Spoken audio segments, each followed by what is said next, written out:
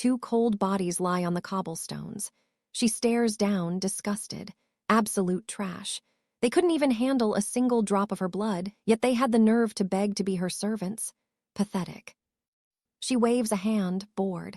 Take them to the kitchen, she orders her minions. Turn them into ingredients. Just like that, no mercy, just business. But wait, a servant speaks up, looking nervous. Apparently, the Crown's laws state that private blood consumption is a serious crime. These bodies, they need to go to a processing factory. And that's how the game is played. It's all a sick illusion to make humans believe they can actually live well. The bloodline laws are designed for one thing: control. The goal is simple. Make the strong dependent on their masters so they never rebel, and turn the weak into literal food. Her race has ruled the world for ages, and they aren't going anywhere. Honestly, she doesn't even need the blood to survive anymore. But the taste, oh, the taste is just too good to quit. Her next stop, the grand city of 𝒉𝒅𝒂𝒅. Hey, wake up, man, someone is shouting. Today is a massive day. A young guy is poking a sleeper repeatedly, trying to get a reaction. He's complaining that all this guy ever does is sleep. Seriously, if he passes out in the middle of class again, he is going to be in some deep, deep trouble. Finally, the sleeper stirs. He's told to get downstairs and help out with the customers immediately. Time to move. He touches his face, stunned. Everything is different. This is William. He was just 25, but now he feels like a teenager again. In his old life, things were a total disaster. His boss stole his hard work, the company fired him, and he was drowning in debt, bankrupt and broken. To make it worse, his father had been rotting in a hospital bed for years. He was at the riverbank, drinking his sorrows away, when he saw her. A young woman was walking straight into the dark water. He didn't think twice. He dove in to rescue her. He managed to drag her to safety, but then the booze hit him like a truck. His body just quit. Right there in the middle of the river, he lost all his strength and everything went black. He remembers nothing else. Now he's waking up in this bed. It's May, the year 2077. He's 18 again. He's actually back. He bolts out of the room, slamming the door behind him.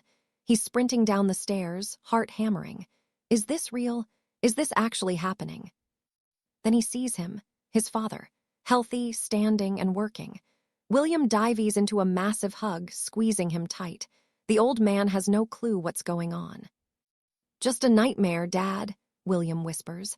A customer starts whining about being in a rush, but the father doesn't care. It's been years since his son hugged him like this. Once the emotion fades, the father gets back to work. He's got to cut this guy's hair. He shoos William away, telling him it's time to get to work too. This customer, a total prick. He's complaining that he only came to this dump because the elite salons were fully booked. Don't make me late or I'll wreck this place. William's blood boils at the guy's arrogance. But his father just keeps working. He wants William to find a prestigious job, far away from this shop. Turns out, this jerk has an interview with Lady Ursula, a highborn noble. He's one of the city's promising young men, hoping to become one of her dependents. All of this is total gibberish to William. Pure bloods, dependents. This isn't the reality he lived through. The world has changed, or he has. He grabs his tablet, and the headlines are insane. Everything is about how to become a dependent. He has zero clue what that even means. He looks up pure bloods. Apparently, they are the protectors of humanity, the ones who keep the external dangers at bay, and they hold every single power position. Leadership, government, everything. They aren't just in charge, they are the world. Humanity is governed by these beings, and everyone seems totally fine with it. Was there a war, an invasion? He's trying to research the history of this place when a weird message flashes on his screen. It's a warning. You are food. A creepy figure with 3 eyes stares back at him from the screen. It's haunting. William panics and slams the exit button as fast as he can. He's shaking. What on earth was that? The world is a complete mystery now. He was reborn, sure, but this is a totally different game. He stares into the mirror, heart still racing. Is this even him? He touches the glass, searching for answers, and then he spots them. Bite marks, right there on his neck. It's true, a vampire must have gotten to him at some point. But wait, look closely. The marks are fading. They're literally vanishing into his skin right before his eyes. He rubs his eyes, thinking he's finally lost his mind. He turns away from the mirror. My vision must be blurry, he tells himself. I'm just seeing things. Yeah, that's it, just a mistake. But the reflection, it doesn't move. It stays there, eyes turning a deep, hungry red, and a wicked smile spreads across its face. Now he's outside, heading to school. His father is beaming with pride, hoping his son focuses on his studies. He's so excited William is at a top-tier academy. William looks at his dad and makes a silent vow. No terminal cancer this time. He's going to get his dad to a doctor before it's too late. He isn't going to waste this second chance, not for anything. But then a voice cuts through his thoughts. Hey, fool, out of the way. He's stopped by a group of total weirdos. Arrogant, androgynous oddballs who look like they belong in a circus, not a serious society. They're sneering at him, telling him this isn't the place for someone like him. They're so bizarre William can't tell if they're even human. These clowns are looking down on him, treating him like he's trash. William just stares, perplexed by their sheer petulance. One of them snarls again. This area is only for people with a genetic ranking of grade alpha or higher. Genetic rankings. He'd seen that term during his research. He looks at his own stats and trust me, things are about to get real interesting. Our boy is just standing there when these arrogant highborns, total jerks, honestly, tell him to clear the way. Move it, peasant. Arthur, he's just baffled. Like, are these clowns really talking to him? They're treating him like complete trash. They bark that this hall is strictly for those with a rank A bloodline or higher. Elitist garbage he's seen 1,000 times. Just look at that C-rank badge. One of the arrogant elites shoves him aside, telling him to get lost since a low tier like him doesn't belong here. It's the same old story, being pushed around by people who actually deserve to rot. But then, someone calls out his name. He turns to see a familiar face. A skinny, frail kid with thick glasses who looks like he hasn't seen the sun in years. In this dark world ruled by vampire lords, this kid is Arthur. They were back in the same academy years ago. Arthur was the ultimate bookworm, while Julian, he was a total jerk who spent his time partying and chasing girls he'd only find attractive after 5 drinks. But reality hit hard after graduation. Turns out, being a party legend doesn't pay the bills in the real world. When he hit rock bottom, he messaged all his old friends from the clubs. Surprise, surprise, not a single one of them gave a damn. The only one who actually stepped up and lent him money during his darkest days. This skinny, half-blind nerd. Honestly, Julian barely even remembered the guy's name back then. He didn't realize who Arthur really was to him. Julian smiles and says he missed him, ignoring the bunch of posers nearby who wouldn't survive 2 minutes in a real fight. The crowd is massive. Julian asks who they're all waiting for, and Arthur explains it's the goddess, Lady 𝒅𝒅 of the High Houses.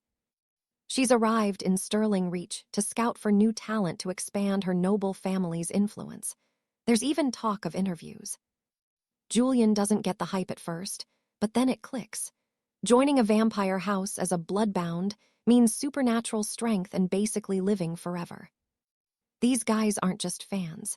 They want to become nobles and coast through life without a care in the world. And the very first step, getting the blessing from a beauty like Lady 𝒅𝒅 herself. It's a wild process where the vampire infuses her own blood into a human dependent, and these guys are practically drooling at the thought. She's stunning, sure, but for humans, that blood infusion is supposed to be the most euphoric moment of their entire lives. Since 𝒅𝒅 is such a legendary figure, this whole group of soft, pretty boy types are desperate for a chance with her. Apparently, there's no biting involved, which is a massive relief for the squeamish ones in the back. Finally, the black carriages arrive. A polished boot steps out, that's her. Lady 𝒅𝒅, the goddess these fanboys have been dying to see. She's the most important guest in the entire city, flanked by the mayor and the academy director themselves. As the students gawk at her beauty, Julian turns to Arthur. He tells him to forget the hype and just focus on his own skills. If his past life taught him anything, it's that depending on others is a death sentence. You have to stand on your own 2 feet. Everyone here is dreaming of becoming her servant, but to Julian, that sounds like the absolute worst-case scenario. They're busy talking when suddenly, something shifts. A heavy, dangerous energy erupts right behind them. Total chaos breaks out. People are being tossed around like ragdolls, and poor Arthur is about to go face first into the dirt. Julian moves fast. He grabs Arthur by his collar, saving him from a very expensive trip to the dentist. He stops the fall, but then, boom, a massive explosion rocks the area. The shockwave is brutal, and Julian is left spitting blood. Through the smoke, he sees a mysterious hooded figure kneeling on the ground. Julian stares, completely intrigued by this newcomer. The assassin stands up, face hidden. Lady Alara doesn't even blink, while the mayor huffs that it was a dangerously close call. She blocked the strike effortlessly. If she hadn't, the mayor would be history, and he's a diamond-rank fighter himself. This assassin is on a whole different level. Julian's certain this killer was sent for a specific target, maybe even him. Realizing the ambush failed, the assassin doesn't waste time. He vanishes into the shadows before things get worse. The guards scramble to give chase, but they don't stand a chance. Alara asks if the city's security is really this pathetic. The mayor stammers that she's so powerful, security is just for show. But Alara, she's already found something much more interesting. While everyone else was cowering, she noticed one boy who put his life on the line to shield his friend. She's looking right at Julian, who's still wiping blood from his mouth. Suddenly, some loudmouth with a terrible haircut interrupts. This guy claims he has the peak genetic potential of the Academy and begs to be her lifelong servant. Suddenly, every fool in the crowd is bowing down, echoing the same desperate plea. Alara just sighs and asks them one question. "Do you even know why we have genetic classifications?" she asks, her voice cutting through the noise. They recite the textbook answer, because the human body might fail the adaptation. There are 5 levels, and high rank means survival. She laughs. "True for commoners," she says, "but for a pure-blood noble like me, those limits are meaningless. Whether you're Class E or Class A, it doesn't matter. A pure-blood success rate is always a perfect 100%. She doesn't need receptive genetics. Once the blood pack is sealed, your old life is over, and a new one begins in ways they can't imagine." With a cold gaze, she leans in close to the guy with the disastrous hair, and things are about to get real. She doesn't need a loser by her side. Those words cut deep, triggering a total mental meltdown. He's spiraling hard. Consumed by misery, he decides to end it all, mostly because of that tragic hair. But then, clang, someone kicks the blade away. "Stop being a drama queen," the stranger says. Honestly, they should have kicked his head instead. Life isn't just about being a servant. Our boy Elias is stunned. The sheer influence Lady Isabella has over people. It's terrifying, like actually insane. These followers are straight-up delusional. They don't need a master. They need a high-security psychiatric ward and some serious meds. The rejected loser gets furious. He lunges at Elias, desperate to end what he calls a life in a fit of rage. But he's pathetic, mediocre at best. He trips over his own shadow and ends up sobbing on the ground like a toddler. It's a sad sight. Well, mostly. That's when the highborn Lady Isabella approaches, rocking a hairstyle straight out of a vintage drama. She slides a finger across his bleeding lip, tasting the copper. And oh, she's definitely a fan of the vintage. "My manner, tonight," she commands. She wants a second helping. Everyone is invited for a follow-up test if they dare. Round 2 is happening in her lair. The prize, spending the night with her. She's practically counting down the minutes. The governor makes it official. Assemble at the Great Hall tonight. Miss this and you'll wish you hadn't. No exceptions. The crowd of rejects is actually cheering for a second chance. But Elias, he knows a high-class predator when he sees one. His scrawny buddy, Julian, wants to run for the hills. But the director insists he has to participate too. No way out. Plot twist. The director is Julian's father, though they look nothing alike. He sends the wounded away and leads the others forward. Time for the next phase. But first, paperwork. They have to sign a waiver agreeing to keep the test a total secret. Oh, and there's a tiny detail. You might actually die during the process. Just your casual, everyday death trap contract. It's beyond bizarre. Elias is genuinely sweating now. He approaches the director, trying to politely nope his way out. "Too late, kid," the director mutters. He's already caught Lady Isabella's eye. Turning back now is basically a death sentence. Disobeying an imperial order, that's game over. He's just a commoner and she's a high-born blood sovereign. The math doesn't look good. Some fool behind him starts mocking him. "Stop faking the fear, kid. We all saw you shaking." Everyone loves a critic, right? "Go ahead, quit," the guy sneers. "Your family will be doing hard labor for the next 3 generations. Talk about a guilt trip." That's a hard pass. Elias signs the contract. Suddenly it's an honor to change his life. Sure, let's go with that. Win and you're a blood-sworn elite. Lose, you're a corpse. He joins the other idiots, faking a smile as they head out. Only 3 people left in the room now. Julian is staring at the pen, paralyzed, while his father watches him closely. "Do you really want this?" the director asks. He knows his son is weak, doubts he'll survive the first 5 minutes. But the clock is ticking. Elias still doesn't get it. Why are so many people lining up for a suicide mission? The director explains, Bloodsworn status is the ultimate golden ticket. It's power no common citizen could ever dream of holding. Highborn vampires have private armies and rule like gods. They're dependents. They're the literal emissaries of power on this earth. We're talking feudal lords with god complexes. The world is run by 7 royal courts under the emperor's iron grip. And Lady Isabella, she's the daughter of a baron in the imperial court. She's top-tier nobility, in case you didn't know. Hearing this, Elias' hands start to shake. The world he knew is dead. Everything has changed, and not for the better. He just wanted a normal, boring life. But now, he's trapped. He has to take the test just to stay alive. His plan, go to the test, fail immediately, and go home. But the director warns him, don't even think about throwing the match. Isabella wants a show. If they're bored, things get messy. Both boys are left wondering what kind of show she expects. "Catch her eye and you might actually live," the director says. Fine. Elias will try his best, then quit when it's safe. The boy asks if his father knows the details of the test, but the old man stays silent. He looks at Elias, desperate. "You've got skills, Elias. Protect my son, and I'll give you every coin my family has ever saved." A desperate plea. Elias is floored. "I can't even save myself, let alone this useless kid. Plus, why wouldn't a father want his son promoted? Because once you become family, you aren't you anymore. Your identity, your soul, it all just, poof, vanishes. All that's left is the primal urge to obey your master. You abandon every memory, every dream, and every shred of self. It's a horrifying price to pay. Elias realizes the truth. You aren't even human after the ritual. You're just a puppet. He's a person, damn it. He doesn't want to lose his individuality just to be some noble's favorite pet. Not a chance.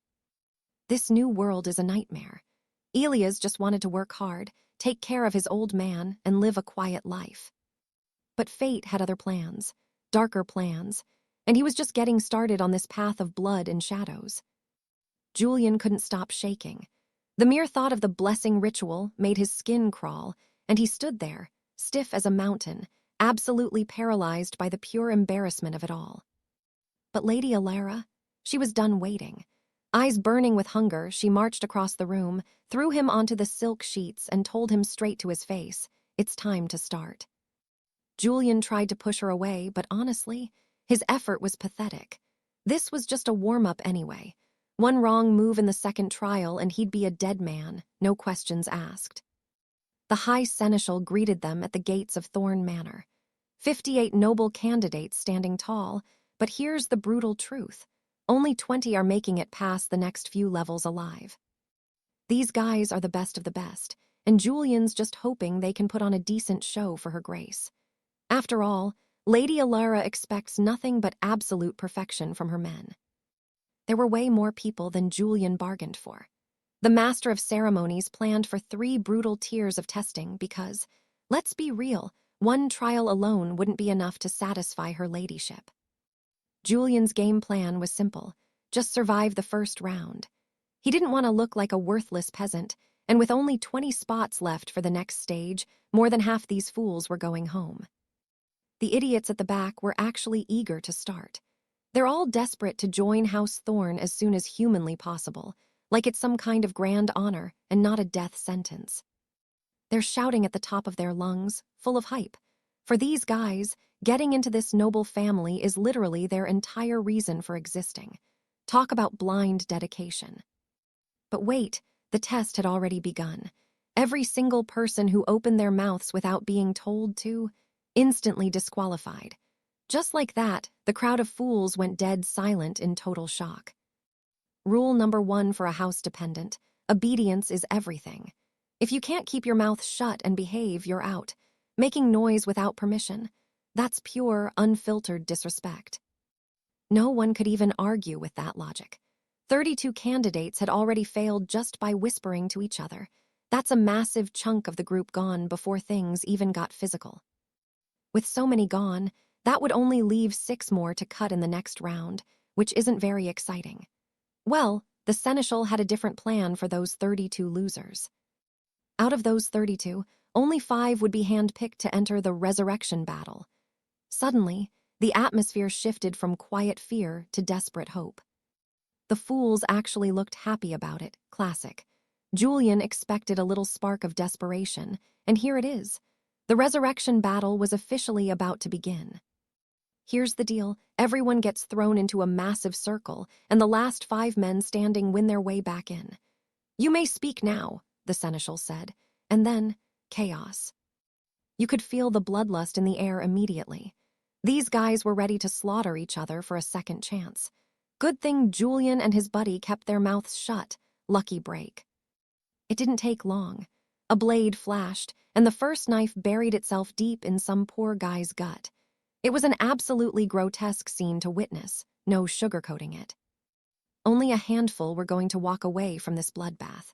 But hey, it was the quickest way to weed out the weak and find the real killers for the final armed round. "I'm the one going to the finals," one guy screamed, waving his blade around like a maniac. He made it clear anyone who stepped up was a dead man. He was ready to take them all down.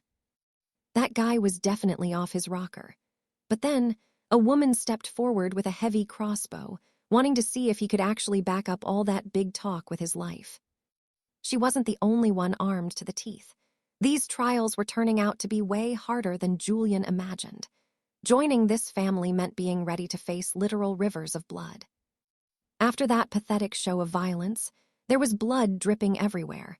Just 5 people were left standing in a literal pool of gore. The rest, they've officially ceased living. The woman noticed someone was still twitching on the ground, struggling to breathe. She didn't hesitate. One quick strike, and she ended his suffering right then and there. Finally, silence. No one left screaming in agony. "Lord Thorn will be very pleased with this performance," the butler whispered, ordering the survivors to return to their teams.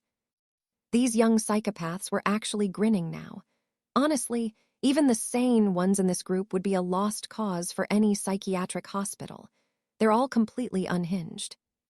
One of the killers started staring Julian down, making him feel incredibly uneasy. Julian wondered why he was being targeted, but the guy just dodged the question and looked away.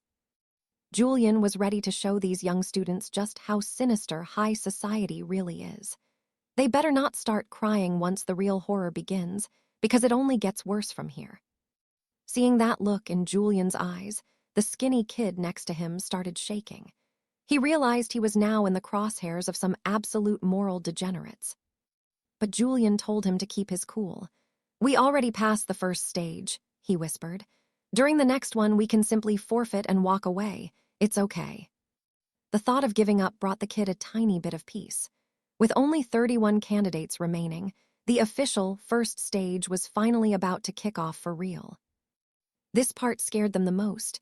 The test hadn't even formally started yet, and there were already dead bodies piled up all around them. Talk about a brutal warm-up. This time, only 20 of them would be allowed to survive and reach the next level. Suddenly, the butler stomped his foot, and a massive crack split the ground wide open. He was about to announce the next nightmare. The mission: the candidates need to go fishing, but that pit looked more like a trap, and the fish, total monsters. It's a hunt for both sides. They were handed special rods built to handle 5 tons of pure force, the only thing capable of pulling those beasts from the dark. But here's the twisted part: the bait. You have to use your own blood to attract them. No worms, no lures, just your own warm human red. Believe it or not, these monsters are a rare delicacy, and apparently they only bite for the finest blood. If you can't attract a fish, you're instantly eliminated. It's high stakes.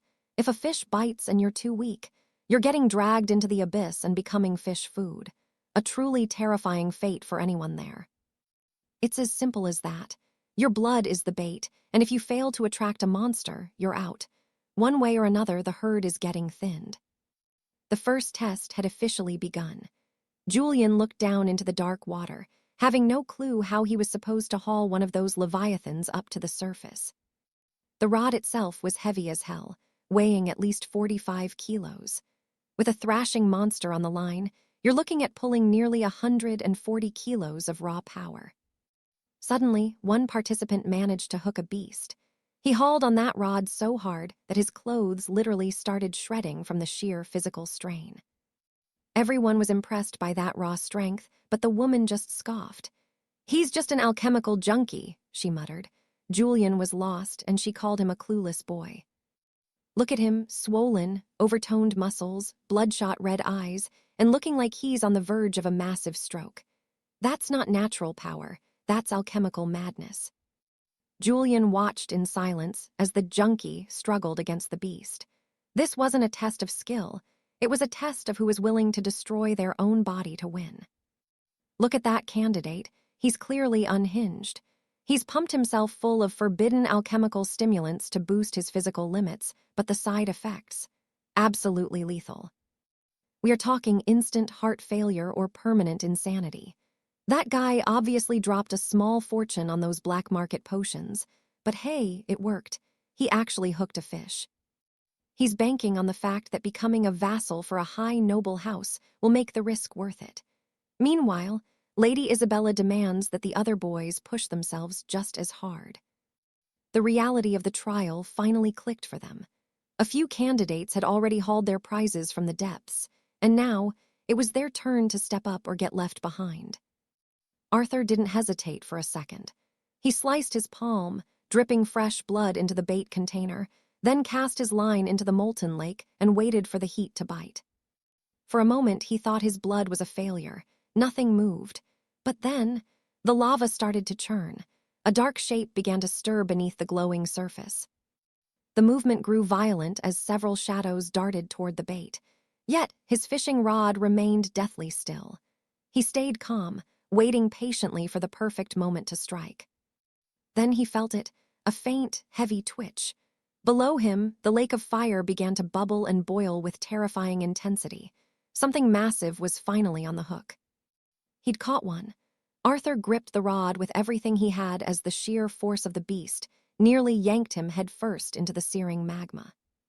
Leo, the frail one, rushed over to anchor him. Despite being completely drained, he was terrified for his friend's life, screaming at him to hold on for dear life.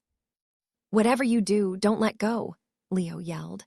Arthur dug deep, channeling every ounce of his hidden strength. This wasn't just a simple catch anymore, it was a struggle for survival. It wasn't just a single beast, a whole swarm was surging upward. They battled the crushing weight together until, finally, they heaved the creatures out of the liquid fire. The brutal effort actually paid off. Leo started to celebrate their impossible victory, but his cheer died in his throat when he noticed something very peculiar about their haul. This was wrong. It wasn't just a single catch they dragged up. Even Arthur stared in total disbelief at the sight of what was now thrashing on the blackened stone.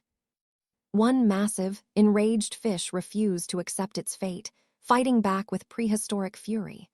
Arthur clamped down on the rod, using every bit of his power to stay grounded. He was inches away from the edge again. Leo strained every muscle in his weak body to keep his friend from sliding in and becoming food for the monsters below.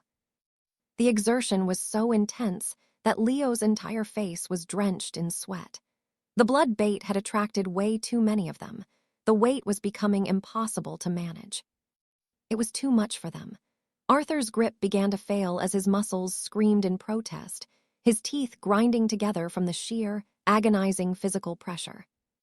The force was unreal. His boots lost their purchase on the jagged rock, and he began sliding dangerously closer to the lip of the glowing lava lake.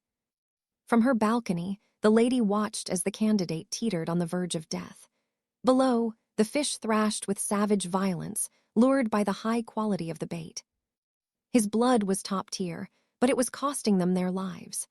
As their strength evaporated, a panicked Leo begged his friend to just abandon the rod and save himself. "Drop it, Arthur. It's not worth it." But giving up wasn't an option. Landing this catch was proving to be a far more difficult nightmare than he ever imagined.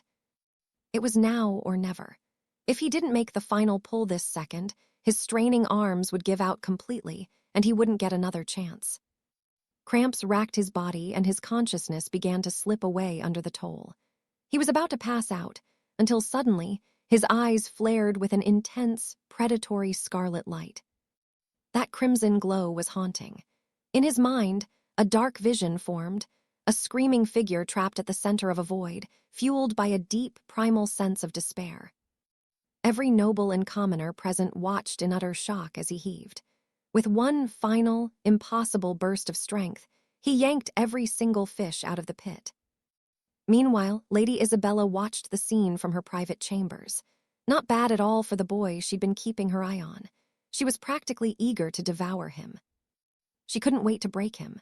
The other candidates stood there like fools, unable to wrap their heads around how these two outcasts managed to catch so many. 6 of them, 6 lava beasts at once. Exhausted and gasping for air, they watched the creatures flop on the ground. But the ordeal wasn't over. The vultures were circling. One guy walked up with a fake smile, acting like he was impressed. He didn't think such a haul was possible, and then he reached down to grab one for himself. Arthur's voice was like ice. "Back off!" The group of scavengers froze, their eyes flashing with immediate and ugly hostility toward the 2 exhausted boys. Composing himself, Arthur warned them to stay away from his prize. They just smirked, telling him there was no need to be so arrogant about a bit of luck. They argued that since he caught so many, it was only gentlemanly to share. But Leo snapped back. This was the result of their hard work, and these thugs were just robbing them. Leo knew they were looking to steal. The only reason they hadn't attacked yet was because they weren't sure if the Academy rules would allow such a blatant theft. Seeking a loophole, the thugs turned to the head butler. He listened to their greedy question carefully, his face a mask of neutral, noble professionalism. They wanted to know if they could rob or kill for the fish. The butler calmly replied that Mistress Isabella values peace on her estate, so stealing was strictly forbidden. However, he added that showing modesty and sharing has been a sign of true chivalry since ancient times. He suggested that being a man of humanity was the better path. He basically hinted that if Arthur didn't share, he'd become a target for everyone else. After hearing that subtle threat, Arthur let out a dark, macabre smile. "Oh, if you want to fish that badly, fine." He tossed one into his friend's lap, mocking the butler's words about how everyone here was supposed to be friends. He joked about helping each other out, which actually made the greedy fools feel a bit relieved. But then, he revealed the real catch to his little game. Arthur picked up one of the fish and chucked it straight back into the lava lake. He told them he was helping them by restocking the pond so they could go fish themselves. The crowd was furious, screaming that he was a dead man. But Arthur didn't blink.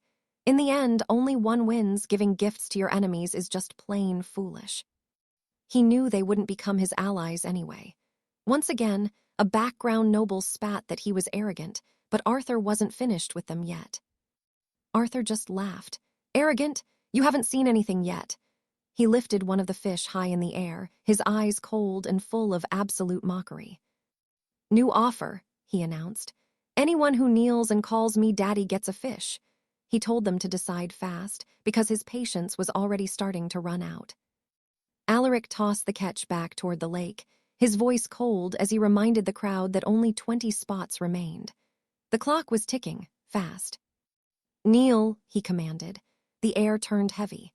Some hesitated, pride holding them back, until the first thud echoed. A heavy-set noble hit the dirt. Desperate for a chance, the man actually called Alaric master. Our protagonist handed over the fish, but the noble's gratitude was a total lie. The second the fish touched his hands, he hissed that he'd kill Alaric the first chance he got. Not that Alaric cared, he just wanted to see who was next. These candidates had already stained their hands with blood. They'd tossed their humanity aside long ago, and Alaric knew it. Since they didn't want to be human, he'd treat them like stray dogs. It was the very least they deserved. They spat threats, but he stayed stone-faced. No more whining, no more crying. Only 3 fish were left on the ground, and Alaric waited to see who else would crawl for them. Tension thick enough to cut with a knife. Finally, the dam broke. A few more desperate souls dropped to their knees, begging for a spot in the trial. Every single person who caught a fish made a silent vow to murder Alaric personally. Elias, his friend, whispered that he'd pushed them too far. But Alaric just smirked. "I'm taking it easy on them," he replied. "Just look at their eyes, these aren't men, they're psychopaths. They have one goal, joining House Valerius. If they've already given up on being human, why should he bother treating them like people?" To him, they were just garbage, and the stench of their desperation was starting to get annoying. Elias looked at his friend and froze. Alaric felt like a total stranger. It was as if he'd suddenly snapped, gone completely mad right in front of everyone's eyes. And his strength, unreal. He'd caught those fish with ease, and his very body seemed to be evolving. His blood was boiling now. He could feel his heart hammering, hot blood surging through his veins inch by inch. He was drowning in the sensation of pure power. It was getting harder to control the urge to spill more blood. These cowards were humiliating themselves, yet they didn't have the guts to fight back. Pathetic, not even worth the effort. But then something caught everyone's eye, a single fish lying abandoned on the floor. What happened next was absolutely mental. Alaric didn't use a blade. He drove his bare hand straight through the creature's scales. The room went silent. His arm was buried deep inside the fish, his eyes glowing as if he were searching for a hidden treasure. Slowly, he pulled his hand out, dripping with gore. In his palm was a pulsing organ. The other participants just stared, completely lost. Even the butler's face went grim. Alaric didn't hesitate. He started eating the organ. Those wet, sickening crunches echoed through the hall. "He's a lunatic," they whispered. "That's going to kill him." But the butler just reminded them that time was almost up. Alaric just grinned while the others scrambled for the last scraps. Idiots. They didn't realize what was actually happening here. That fish wasn't just food. The flesh was packed with ancient, magical nutrients. A single bite could change everything. It was a massive boost to strength and endurance, and it was hilarious that these nobles hadn't figured it out yet. Alaric was doing it all on pure, predatory instinct. He even offered a piece to Elias, telling him it actually tasted pretty good. If this was just instinct, the kid was terrifying, a monster in the making. Suddenly, one of the fools approached the butler with a question. He wanted to know if he could eat it too. The butler gave a dark nod. "By all means, go ahead." The man drew his dagger, hacking away at the raw meat to get a taste. It was official. This whole room was full of lunatics. Finally, the count hit 20 survivors. The floor was covered in blood, and most of them just wanted this nightmare to end. Elias breathed a sigh of relief, thinking they could leave safely now. But Alaric wasn't even listening to him. Our boy was completely transformed. He was so dialed into the competition that even his best friend started getting the creeps. He scanned the other survivors. Some of them looked truly unhinged, staring back at Alaric with pure, murderous hatred. They were trying to intimidate him, so Alaric decided to turn up the heat. He shrugged off his jacket and tossed it into the dirt. Then, in the most provocative move possible, he gave them all the middle finger. Elias panicked. "Don't pick a fight now." Too late. Most of these survivors were already in groups. They'd known each other long before this trial even started. There were only a few lone wolves in the mix. Some were even heavily armed, as if they knew exactly what the butler was planning. These were the vassals, people who used their power to hoard wealth for their noble houses. They were wicked, organized, and dangerous. Elias tried to say they should just stay out of it, but Alaric pointed toward the group. "Didn't you look into their eyes? No matter what the next stage is, they'll hunt as a pack, and you can bet your life they're coming for Alaric first." The skinny recruits were ready to run, but the heavy-set noble just sneered. It was too late to back out now. To that noble, Alaric was just an ant to be crushed, especially after the humiliation with the fish. The guy was absolutely fuming. To these highborns, Alaric was just a commoner, an inferior species. They, on the other hand, claimed to have the blood of kings. They were trained to be killers from the cradle, devoid of mercy and cold as ice. That's what made them so dangerous. Alaric looked back at Elias one last time. "I told you, these things aren't human anymore. Anyone who forgets that is already dead. Those who throw away their humanity, they don't deserve to breathe." The villains just laugh at Julian's warning. They don't think he's actually a threat. The long-haired noble, Cedric, sneers. "The kid's delusional," he says, telling his crew to ignore the lone wolves and focus on the real targets. Apparently, some families have inside info on this trial. Cedric warns his men to stay sharp. In this tower, secrets are as deadly as blades. The heavy-set knight, Baron Pudge, starts sucking up to Cedric immediately. He knows who's strongest and wants a seat at the table when this is over. Deep in the hall, the atmosphere is electric. Everyone's whispering, wondering what the second stage holds, but they're all too far in to back out now. Julian turns to his friend Simon. "Get out, now!" But Simon's too worried. He knows Julian's a marked man, win or lose. Julian's gaze turns ice cold. "Let those clowns come," he mutters. "I'll bury every single one of them before they even touch me." Simon shivers. His friend doesn't just sound terrifying. He feels more dangerous than any of the monsters waiting in the shadows. Even Julian can't explain it. His blood is boiling, and this absolute hatred is starting to consume his entire soul. Silence falls. The second stage is here. The stakes, only 3 people out of this entire crowd will move on. The challenge is the Lost Spire, a 99-story nightmare. At the very top, a chance to earn a title of true nobility. There are magical lifts throughout the building, but for the final 9 floors, you're climbing those on your own 2 feet. Lady Ursula is watching. The word is she's looking for absolute bravery and blood, lots of it in this stage of the test. The candidates are buzzing. They each get a piece of paper to write down their starting floor, anywhere from 1 to 89. Pudge stops to think. If everyone starts at the bottom, it'll be a total bloodbath, exactly the kind of drama Lady Ursula loves. The 89th floor is the fastest route to the top, but Pudge knows every ambitious idiot in the room is going to pick it. It's going to be pure chaos up there. He turns to his companion, desperate for a strategy that won't end with them being slaughtered. The candidates huddle together, whispering and plotting to increase their odds. But Simon, he's already looking at the exit. He sees the noble houses as unbeatable. He begs Julian to quit with him, but Julian refuses. They simply aren't on the same level anymore. Simon can't believe it. Internal drama already. They haven't even stepped inside, and the team is already falling apart. Pudge isn't even looking at his own group for help. He's too busy being selfish. It's every man for himself, and they all know it. They're already planning how to backstab one another. It's brutal, but plausible. Julian finally decides on his own path. On his parchment, he writes one word: random. Even Jeffrey the butler is stunned by the boy's sheer nerve. It's a bold move, but dangerous. If Julian lands on the 89th floor by accident, he's walking straight into a meat grinder. Jeffrey isn't sure where to place him. A colleague suggests using today's date, the 17th. And just like that, Julian's fate is sealed. Simon officially withdraws, leaving Julian alone. Jeffrey gives the signal, and the next phase of the trial begins. Suddenly, blue magic circles erupt under their feet. The light is blinding, an intense, magical surge taking hold of everyone in the room.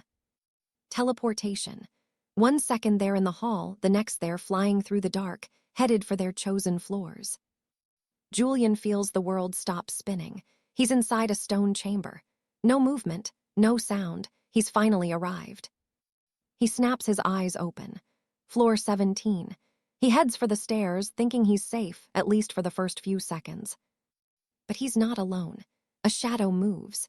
Julian's eyes lock onto a stranger hiding in the dark corner of the room. The man lunges. He's swinging a heavy iron canister like a club, but Julian's faster. He slips the blow and lets the man miss. Julian doesn't want to play games. He starts for the stairs, but the freak keeps following, weapon raised for another strike. Bad move. Julian pivots and delivers a brutal kick straight to the man's chest, sending him tumbling all the way down the stairs. Julian watches him fall, then notices the iron canister lying nearby. He picks it up, a dark idea forming in his head. Time for a little mischief. The attacker is shaking now, sobbing and begging Julian for mercy. "I was wrong. I surrender," he wails. Julian stares at him for a long, cold beat before finally setting the weapon aside. Slowly, the terrifying red glow in Julian's eyes begins to fade. The attacker gasps, realizing he just barely escaped a monster. This kid is insane. The man's body was trained to take a beating, but that one kick, it felt like his entire frame had shattered. It was pure, raw brute force. Julian looms over him, asking if he's part of one of those pathetic little noble squads. Julian doesn't wait for a polite answer. He's already heading to the 19th floor with the information he just squeezed out of the guy. Turns out, there's a team of 10, divided into pairs, spread across the floors specifically to hunt down and block everyone else. He reaches the 20th floor, senses sharp. According to the rat he just kicked, someone should be guarding this area. Julian creeps up the stairs, heart steady, but the hallway is dead silent. He lets out a small, tired sigh. Even with a team strategy, these guys are failing. Being spread so thin, that's just making Julian's job way too easy. Those at the bottom have zero chance. The final 20 tiers are pure suicide since that's where the real monsters gather. Arthur keeps moving, slow and steady. He refuses to be a burden, but quitting isn't an option either, so he's leaving it all to fate. Logically, it's a death sentence for a commoner, but his instincts are screaming at him to reach the summit and tear them all down. His mind is a total mess. A splitting headache hits him, and he doesn't even notice something strange manifesting in his own hand. Finally, he realizes things are getting weird. His own eyes are signaling that a storm is coming. His entire reality is shifting. Suddenly, a hostile shadow drops in from above, and behind him, another predator is closing in fast. This newcomer is using mind-binding magic, a cruel trick of his noble bloodline used to enslave those he deems lesser. He needs a collection of puppets to impress Lady Ursula. With a predatory leap, he lunges and grabs Arthur by the shoulders. He tries to force Arthur into submission, but Arthur just stares back, red, pulsing veins snaking across his face. The attacker freezes. He's never seen anything like this. Before he can react, Arthur's hand is already crushing his throat. Arthur growls, thinking this freak caused his transformation, but the guy gasps that it's all a huge misunderstanding. As he takes a beating, the noble realizes his magic failed completely. He starts panicking. Is his bloodline actually inferior? In total agony, he screams at Arthur to get those disgusting red veins away from him. He swears he didn't do this. He claims his magic only controls people, it doesn't transform them. He begs for an alliance instead. Arthur isn't listening. One more brutal strike and the noble drops to his knees, falling cold and unconscious. Those red veins, they aren't stopping. They pulse and spread across Arthur's skin as he slowly raises a hand to his lips. He leans over the fallen man's neck, his mouth hovering just inches away, salivating with a terrifying intensity. Then a spark of sanity hits. He realizes how insane this is and stumbles back from the body, absolutely horrified. Shaking and terrified of his own shadow, he can't even process what he almost did. He's just standing there, gasping for air. But one look back at that neck and his vision blurs again. The hunger returns until he snaps. He slaps himself hard across the face. Am I losing it? He thinks, before bolting down the stairs in a total panic. Forget the test. He's running the wrong way, fleeing down the tiers while flashing back to his father's humble blacksmith shop. He's so distracted that his foot slips. He goes tumbling down, slamming face first into the cold stone floor. The impact is brutal, knocking him out cold. The red veins finally retreat as his hand gives one last, tiny twitch. Eventually, he forces himself up. He stands there, staring back up at all those levels he still has to conquer. His expression, totally unnatural. I'm hungry, he mutters. So hungry I could eat someone right now. Meanwhile, a scout reports to the boss. Lady Ursula's security is locked down. Everything is ready. Turns out, the last hit was meant for the governor, not her. She hangs up and asks how much longer this farce will take. It's almost over. On the 89th tier, the participants always descend into absolute, bloody chaos.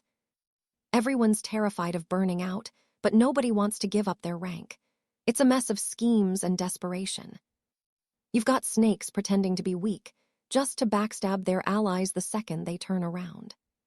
Some hide their trump cards until the very end, while others just rely on raw, overwhelming strength from the jump. With such a wild mix of killers, it's the best entertainment money can buy. The observers are glued to the screens. Where 𝑨𝒅𝒅𝒄𝒕𝒆𝒅? They wonder. They scan the feeds and finally find him. He's almost at the 89th level. That floor, it's the heart of the hurricane. The second he steps out, he's greeted by pure, unadulterated violence. Bodies are dropping everywhere. The fighting is relentless, a never-ending cycle of blood and steel. A literal battlefield stands between him and the next tier, but Arthur. He's eerily calm, even as the others transform. A thug swings a heavy mace at his head, but Arthur dodges like it's nothing. Two more step up to block his path. They can't even touch him. Arthur slips through the carnage like a ghost until only two more guards remain. They spot him immediately, a third player entering the fray, but Arthur just tries to walk past them casually. One long-haired swordsman loses it. He screams that only one person is making it up those stairs, and it's him. A girl tries to warn him that the blade is coated in lethal venom, but the guy doesn't care. It's too late. He'd saved that poison for her, but he's happy to waste it on this clueless interloper instead. The blade is inches from Arthur's skin when suddenly, whoosh, he vanishes, leaving the swordsman swinging at thin air. He's in total shock. His attack didn't just miss. Arthur is standing right there, gripping his wrist like a vice. Impossible speed. In a total blur, he disarmed the guy. Now he's the one holding that venom-dripping blade, completely turning the tables. Pure madness. He takes a slow, disturbing lick of the blood-stained steel, a move so twisted it leaves the other two paralyzed with confusion. Not enough. A taste like that won't satisfy the hunger. The real prize is further up the spire and he's closing in. Wait, something else waiting ahead. He's ready to tear through whatever stands in his way. Finally, he takes those first heavy steps up the grand staircase while the girl watches from below. She's completely stunned. Speechless, she watches this absolute enigma march upward with that knife. With the long-haired brute no longer blocking her, she follows. He realized it too late. Two rivals were already ahead of him. If he wanted to survive this selection, he had to move, and he had to move now. But before he could even touch the steps, he saw them. Figures emerging from the gloom, other aspirants, but they were completely far gone. They were mindless, pure, unadulterated insanity.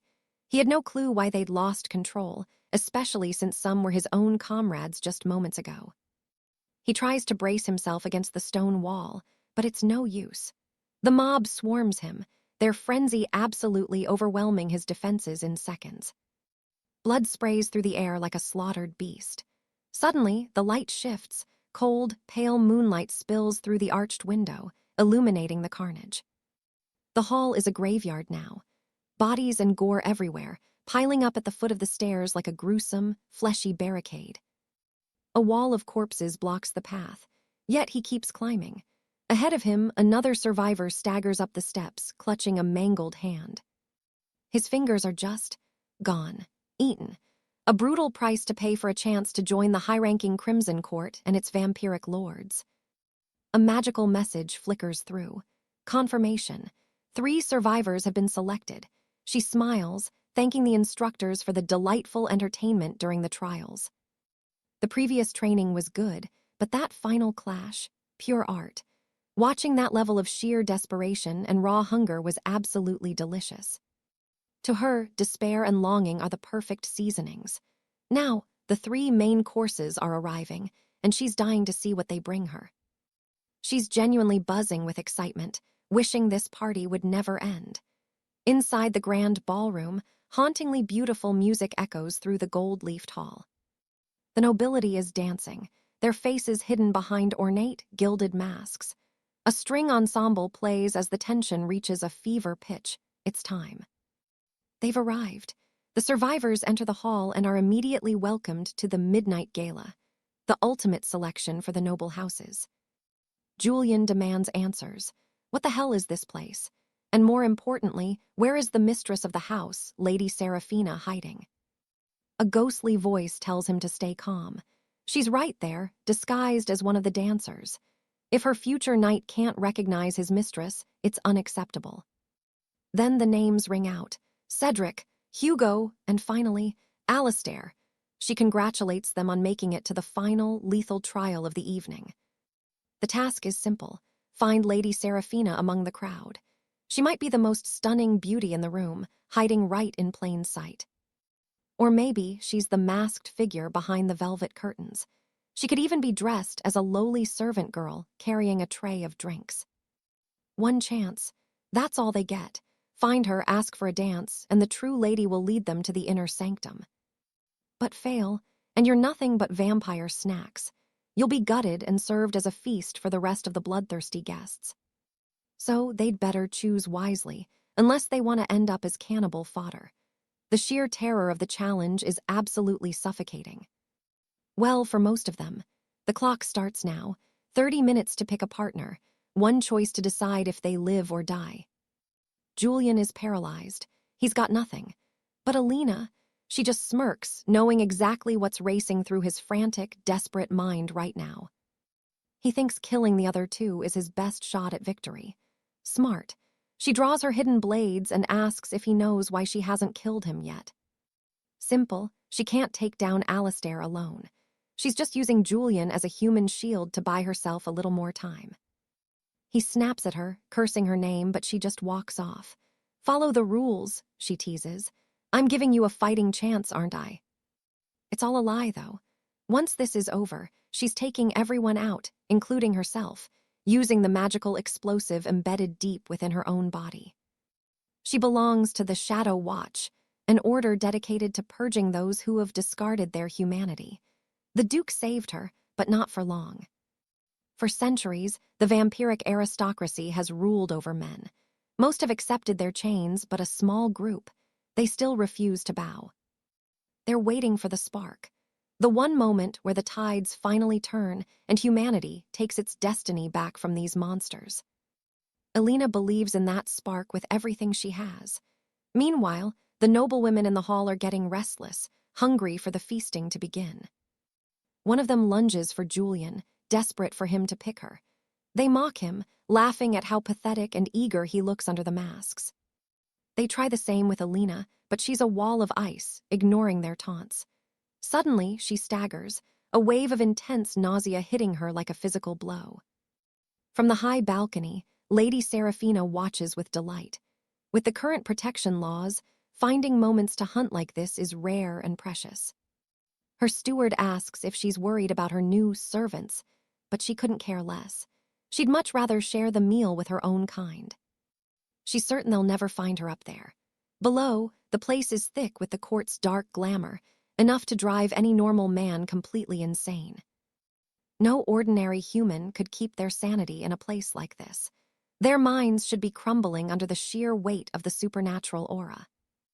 Yet, she notices something. One of them, Alistair, is different. He's got this vibe, like he's about to pull something completely unexpected at any second. Right then, Alistair feels it. A gaze like a cold blade on the back of his neck.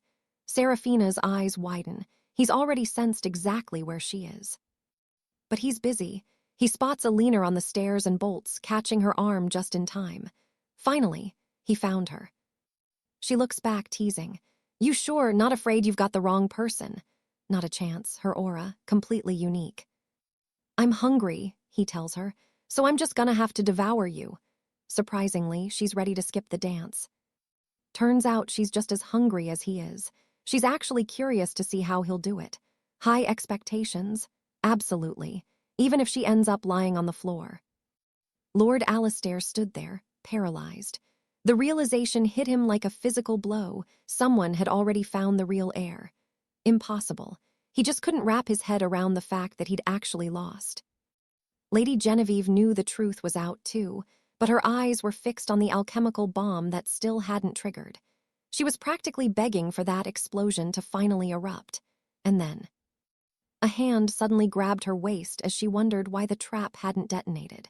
A voice from the shadows behind her whispered, "Stay calm, my lady. This is a very safe device now." The void chamber, a place that kills all magic and signals. No way to resist here. Stunned by the silence, she lets her blade clatter to the cold floor. The scum closing in, they are pure filth.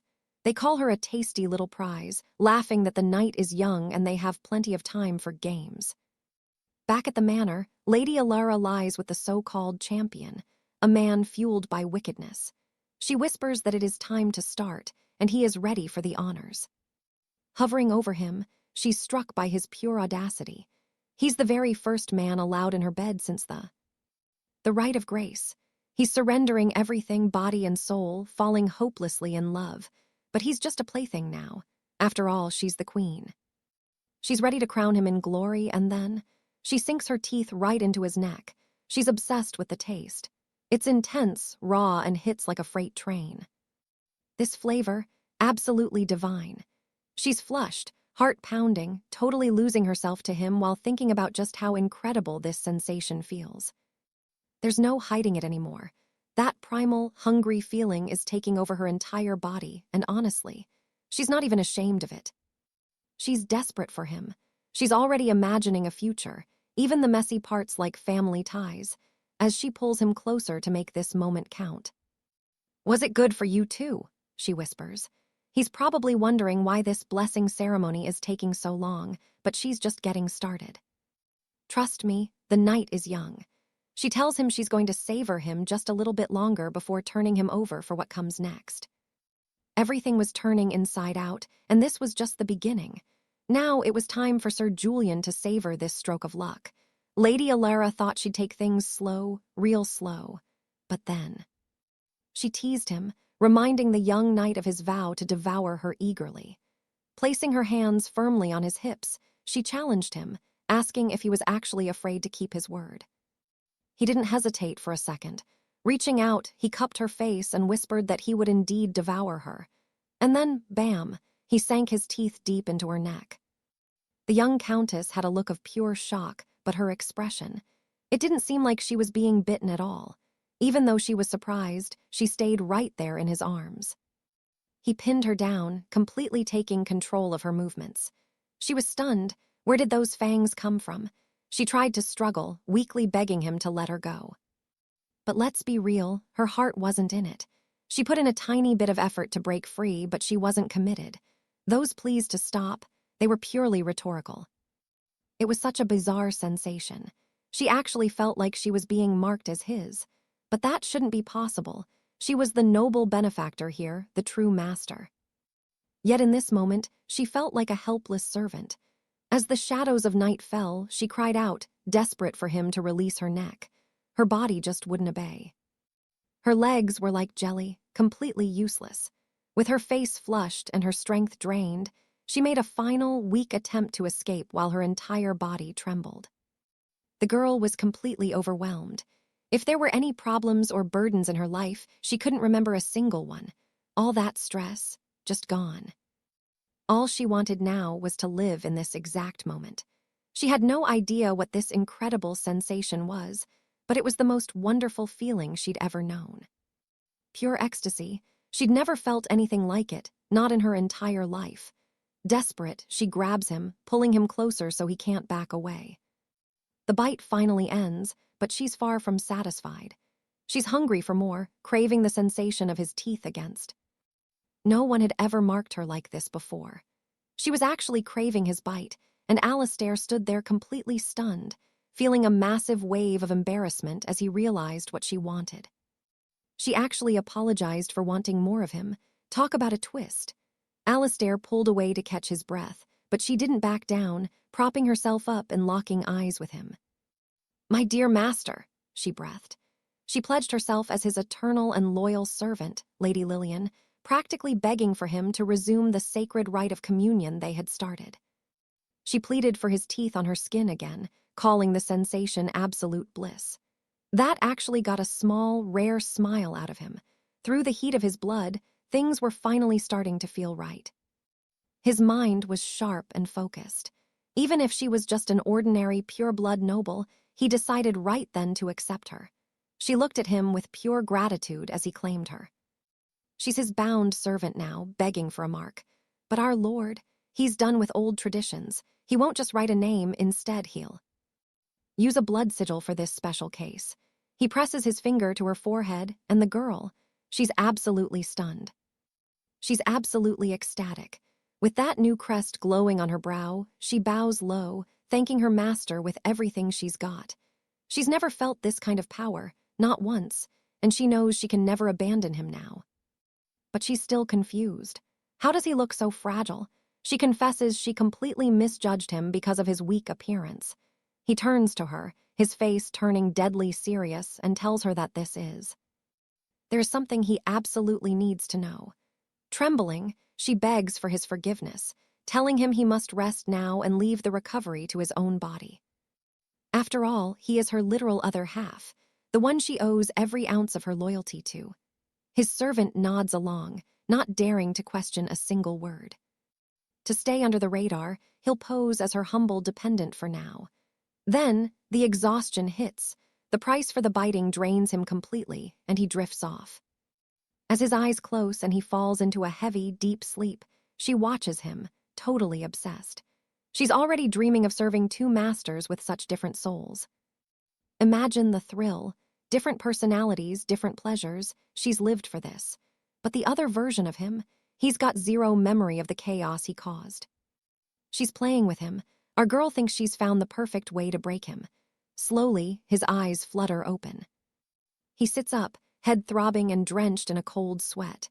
Then he feels it. Someone is right behind him. She smiles, congratulating her new squire on being chosen. Ready to cause some chaos. Arthur just stares, completely lost. "What's with the face?" she purrs. "Don't you want to have some fun with me?" Arthur's gut says something is dead wrong. He bolts for the door, locked. She laughs. "Come here now, or I'll have to be the one to take charge." Terrified, he jerks his arm away. This is bad, really bad. He can feel the pure terror crawling up his spine. "Are you actually rejecting me?" she asks, voice sweet but dangerous. "Don't you want to join the House of Crimson?" He clenches his fists, trembling. That resistance, it only makes her more excited. He'd rather die than be a puppet. "I won't lose my soul to you." But she just smiles. "Oh, you've got it all wrong, my little commoner." When a true noble takes command, there's no room for fighting back. There is only bliss, the comfort of a master. You'll crave her presence. You'll want to touch her, kiss her, and live only to keep her satisfied at all times. She asks if he finally gets it. "Stop fighting so hard. I've got a little proposal for you. Wanna hear?" Flashbulbs everywhere outside. A massive line of black carriages pulls up. This is huge, the news of the century, really. It's been 10 years since a pureblood last chose a human squire. The media is absolutely losing their minds over it. Tonight, Lady Lenora of the High House will debut her new servant. Everyone is dying to see this lucky guy. She steps out of the carriage, looking like royalty. A servant helps her down as the crowd gasps in awe. The other nobles are whispering, calling her insane. Usually, they pick squires from the most powerful, influential human bloodlines. They thought she was just playing around. But now, everyone's eyes are glued to the door, waiting for this mystery man. Then they see them, walking side by side like a couple. The cameras go wild, capturing every single second of the reveal. Fans are screaming her name, nearly breaking through security. It's pure chaos as she leads him toward the grand palace. "Is that him?" the nobles sneer. "He looks totally ordinary." They can't believe their eyes. He's nothing special at all. A third-tier commoner from a tailor shop. No magic, no status. They have zero clue why she'd pick someone so mid. Must be a political move. Purebloods usually stick to traditional noble houses, not some random kid off the street. She traveled the entire country just to pick a weakling. It doesn't make sense to anyone watching this circus unfold. They've already written him off as disposable. Just a toy she'll toss away once he breaks or dies on her. "Keep your head up, Arthur," she whispers. "Smile for the cameras." She's not letting him back down now. "You're the headline now, pretending to be my loyal squire. That is your only mission from this moment on." Arthur feels like a ghost. He can barely move. He's the center of the world, and it feels absolutely terrifying. They enter the palace. A high-ranking noble greets her, sending his regards to her father. Then he looks at Arthur. He feels the boy's essence. It's overflowing. The ritual worked. His energy is now a perfect match for his new master. An old earl scoffs. "Clever kids never reach true greatness." Lenora just smiles and thanks her uncle for the advice. "Everyone is watching you, Arthur." Most people here are disgusted. To them, he's just a weak link in their chain. She points toward the grand staircase. "Looks like someone couldn't wait to start the hazing." The Crimson Court is brutal. Other squires are waiting for them. And trust me, these guys are the definition of inconvenient and power-tripping. She looks at him curious. "What are you going to do?" Arthur is sweating. He's just a guy with zero powers. But then the hook. "Handle them and I'll reward you. I'll teach you how to unlock true, supernatural strength." That hits him hard. In this world, being weak is a death sentence. Arthur knows he needs that power to survive. Only the genetically elite usually get these gifts. Suddenly, two rival squires step forward, offering to help the rookie. Arthur's seen this before. The bullying, the look in their eyes, it's just like back in his old school days. He glares back. He still can't remember how he even ended up in Lady Lenora's bed in the first place. "Don't be stupid," they hiss. "Your master won't help you here." It's the night of squirehood, a tradition they can't skip. Customs, manners, and a warm welcome. Everything has to be settled tonight, according to the ancient laws of the court. They throw the curtains wide. The High Council's rules are absolute. Before he can react, they shove him into the room. "Welcome, fresh meat." A stern elder tells Arthur to sit down. "And do it quickly, we don't have all night." A high-ranking director stands at the head of the table. "I'm in charge tonight, now before the dance begins." Every new vassal must endure this twisted ritual. With the crowd gathered, it's time. She orders the crowd to begin chanting a prayer with her. The lyrics are completely bizarre. Everyone starts repeating what the elder says. They are mere vassals, lowly, loyal hounds. This creepy initiation gives Julian the chills. The rookie acceptance ceremony is underway. When she calls his name, he nearly jumps out of his skin. A waiter approaches him, but something feels off. What really unnerves him is the platter being placed before him. It's dinner time, but Julian has no clue what's on the menu. He just hopes it isn't human meat. Terrified, he starts cutting the steak on his plate. He's still panicking that this could be a person. Before he makes a move, the waiter snatches the plate away. He carries it to the head of the table. The elderly Duchess sits there. She aggressively stabs a piece with her fork and shoves it into her mouth. Julian just watches this bizarre scene. Relax, it's just aged lamb, and apparently it's delicious. The Duchess slams the table, startling the poor boy. She rings her bell for the sacred communion, praising the sanguine monarch. It's by his grace they've gathered today. To the king, they all shout during the toast. A man beside him asks what he's waiting for. He should eat. These ingredients are top tier and incredibly rare. There are strict laws against keeping humans captive now. In the old days, they used virgin blood and newborns. He promises to show Julian some interesting things later, since his master is tight with Duke Leonard. Even if people hate him, he's going to help Julian out. To be a vassal, you've got to handle the pressure. Besides that, it's easy. Their master is also their protector. Once this is over, they'll go somewhere quiet. This ritual is meant to strip away his humanity. It's about seeing himself as part of a superior race.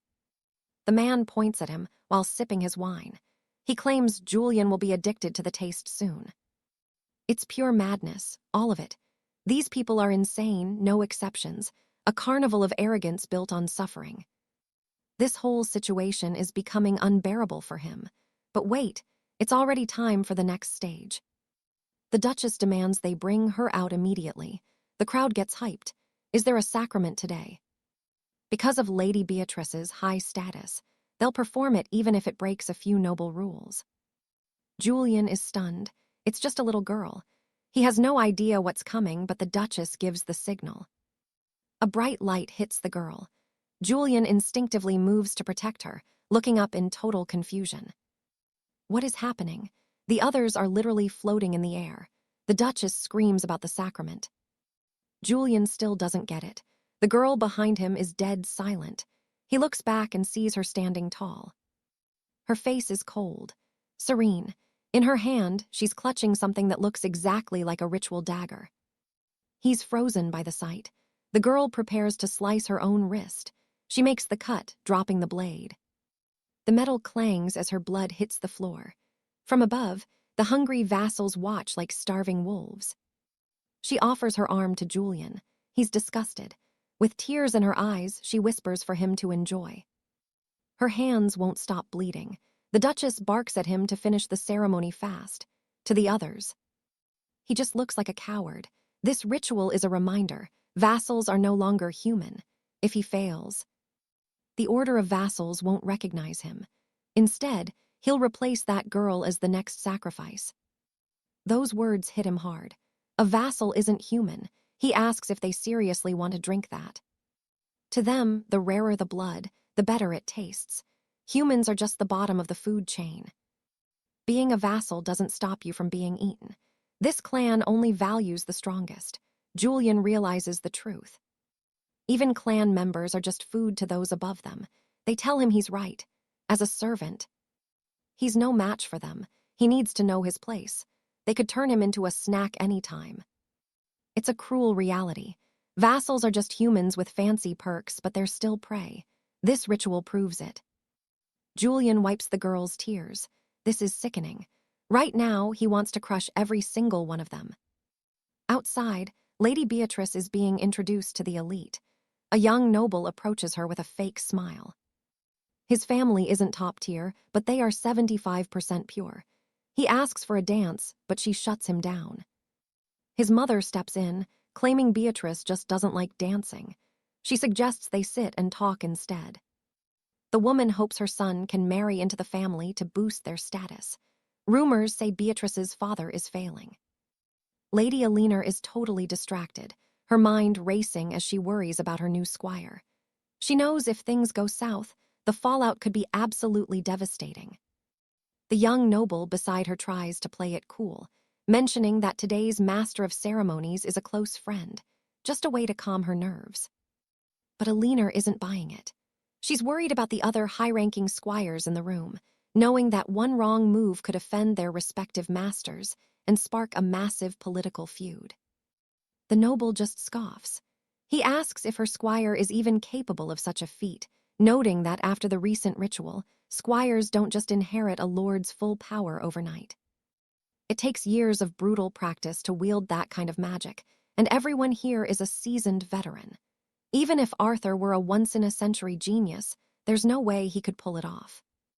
That's when Elinor drops a bombshell. He's not a genius. He's the High King himself. The young man freezes in shock, but she just laughs it off. A joke, but deep down, she dreams of one day seeing the sovereign of all 7 kingdoms, the one existence no mortal can look at directly. Everyone wants a glimpse of the king, but only the grand dukes of the provinces ever get that honor. The noble leans in, a smirk on his face. He tells her that if she marries him, she might just become a grand duchess herself. But before she can even answer, a frantic voice cries out, something happened inside, something bad. Elinor doesn't hesitate. "Let's go," she says, her heart sinking. She has a terrible feeling her squire might be at the center of the storm. They burst into the room and stop dead. It's a bloodbath. Everyone is face down on the cold floor, and there's Arthur, calm as ever, cradling a young girl in his lap. The nobles demand to know what he did to the others, but Arthur doesn't flinch. He did what any man would do. Those traitors deserved to die, so he ended them. Every single one of them. No exceptions. No mercy. He sent those snakes straight to the afterlife to find out for themselves if God actually exists. As he stares at the bodies, Arthur's mind starts to fracture. It's like last time, everything is a blur of red and static. The only thing he can clearly remember is the bone-crushing sensation of his fists hitting home. It's all so strange, so terrifyingly natural. Arthur had his suspicions before, like when he caught that fish with impossible ease or those strange bite marks on his neck. That irrational, overwhelming power he now possesses. A chilling thought haunts him. Is he even human anymore? One of the elders is absolutely livid, shaking with rage over what Arthur did to the squires. But Elinor steps forward, her voice like ice, telling the old man to watch his tone and behave himself in her presence. The elder is beyond furious because his squire was brutally dismantled. But the others just laugh, calling the squires mere toys, and mocking him because his veteran couldn't handle a rookie who only just evolved. He swallows his anger, staring at his broken squire who's still gasping in agony. She's been by his side for 50 years, serving him faithfully. His response? He kills her right then and there, calling her a useless piece of trash. Then he turns his cold eyes to Elinor to see how she'll justify this. Elinor just plays dumb, acting like she has no clue what's happening. The elder growls that she has no control over Arthur now. It's time for her father, Lord 𝒅𝒅𝒊𝒄𝒕𝒆𝒅, to settle this personally. The castle has been sealed tight. Outside, a swarm of nocturnal nobles who lost their squires are waiting, hungrily anticipating Lord 𝒅𝒂𝒅's arrival. They're all dying to meet the High Lord, and the dinner gala was prepared specifically to draw her there. Elinor pulls out her phone, a playful glint in her eye. Since they're so eager to find him, she'll give them exactly what they want. She calls him up and puts on a show, telling him to come right away because she's being abused by a bunch of local thugs. Then she just flops down on the sofa, telling the stunned nobles to wait for her father's arrival. The tension in the room is suffocating. Finally, she beckons Arthur over. She wants a massage. Arthur is completely caught off guard, but he sets the girl down and positions himself behind his master. He touches her shoulders lightly, but Elinor isn't satisfied. She tells him to use more strength, letting out a sigh of pure, comfortable bliss. The Knight Commander, watching this scene, is absolutely fuming with frustration. The man beside him whispers that he actually went on a blind date with her not long ago. He remarks that even though her father faces political rivals, he's still a pure-blood noble, the real deal. The conflict is escalating fast, reaching a scale that might even draw the king's attention. Even together, these minor lords stand zero chance against a high superior. But if they can divide and conquer, things change. The thought of taking down a pure-blood makes their mouths water. Meanwhile, Arthur is spiraling. Elinor can sense his unease, but in her mind, she's wishing the massage was even more intense. She loves seeing Arthur shy and embarrassed by her antics. This is their private mental sanctuary, a bond between squire and master forged through her very spirit. Outside, no one has any idea about the conversation happening in the depths of their consciousness. Arthur is distressed. He finally realizes the truth. He's her blood-sworn squire. He demands to know if she bit him, if he's still even human. He's furious, thinking she's been playing him for a fool. He's not just sad about the lie, he's devastated that his humanity might be gone forever. But Alener moves in close. Her father is arriving, and with his legendary strength, he'll uncover the truth in seconds. Arthur needs to start his cultivation, his power training, immediately. Even she needs to grow stronger for what's coming, but Arthur is just lost. Cultivation? What kind of crazy talk is that? He tells her to get off him, pointing out that everyone is watching this madness. He thinks she's completely lost her mind. But Alener is completely gone, intoxicated by a raw, overwhelming sensation. She ruthlessly presses her body against his, her presence absolutely suffocating. Arthur feels like he's under a brutal, unstoppable assault, and his defenses are completely useless. She takes his hand, asking if he can feel the warmth radiating between them. He can feel it, a surge of energy being guided through him, leaving his head spinning. Now the ball is in his court. He has to try and master that wild energy as she guides him through the chaos. Imagine a leaf representing a man's hidden potential. That's exactly what he needs to focus on to unlock his inner strength. Growing more powerful is all about filling that leaf by understanding the rules of the world, himself, and those around him. But our hero, William, has a leaf that is completely blank, meaning he's been relying on nothing but raw, unrefined brute force. Lady Alara, being her usual mischievous self, offers to teach him the secret for a kiss, but he guards his innocence like a fortress.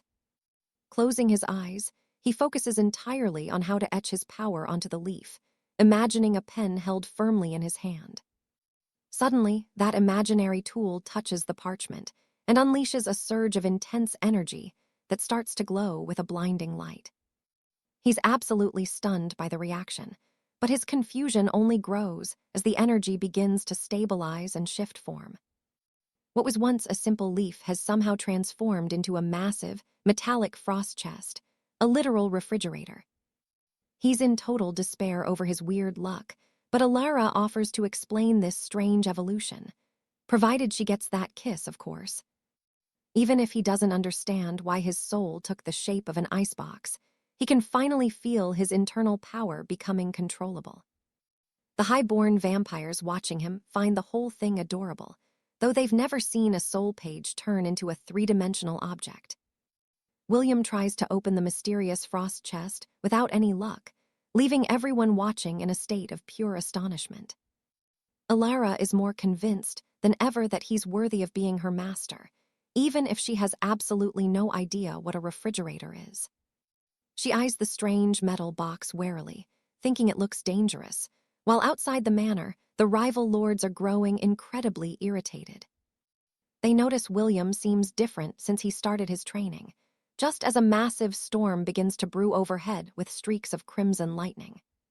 Pure terror grips the onlookers as they realize someone powerful is approaching, signaled by a brilliant glow descending from the darkened sky. A man dressed in gray slams into the earth like a falling star, sending a shockwave of destruction that tosses people aside like ragdolls. This is Lord Kalen, Alara's father, and his entrance was so violent it didn't just shatter the enemy's magic shield, it leveled the entire wing of the palace. Kalen didn't even notice the barrier was there, later claiming it felt as fragile and pathetic as a wet piece of parchment. He feels zero regret for destroying the castle either, simply because the architecture was too hideous for a man of his refined taste.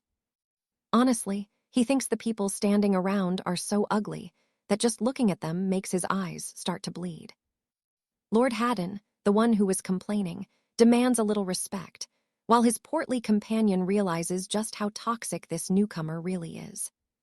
Being blunt is just Kalen's style, and he's ready to leave this dump, but then Alara runs up to greet her father.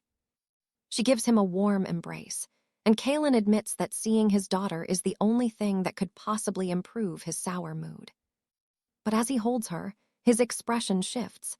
He realizes the very scent and taste of her blood has changed, which immediately makes her nervous. He demands to know what happened to his perfect little princess, and she quickly confesses that she has taken on a dependent. She pulls William forward, introducing him as her servant and telling him to say hello to his father, though the boy is beyond confused. Kaelin places a hand on the young man's shoulder and winces. The kid is just too plain-looking for his aesthetic standards. Lord Haddon interrupts, screaming that he's fed up with being ignored and that they aren't there just to watch a family reunion. He claims the servant disrespected them and demands compensation, swearing that Kaelin won't be allowed to leave the grounds. As he makes his grand threat, the rest of the ruined building behind him finally gives up and collapses into a pile of rubble. Realizing there's nothing left of the estate to defend, the lords try to act tough, boasting about their combined rank 5 power. They think having more men gives them the advantage, betting that 4 hands can easily overpower 2, and they plan to make Kaelin pay. Kaelin just starts to hover in the air, a mocking smile on his face as he looks down at the fools beneath him.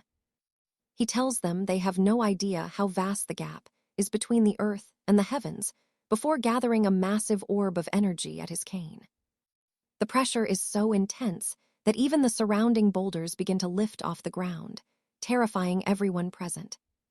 He launches the debris at the bystanders, and while Haddon tries to summon a shield, the enchanted stones are just too powerful.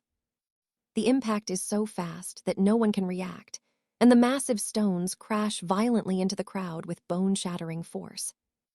It's a total washout. The entire group is left sprawled in the dirt, completely powerless despite having the numbers on their side. That is the terrifying reality of a pure-blood noble. If numbers actually mattered, the high houses would have been wiped out centuries ago. It was a brutal reminder to stay humble, as half-blood warriors can never hope to match the sheer weight of a true aristocrat's power. Even in their crushing defeat, the losers try to threaten him, claiming the Emperor will hear about this entire disaster. Elaira suggests they just execute them now to keep them quiet, which sends the lords into a state of absolute panic. Kaelin sighs, saying he'd rather not kill them because they're so ugly he'd probably have nightmares for a week.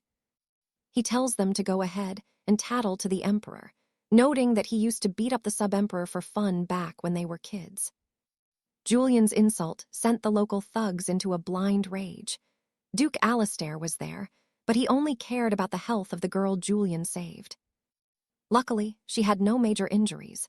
Julian had carefully reined in his monstrous strength during the rescue. The Duke said something beautiful deserved protection among so much ugliness, seemingly sympathizing with her silver hair. Cameras caught Alastair leaving with his daughter after wrecking everyone present. The news of this noble clash spread instantly. Rumors swirled about the identity of the Duke's new sworn sword. Meanwhile, Lady Elaira checked if the situation was finally settled. Julian confirmed it was. The girl headed home alone, declining Julian's offer to walk her back as it wasn't proper. Julian seriously considered running away right then, but he knew the consequences would be severe if he tried to escape her. Elaira caught him thinking about it immediately. She told him not to rush. Her father was waiting to see him right now. Seated and waiting, Julian wanted to know what was happening to his body, but the Duke was already there. "Have you chosen between life and death yet?" Alastair asked. Julian was stunned. He had no idea what that meant. The Duke presented 2 masks. "Choose one. If I have to look at your commoner face again, someone might die." Julian picked the darker mask, which immediately relieved the Duke's tension. Alastair then turned to his daughter. He asked if her bond with the boy was truly inseparable, which she confirmed. "Good, then you go together." They were heading to the high capital, Argentia. The Duke had to attend a meeting of the Council of 7 Lords. Elaira asked if everything would be okay. Her father told her not to worry. He and Lord Cassai were like brothers. Rumors were just noise. "Prepare yourselves," he warned. "We leave for the capital in 5 days." Later, Elaira asked Julian if they had a real relationship. She wondered if he still dreamed of an ordinary life. "You understand nothing," she sighed. "I'll give you 3 days to think. After that, I expect a real answer." As she left, Julian realized he'd forgotten to ask about the strange changes in his body. Then, his phone rang. It was a cry for help. Thomas's voice was trembling on the other end. Julian didn't waste a single second.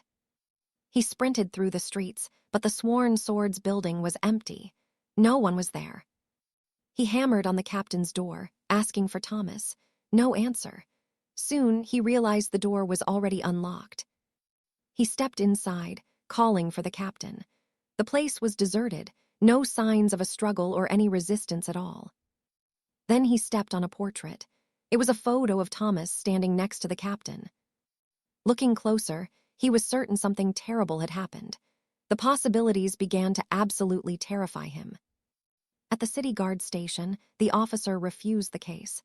They've only been missing a few hours, no evidence. Even with the call, the guard didn't care.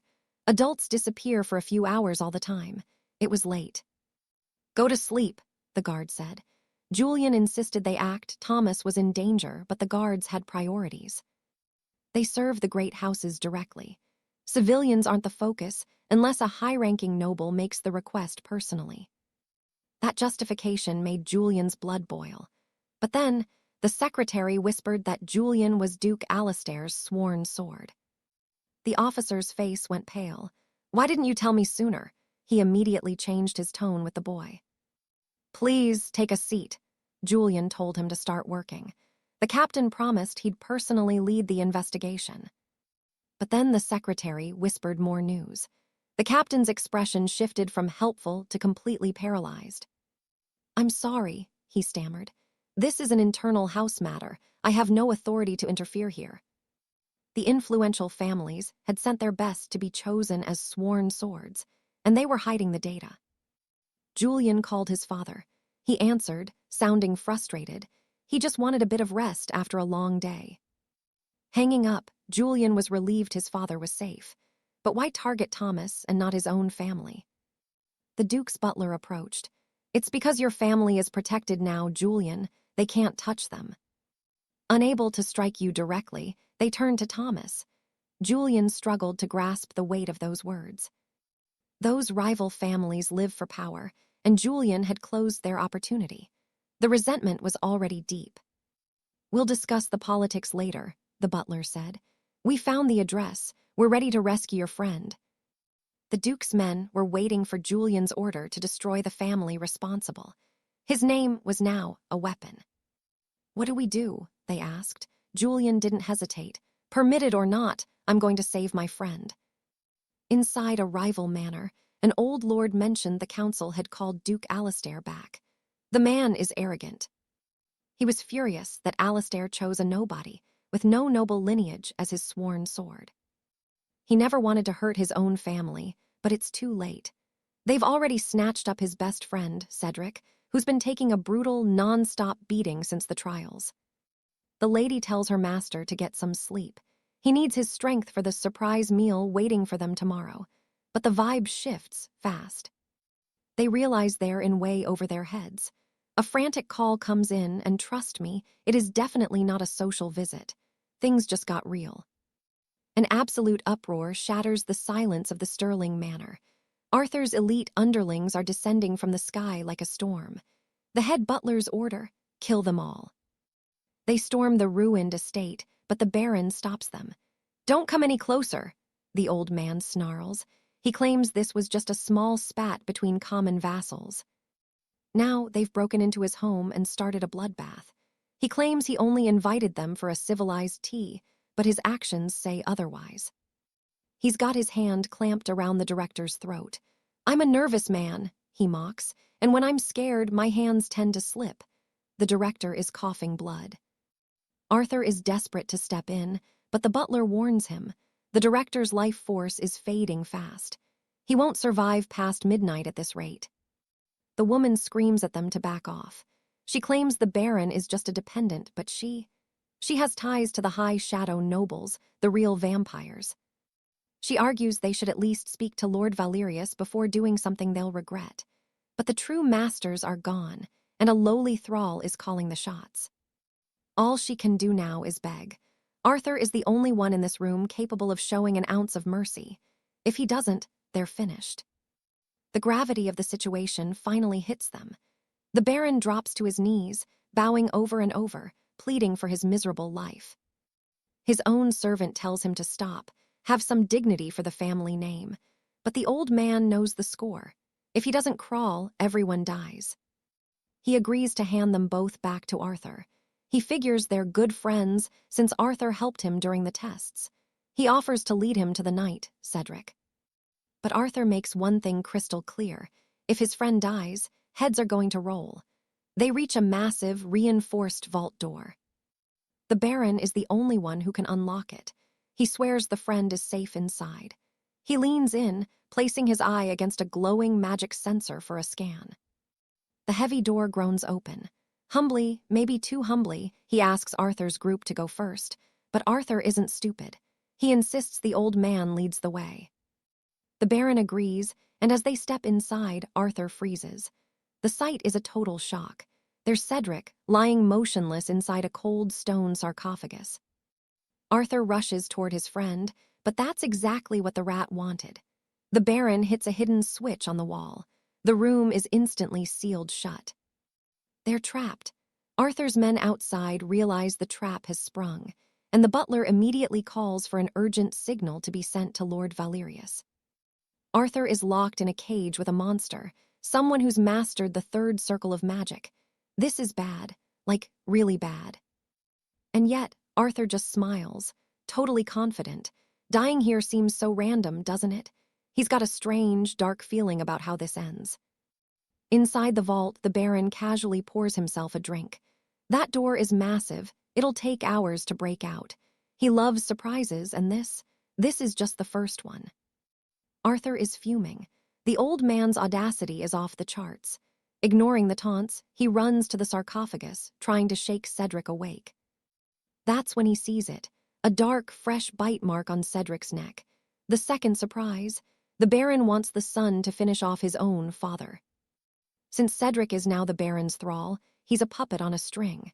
That's the third surprise, and the old man thinks it's absolutely sensational. Even though Arthur's men ruined his earlier plans, seeing the look of pure horror on Arthur's face made it all worth it. He snaps his fingers. "Time for the grand finale," he shouts. He orders his new thrall to wake up and put on a deadly performance for his former master.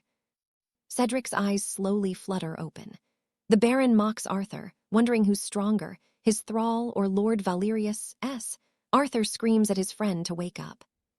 But it's no use. Cedric lunges. Arthur has to dodge a flurry of lethal attacks, but a moment of hesitation costs him. A blade grazes him, a direct hit. The Baron laughs. It's useless. He's the master now, and his word is law. He commands Cedric to tear Arthur limb from limb right in front of him. Arthur is reeling. Memories of everything they've been through flash before his eyes. It makes the betrayal even more sickening. He's purely outraged. Because of monsters like this, the world has become a literal trash can. But the Baron just sneers. To the shadow nobles, humans are nothing more than cattle. Being turned into a thrall is the best thing that could happen to them. He figures if he kills Arthur here, he can just hand over Cedric's head as payment. No witnesses, no problems. Arthur is cornered. The Baron orders his puppet to use a forbidden thrall technique, the one inherited through blood. It's a suicide move, but it'll be more than enough to end this. Arthur watches in absolute horror as Cedric begins to physically tear into his own body. He's inflicting self-harm to trigger a surge. Suddenly, he's 300% faster, 300% stronger, a terrifying 1-minute boost. Cedric moves like a literal blur, striking Arthur with bone-shattering force. The Baron is practically dancing, thinking he's finally won. He praises his puppet. "What a show!" he cheers, truly a masterpiece of violence. But then the room goes quiet. Cedric finally stops moving. Arthur reaches out, catching his friend in his arms. He looks into Cedric's tear-filled eyes and whispers, "Don't worry, brother, I've got you now." The old man's eyes go wide in total disbelief. He's certain it's all over, watching as his own servant is about to be torn apart by Arthur. Then, snap, Arthur sinks his teeth right into the man's neck. The old man starts cackling like a maniac, convinced no mere vassal can resist a curse from someone as powerful as him. But Arthur doesn't stop. He knew he couldn't outrun his enemy, so he dove deep into his own soul space to find that mysterious ancient vault once again. It's still locked tight. Arthur's sweating, he's running out of time. But then, to his shock, Lady Alener appears right there beside him. He tells his friend to just stay calm and listen. But before he can say another word, the man pulls back and bows low to the ground. Only William could possess a pocket realm this vast. Lady Alener, watching his struggle, teases him, a kiss for the solution. She's joking, of course, but the clock is ticking. She can't open the sacred vault herself, but she knows exactly how he can fix this mess. The enemy has turned their friend into a puppet, a blood-bound thrall to a dark master. To save him, William must seize that bond. He must make Arthur his own sworn vassal. Once the mark is placed, there's no going back. It's an irreversible, soul-deep pact. But it's the only way to snatch him from Baron Blackwood's cruel grip. Alener promises to teach him the right. The choice is his. For a pure-blooded high noble, this is simple, and William will find it just as easy. But time is running out. Mark him or kill him, Alener warns. The next morning, William returns to the manor to find his father, the Duke, in his study. The Duke is obsessed with the old laws of heraldry, but William just wants him to rest and mind his fading health. His father asks what he thinks of his latest scripts. Flawless as always, William replies, though he wonders if the Duke ever tires of it. Why write the same words, earth, sky, humanity, over and over? The Duke's face darkens. He warns that the balance of the world is failing. They must never forget what makes them human. William dodges the heavy talk, offering to clear the table instead of the High Director. On the desk, a cracked frame holds a picture of them together. Suddenly, the transformation begins. Arthur's body bulges with raw, terrifying power. His mind fractures in agony as the process takes hold. Arthur screams. The Baron is terrified. This energy is impossible, a force he can't control. Desperate, he smashes his glass and orders his soldiers to execute William immediately. He strikes out with a shadowy wing, but he hits nothing. When the dust settles, he looks back to see Arthur, his former puppet, now gently shielding William. Arthur's expression is eerily calm. Across the room, the Baron begins to cough violently, his lungs failing. The connection is severed. His hold over his vassal is gone. The Baron sneers, claiming a born noble could never lose to a mere human. But his words are cut short. A flash of light. Arthur strikes with blinding speed. The Baron didn't even see it coming. Blood spatters the floor as the old tyrant collapses, totally powerless. It's over. Arthur turns to his new master, his eyes searching. What does it mean to be human? He whispers, remembering the Duke's words. William watches, realizing the nightmare has finally ended. But Arthur is getting too close.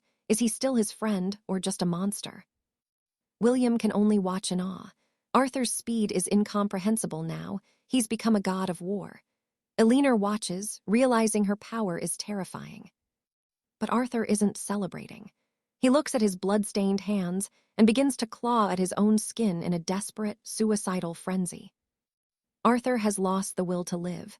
As he slips into unconsciousness, his body begins to self-destruct. William won't allow it, not happening. He plunges into the mental rift Arthur created, desperate to reach his friend. In this hollow space, the three of them stand together. William pleads with Arthur to listen, but the spiritual bond is too strong. Arthur instinctively bows, his soul recognizing William as his sovereign. The nature of a vassal is absolute obedience. He will do anything William asks. But William doesn't want a slave. He wants his friend. Is there a way to restore him? William wants Arthur to be free, just like he is despite his own pact with Alener. He feels a pang of sadness, but Alener only smiles.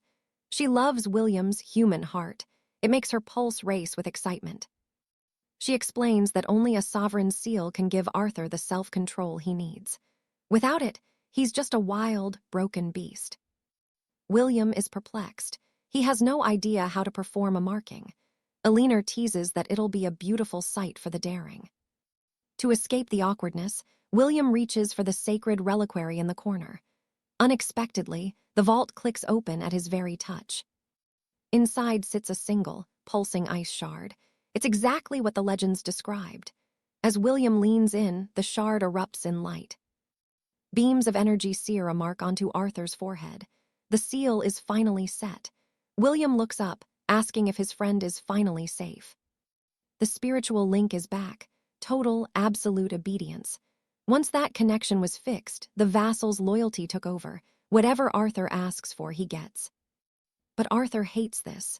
He doesn't want a puppet, he wants his friend back to normal. He's desperate to find a way to break this spell for good. Even Alina looks a bit down seeing Arthur so upset. But then, she gives him a wide, knowing smile. Our hero hasn't changed a bit.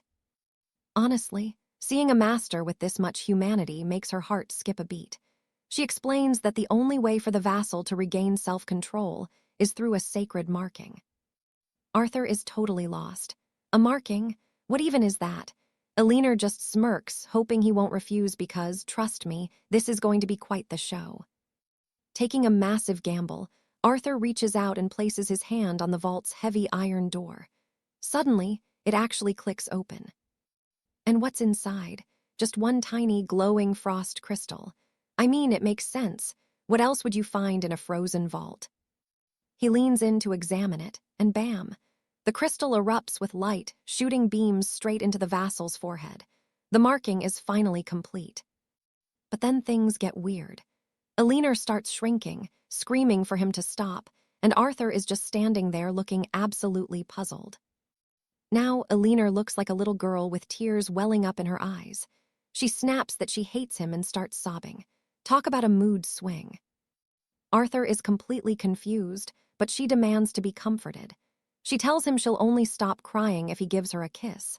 She's definitely enjoying this. She laughs, finding her master's reaction hilarious.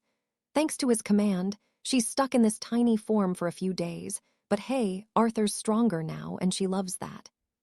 Arthur's friend is safe, but he can't stop staring at the glowing sigil on Arthur's brow. He saw how Lady Elaira reacted earlier. It wasn't just fear, it was pure, unadulterated rage. Before Arthur can explain, the lady vanishes into the shadows. Julian finally stirs, his hand trembling as he touches his own face. He's alive, but the weight of everything they just survived hits him like a physical blow. The first word out of his mouth, his father. Julian's eyes are frantic, desperate for news, so Arthur grabs his shoulder to steady him. The Earl is outside, Julian, he's right there. They burst through the doors, and Julian doesn't hesitate. He throws himself into his father's arms, sobbing out apologies for the chaos, for the danger, for everything that went wrong. But the warmth doesn't last. The Earl is gone now, leaving behind nothing but a cold silence and a heavy legacy. The air in the room feels thick with grief as a father becomes a memory. Everything has changed. The Earl has passed. Julian is now bound to Arthur as his sworn dependent. And Arthur? He looks at his hands, realizing he's no longer the human boy he used to be. The family butler arrives with the grimmest news. The body has been prepared for the final journey. Normally, the law forbids creatures from being buried in the royal cemetery. It's a privilege reserved for the highborn only. But things are different now. Because Julian is officially Arthur's dependent, the law bends to their will. Arthur turns to the butler, his voice low and sharp. He's starting to connect the dots. "This wasn't an accident," Arthur says, ice in his tone. "It was a setup from the start. Dee felt the wrongness even before they walked through the gates. That's why he'd hesitated outside." The butler tries to play the victim, claiming Arthur is misinterpreting things. But he's sweating. He's in a hurry to leave, and Arthur wants to know exactly why he's running. Sudden, searing agony. The butler gasps, clutching his chest as if his heart is being crushed by an invisible hand. Impossible. That's the verdict bolt, Lady Elaira's most lethal spectral weapon. He can't wrap his head around it. He isn't even her servant, yet he's being hunted by her magic. He's been loyal to her for years. Why would she mark him for death now? To him, the lives lost were just a minor detail in a bigger game. He can't believe a powerful noble like Elaira would side with a weakling like Arthur. But he's dead wrong. 𝒅𝒅's voice echoes through the shadows, cold as the grave. This is just a warning. No one, she whispers, disturbs my master's peace, no matter who they are. They're at the cemetery now, the air biting and gray. Julian looks over at Arthur, clutching a small, heavy urn in his hands. He's made a choice. He refuses to leave his father in a place filled with the remains of monsters. I'm taking him home, he says. It's the right call, the only call. They finally reach the Earl's old estate. The massive doors creak open to an empty hall. No servants, no welcome, just the ghosts of the past and the lingering scent of old books. Sit anywhere, Julian says, trying to be a host in a house that feels like a tomb. He offers to make tea, strong black tea. It was his father's favorite ritual. The Earl used to climb the craggy peaks himself just to find the perfect leaves.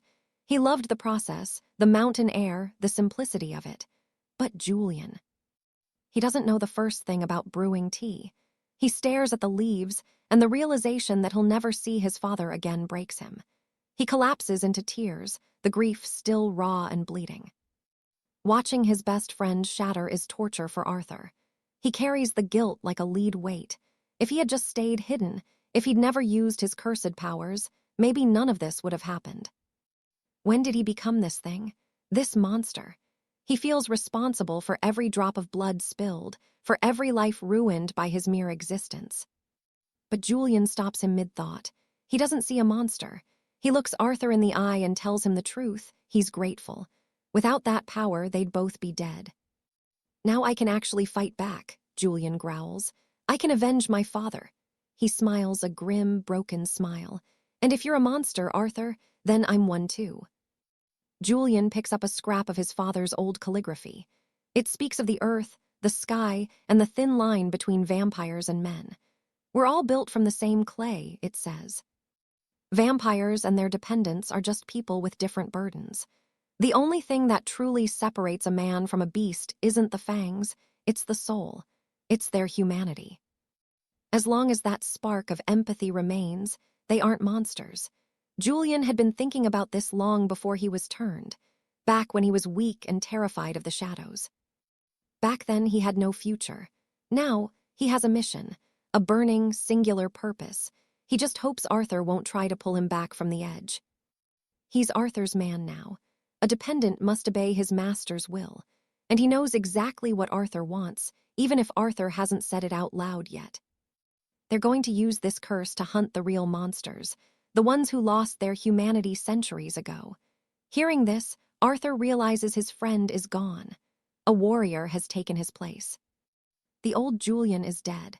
This new version is cold, calculating, and ready to meet violence with even greater violence. Strength is the only language this world understands. He's going to study. He's going to analyze. He's starting by writing a full tactical breakdown of every vampire weakness known to man. Knowledge is the first weapon. Arthur can't help but smirk. Some things never change. Julian is still the overachieving student, even in a blood-soaked nightmare. He asks Arthur to stay for a few days to plan. We'll talk about your grand ideas once we're actually strong enough to survive them, Arthur says. He's being realistic. Ambition without power is just a suicide note. Julian nods, his eyes blazing with newfound fire. Weak soldiers don't win wars.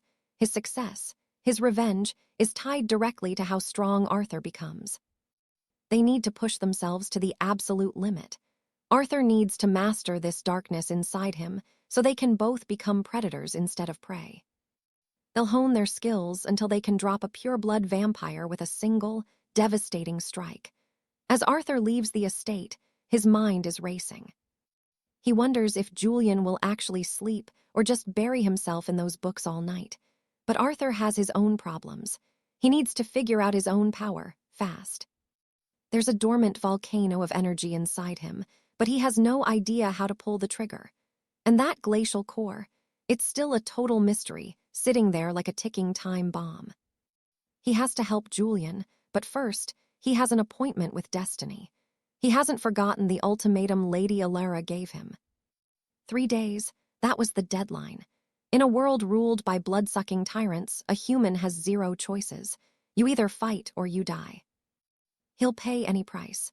He'll walk through hell if it means protecting his people and finally winning back his freedom from these noble leeches.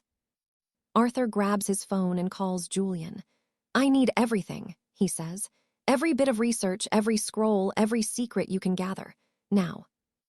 By dawn the next day, the whole city is in an uproar. Rumors are flying that Alaric the Rogue has butchered yet another noble family in the night. It's a direct slap in the face to the throne.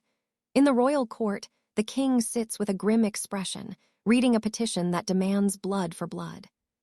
Sir Alaric's impeachment for high treason. Julian felt his blood boil just reading the report.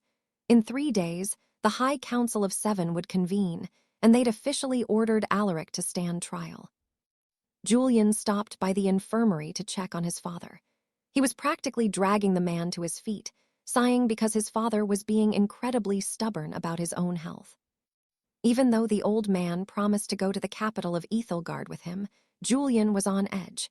He knew his father always had some hidden scheme up his sleeve.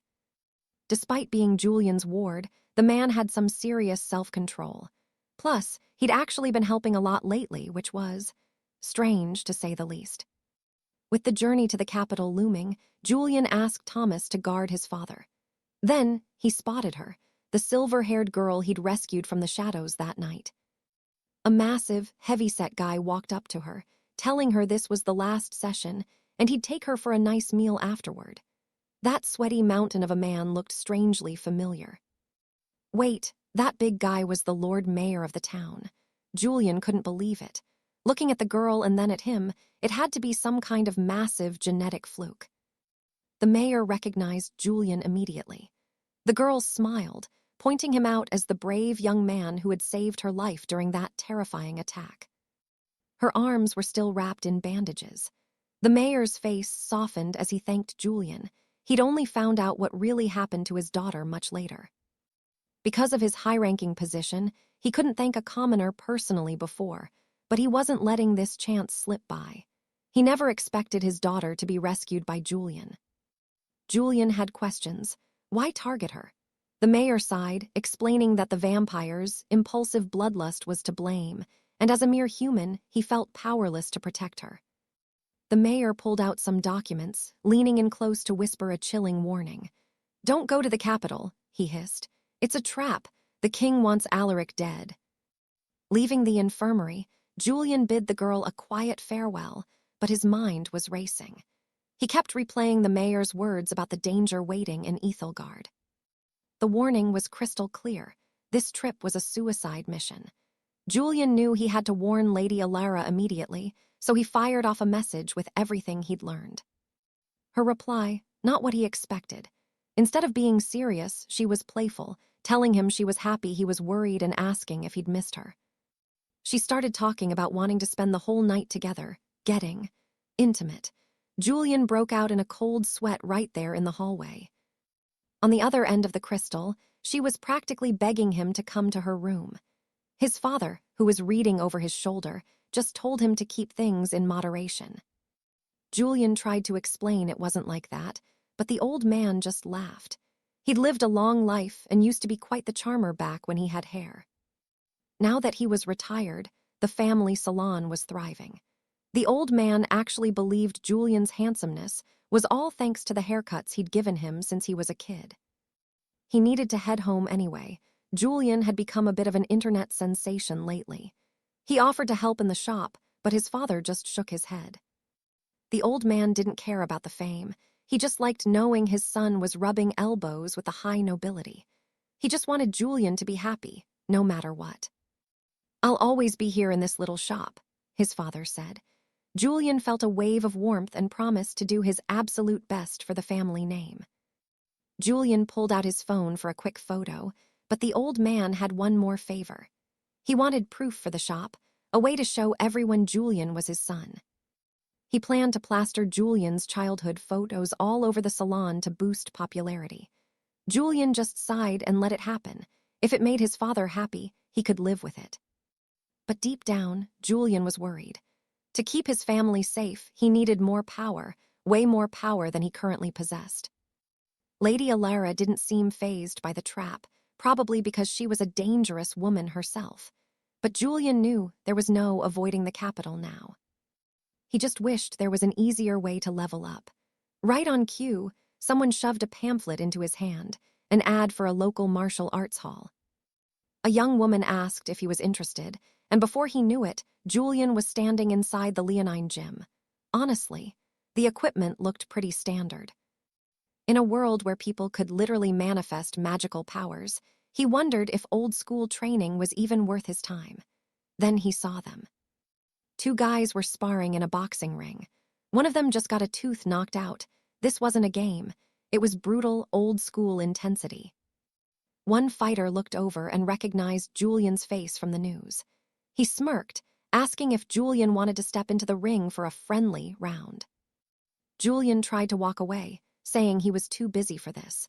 But the guy wouldn't let it go, calling Julian a coward and saying fighting was the only way to get strong. Julian felt the provocation hit home. He turned back, asking what the stakes were. The guy laughed, saying there was no way Julian could win. The deal was simple. When Julian lost, he'd have to buy the guy's expensive strength course. The fighter claimed he was a great teacher, but Julian wasn't buying it. "You look a bit weak to be teaching me," Julian remarked. That set the guy off. He made a new deal. If Julian won, he'd get lessons for free. Julian just shook his head. "If I win, you have nothing to teach me." So they raised the stakes again. If Julian won, the headmaster himself would train him. That would be Master 𝒉𝒅𝒅, a legendary specialist in the feared phantom strike technique. Watching this whole thing unfold, it felt more like a desperate marketing strategy than a real challenge. The girl whispered that the gym was desperate for students, and if Julian lost, well, Master 𝒉𝒅𝒅 would have a new paying customer. Julian stood his ground. He didn't come here to be a payday, he came here to test his limits. He stepped into the ring, eyes locked on his opponent. The fighter lunged, throwing a heavy hook that whistled through the air. Julian didn't even blink, he just leaned back, letting the fist graze his nose. "Too slow," Julian whispered. He countered with a punch so fast it was a blur, stopping just an inch from the guy's jaw. The room went silent. The fighter's eyes widened in pure shock. He realized right then that he wasn't facing a civilian. He was facing a monster in human skin. Julian stepped back, adjusting his collar. "So, about that meeting with Master 𝒉𝒅𝒅, is he actually ready to teach someone like me?" The girl behind the counter could only stare. It looked like Julian was about to turn this entire gym upside down before he even reached the capital. "End him," someone shouts from the stands. Another knight scoffs. He's been waiting months just for a chance to train here, and he's losing patience. "Look at that scrawny kid. Zero potential." Arthur starts to wonder if he's been played.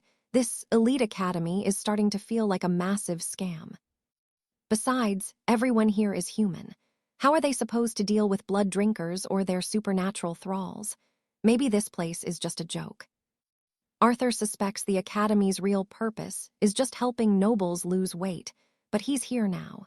He's stepping into the ring to see what they've got. He wants to see their skills firsthand. Win or lose, he just wants a free physical assessment.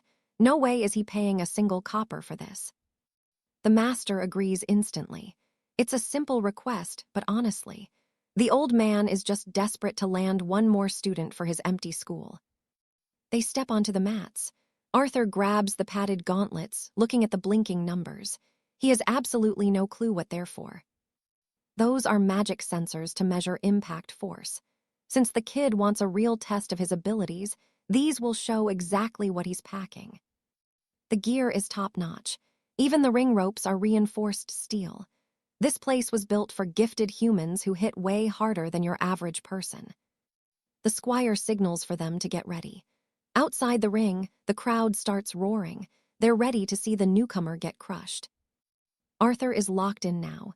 He slips the first strike with ease, but his opponent is fast. He launches off one foot, flying through the air. A heavy blow lands, but Arthur blocks it.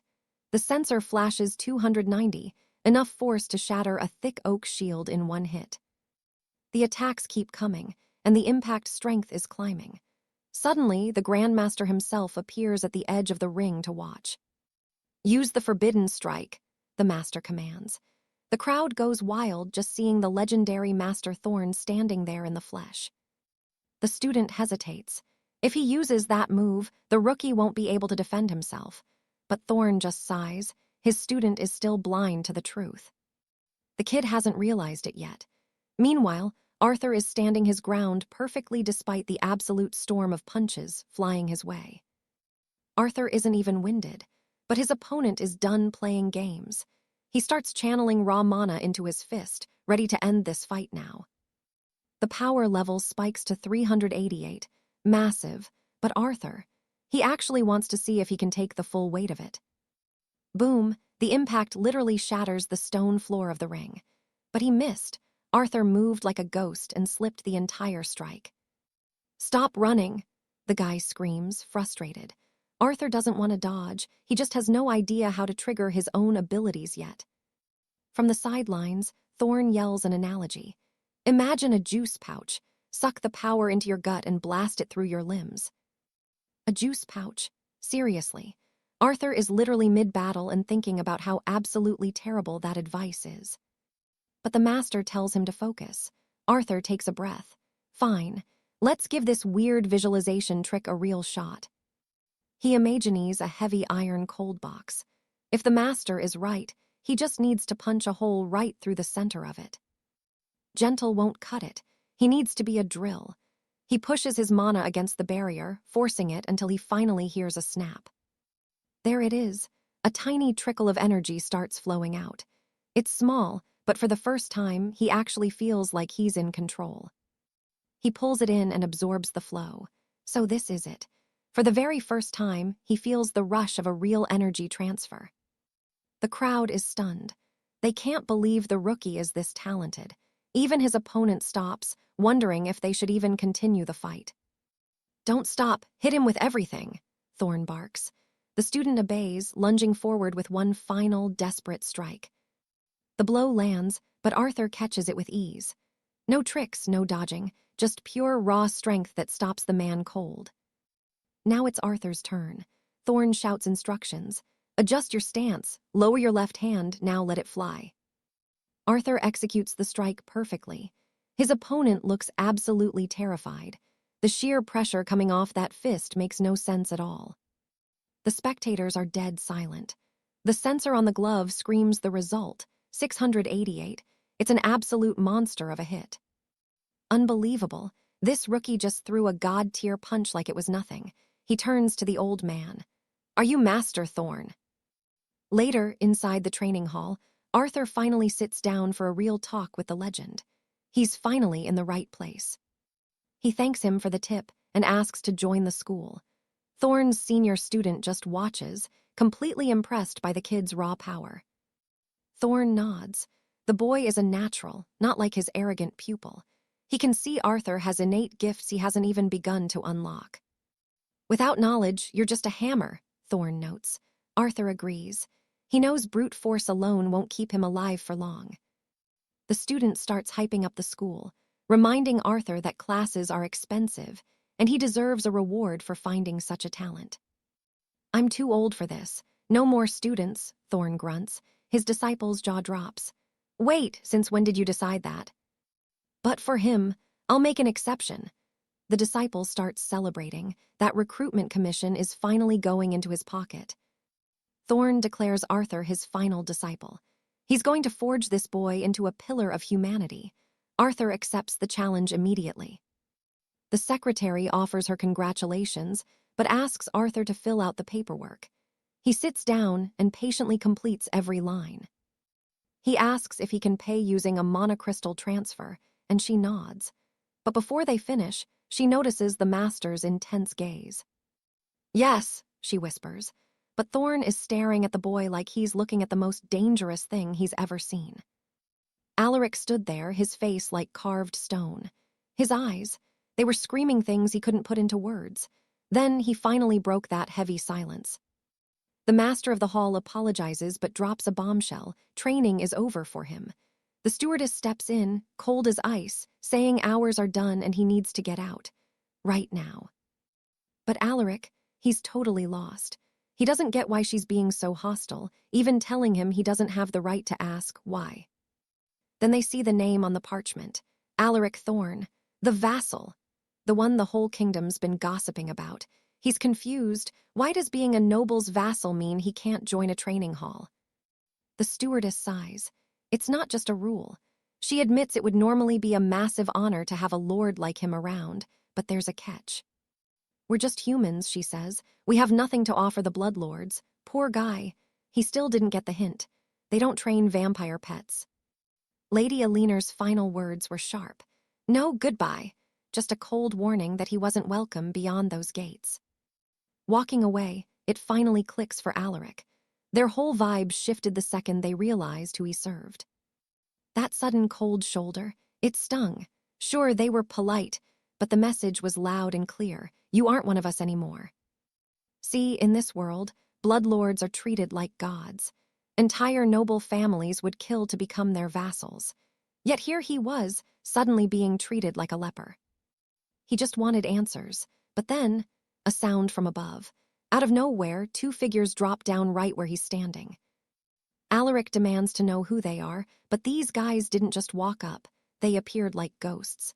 And one is already swinging. A massive kick whistles past Alaric's head. If that had connected, lights out, serious, permanent damage. He's backed into a corner instantly. The other guy lunges, grabbing him by the throat. Are you really the one? They hiss. The one chosen as the High Lady's vassal. Alaric stays quiet, and they lose it. They demand an answer, asking if he's seen a woman, a warrior who used a legendary weapon. They want to know her fate, and they want to know right now. But Alaric, he's keeping his cool, way too cool. He looks at the disciple and notes that his strike power isn't just 388. It's way higher. If he'd shown that before, the master would have begged to teach him. That caught them off guard. Valerius is stunned. Then Alaric reveals exactly who he is to the man. Valerius accepts it, but he's not playing. Tell me what happened to her, or I'll beat the truth out of you, he growls, tightening his grip on Alaric's neck. He wants to see Alaric break. How much pressure can a human neck take? But before he can squeeze harder, Alaric's hand shoots up and grabs his wrist. Valerius is floored. This kid's strength. It's not human. It's way beyond what he expected from a mere noble's pet. The other guy tries a sneak attack from behind, unsuccessful. Alaric spins, landing a precise strike. Valerius is furious now. How dare this boy fight back? But before he can react, Alaric pins him to the dirt. Breathing hard, Alaric looks up. He has a question for the one watching from the shadows. Is this how it's done? He asks. Drawing the energy from my gift and surging it through my body. He's looking straight at the master. Grandmaster Kalen. The disciple Valerius grovels in the dirt, apologizing to his master. But Kalen, he's not having it. He warned him. That stubborn streak, acting on his own. That's exactly what leads to a warrior's downfall.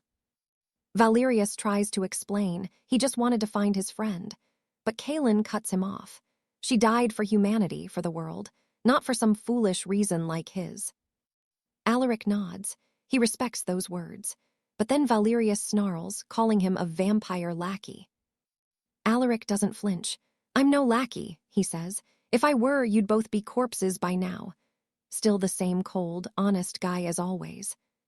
He asks if there have ever been other vassals who kept their soul, their individuality. He wants to know if the master believes him. Kalen looks at him. There's a simple way to test that. He calls for the academy stewardess, Sister Beatrice. She steps out of the gloom, wearing a healer's outfit that looks totally out of place for a fight. In her hands, something terrifying. The Soulbane crossbow.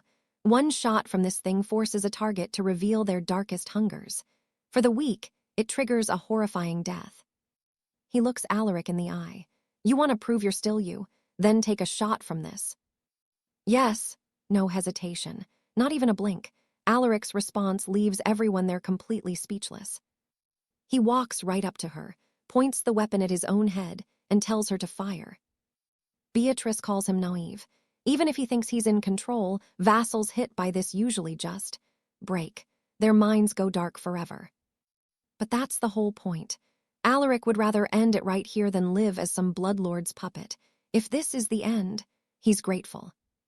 Shoot, he repeats. The Grandmaster asks if he's not afraid this is just a trick, a regular weapon meant to kill him. Alaric smiles. He sees them for what they are, true, honorable knights. He'd rather die by their hands than become a vampire one day. He trusts them. He knows they have no reason to lie.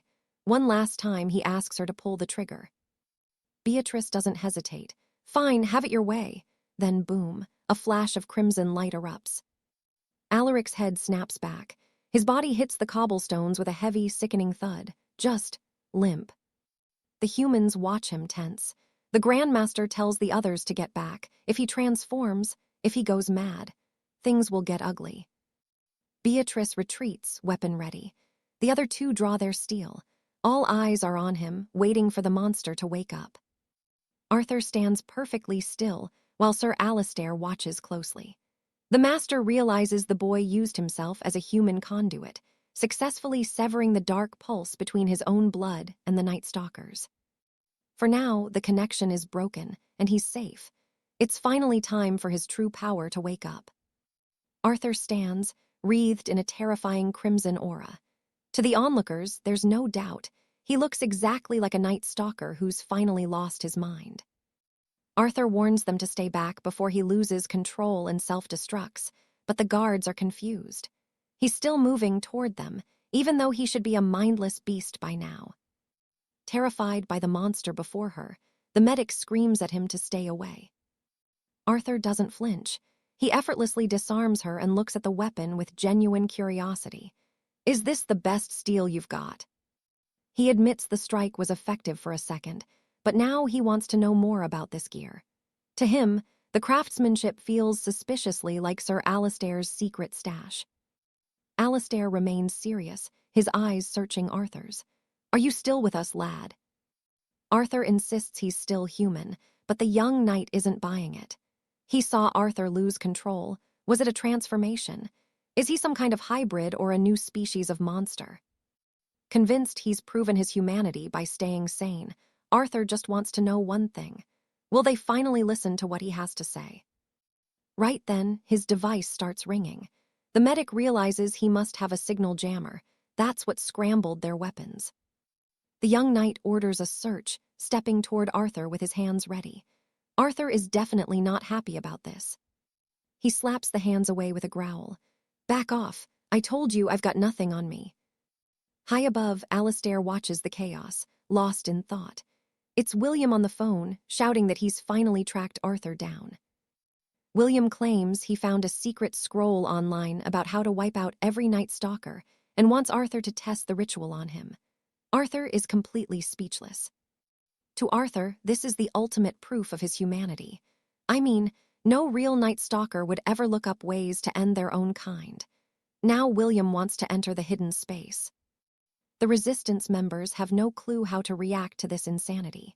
The young man asks, "Is that lunatic on the call really your squire?" William finally shows up, greeting them with a shy, awkward expression. One of the guards cracks William over the head with a pistol hilt to test him. Nothing. William just looks up and asks if that's a local way of saying hello. Complete silence. Then Sir Alistair bursts into a roar of laughter, and the rest of the humans follow suit. Arthur joins in, finally relaxing. William is still standing there confused, but they've done it. They finally found allies. They aren't alone in the dark anymore. For hundreds of years, humans never stopped fighting back. The resistance is real. The blood nobles pretend to be protectors, but it's a lie. They control everything: the schools, the history books, the very culture of the kingdoms. People are brainwashed from birth to worship the monsters. Humanity fell because of its own greed, but the resistance believes that one day, victory will be theirs. Arthur is actually impressed by their fire. Alistair agrees to train him, but there's a catch. Because of Arthur's nature, Alistair admits he can't fully trust him yet. He asks if that's a problem, but Arthur understands and accepts the terms. William shares the intel he found on destroying the monsters, and Alistair confirms it's all true. Only counts and high lords have an internal energy core inherited through their noble lineage. Killing a common vampire is easy. You treat them like any other man. But the high lords, they only stop breathing if you shatter that power core. Luckily, there aren't many high lords left, because humans don't stand a prayer against them. Now, they want to take down Arthur's father-in-law. They know Arthur is headed to the capital, so they ask him for a favor. He needs to deliver a package to a contact there. Whatever you do, don't open the box or look inside. Arthur agrees to the secret mission. Without wasting a second, 𝒅𝒅 starts training him to master his new abilities. Arthur is thrilled, and even William begs to learn the secrets of the blade. Both of them are on cloud 9. 3 days later, the heavy training doors fly open. It's finally over. They survived the hellish regime, and man, does that sunlight feel good on their skin. 𝒅𝒅's disciples finally realize what it means to follow a master like him. He's taught them all he can for now and tells them to keep training. He acknowledges their resilience. He pushed them harder than he intended, but they didn't break. They are unique, the strength of a night stalker with a human soul. They might just be humanity's last hope. Soon, it's time to head for the capital. Lady Beatrice wants Arthur to look at some travel photos, but he's not in the mood for games. She complains they rarely get to travel, but Arthur is dead serious. Beatrice, this destination is a death trap. She insists her father said it would be a simple trip. Arthur's gut is screaming that something is wrong. He's focused on surviving and delivering that secret package, but Beatrice won't let him ignore her. She's acting needy, full of longing as she pulls him into a hug. She asks if he knows why they're taking the carriage instead of a ship. The answer: more time alone together in this big, private carriage, she whispers mischievously. She wants to test the carriage shocks right then and there. As soon as her hand hits his thigh, Arthur hits the panic button and goes into innocent protector mode. Cut to the road. Some scriveners nearby notice the coach is rocking pretty hard, and they're absolutely dying of envy at Arthur's luck inside. In the carriage ahead, 𝒅𝒅's father, Lord 𝒅𝒅, is calmly sipping his tea. He muses that the youth of today certainly have plenty of energy. Suddenly, a messenger bat flutters through the window. It whispers that the vessel is ready. He needs to stay one night in Hyrock before escaping under the cover of darkness. 𝒅𝒅 mentions the guardian is still worried, but the bat calls him a fool for heading toward such a dangerous banquet. He needs to flee, and fast. Ever since the new king took the throne, the capital hasn't been the same. 𝒅𝒅, annoyed, tells the bat to change its form. He's tired of looking at it. He asks what kind of music the creature wants to hear, but the bat just warns him he's treading a path toward his own destruction. 𝒅𝒅 doesn't care. He's going to stir things up a bit, even if the guardian doesn't get it. He just tells the creature to shut up and enjoy the music. The crimson eclipse has always brought nothing but blood and death. And finally, they've arrived. 𝒔𝒅𝒅, the capital. Arthur is floored by the sight. 𝒅𝒅 explains that this is the most influential city in all the 7 kingdoms. Right in front of them sits the royal palace, swarming with people because of the massive summit. All 7 kings are gathering here, but something catches Arthur's eye. The palace guards are stopping a carriage at the main gate. They won't let the princess of the Solaris Empire pass. The guards are being sticklers for the rules. Everyone below the king enters on foot. No exceptions. But here's the problem in her culture: an unmarried woman's feet must never touch the ground. For the princess, this is a massive insult. The reporters are buzzing, wondering if this standoff is just the king flexing his power. While they argue, 𝒅𝒅's coach just rolls right past them. The crowd is stunned. Why do they get to enter by carriage? The guards have no answer, only that 𝒅𝒅 has never been one for rules. I mean, a few years ago, the guy literally smashed the palace gates down just because he felt like it. Absolute legend. Things are definitely about to get interesting now that the king has summoned him. The princess's attendants are fuming, feeling totally humiliated. But the princess, surprisingly chill, tells them not to get upset. Just then, 𝒅𝒅 slides open the window and asks the princess if she'd like a ride. She introduces herself and says it must be a nightmare following the king's petty rules. "Join me," she says. "No need to suffer this embarrassment alone." Now here's the catch. Tradition says visitors can't let their feet touch the palace ground. For Princess Alara, this is a massive insult. The royal press is buzzing. Is this a power move by King Alaric? But then, an armored carriage rolls up, cutting right through the tension. Everyone's shocked. How did they get a carriage into the inner sanctum?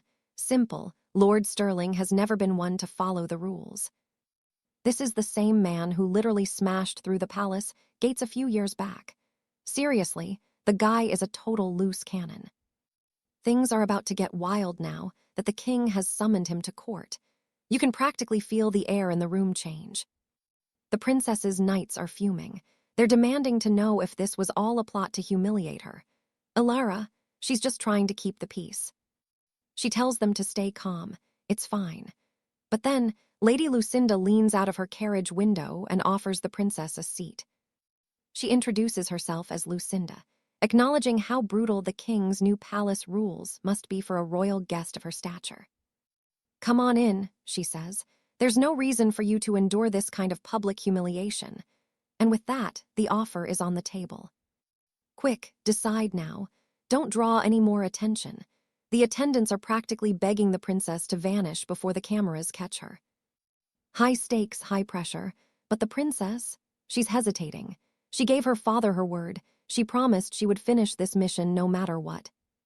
She moves toward Lady Alina's carriage, offering a quick thanks and a soft apology for the trouble. Just like that, she's inside and away from the prying eyes. The air inside shifts. It's the intoxicating scent of mystical blossoms. Alina signals the driver to move out, and the cavalcade proceeds toward the citadel. No obstacles now, but the reporters, oh, they caught it. Princess hitches a ride with House Sterling. The gossip headlines are already writing themselves. It's pure scandal gold, much to the fury of the princess's guard. But the senior attendant tells him to pipe down. Don't ruin the High King's gambit. "Let them laugh," he whispers. "Let them enjoy it while they can. Because trust me, those reporters won't be the ones laughing when this is over." Inside the carriage, the princess thanks Lady Alina for the rescue. Alina just gives a cool, elegant nod. She's not the type to get flustered. The princess tells her never to hesitate if she needs a favor in return. But Alina, she doesn't need a single thing from her. Not now, not ever. Instead, Alina gestures to her companion. "Met him yet?" The princess eyes him. "Is he, your squire, your dependent?" She doesn't hold back, says he looks weak and vulnerable. In her nation, protectors are legendary warriors, not commoners who look this fragile. Alina just smiles. Different tastes, I guess. She's not looking for a finished knight, she's looking for raw potential to mold. She likes to nurture, to watch her pet grow into something unstoppable. Arthur feels a bit weird being talked about like a prize-winning wolf.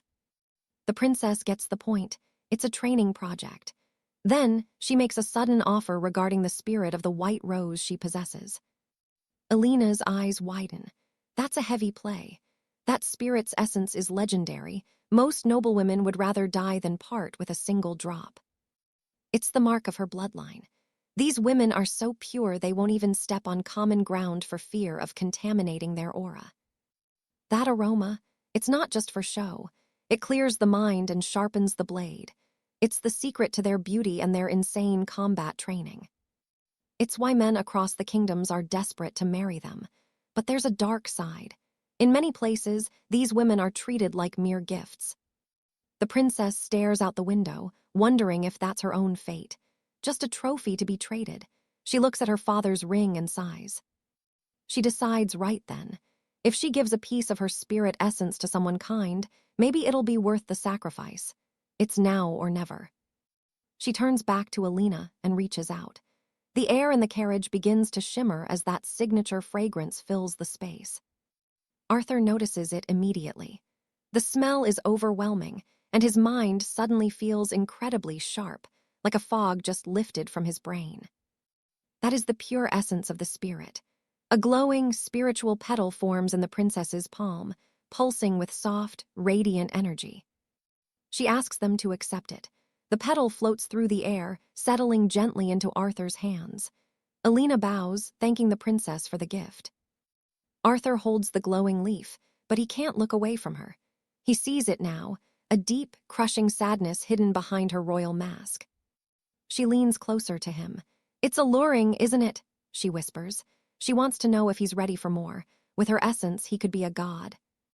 Alina will help him reach his peak, but this essence, it's a shortcut to power most men would kill for.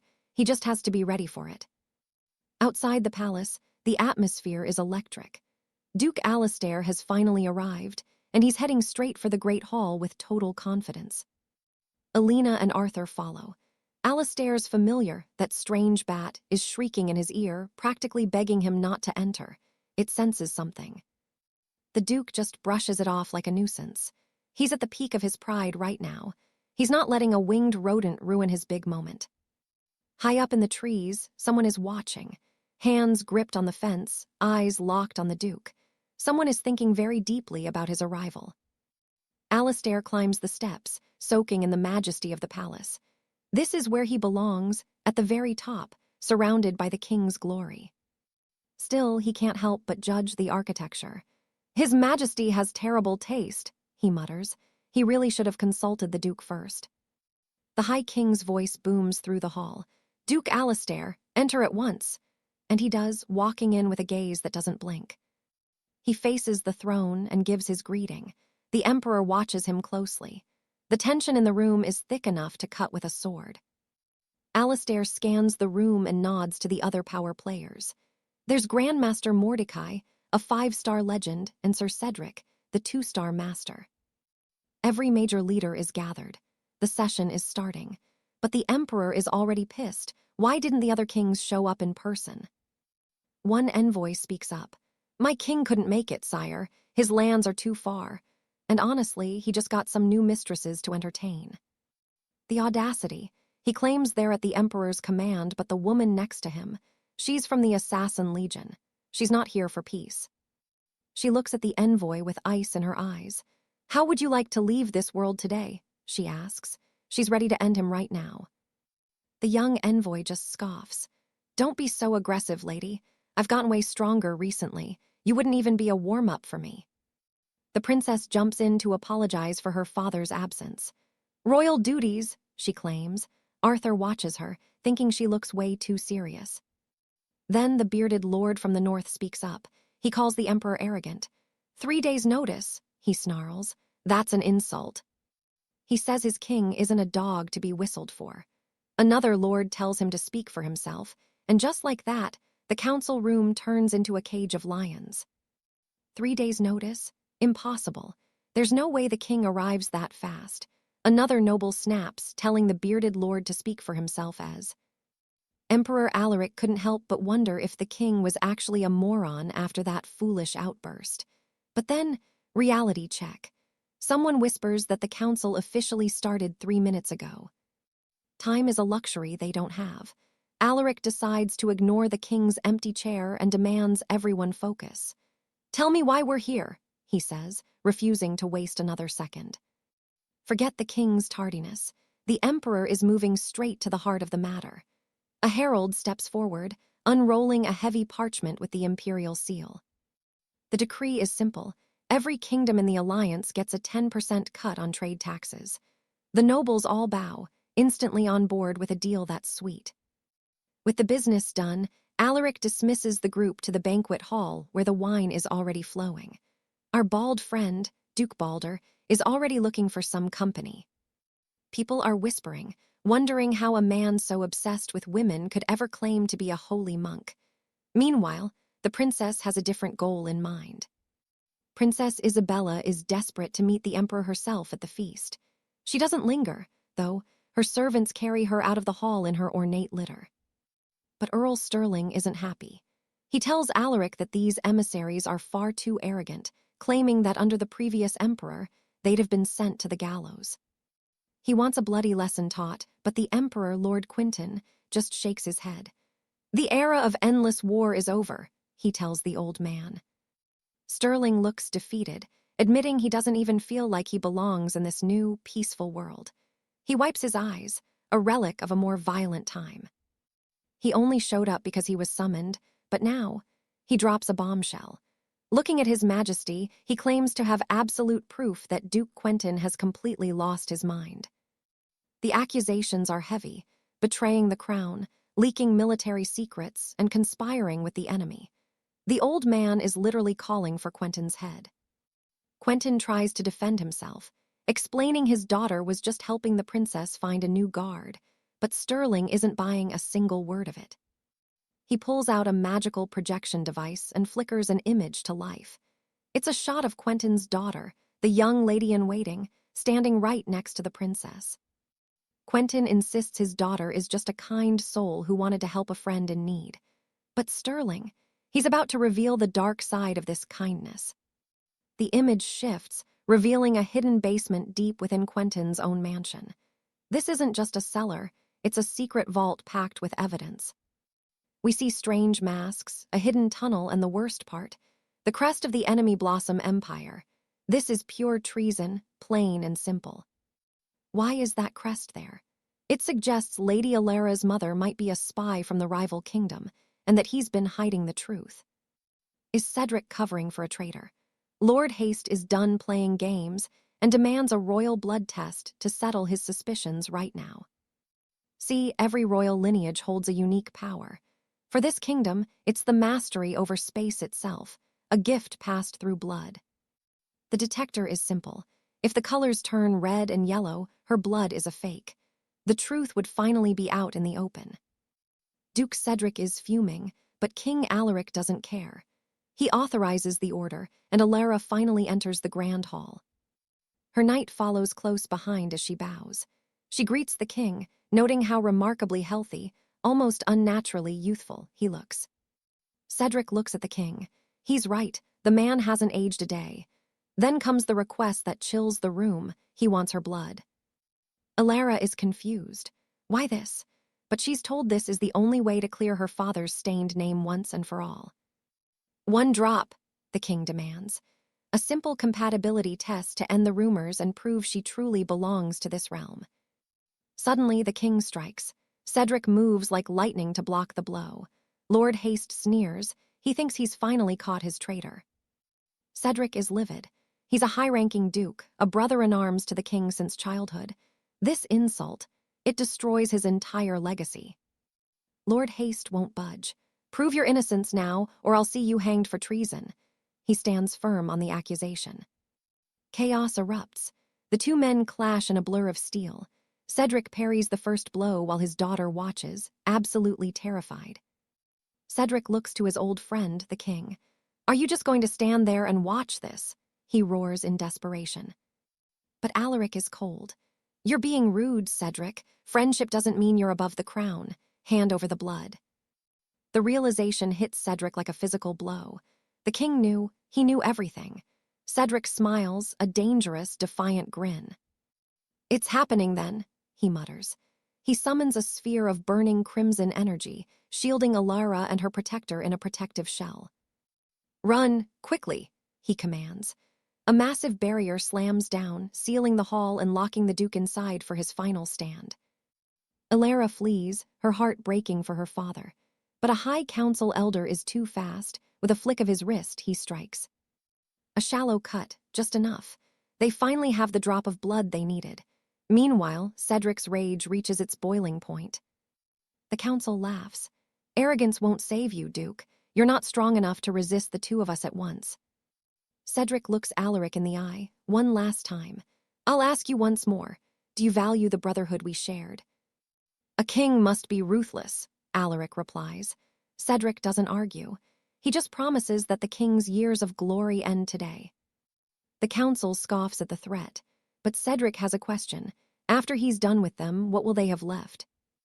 Will they still call themselves the kings, shield and sword, after he's broken every bone in their bodies? The first elder charges to strike. Cedric laughs. Let me show you the true aesthetic of a warrior's end.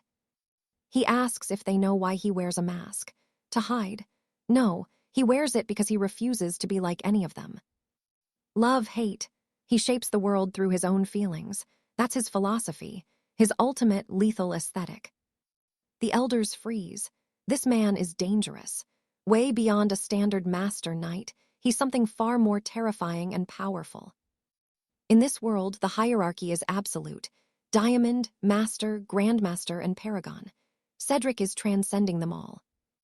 The elders are confident. 2 Grandmasters can't lose, right? Wrong. Cedric ignites a forbidden technique, burning his very soul. The sky bleeds red. He's done it. Cedric has forced his way into the Grandmaster rank through pure, unadulterated will. Desperate, the council elder summons spiritual tigers. The hall explodes in a deafening, intense sequence of blasts and fire. Cedric is battered and bleeding from the effort. The elder gasps, "Do you really intend to betray your entire country, Grandmaster?" Cedric ignores him. He looks at King Alaric. "Are we going to fight? Because if so, it should be a duel to the death." The king asks if he understands the weight of those words. "Old kings must die for the new to rise," Cedric whispers. He knows he's outmatched, but if he has to die, he wants it to be by his best friend's hand. Alaric finally accepts. Outside, the city is in a total panic. The king is personally taking action. Against Duke Cedric, it's absolutely unthinkable. To the High Council, this is a disgrace. They claim Cedric's treasonous actions will bring nothing but ruin to the entire realm. This kingdom will always be the heart of the Morning Lands, and the crowd begins screaming for the Duke's execution. Inside the chaos, Cedric only feels one thing: it's too noisy. He looks at Alaric and says he just wants to punch his face. He lunges with everything he has, but his fist hits a shimmering wall. A royal protective barrier stops him cold. The impact reverberates across the scarlet sky. This is an old dance for them. He's been trying to break this wall since childhood. Only the royal bloodline of the Morning Realm can weave this magic. The king tells him to stop.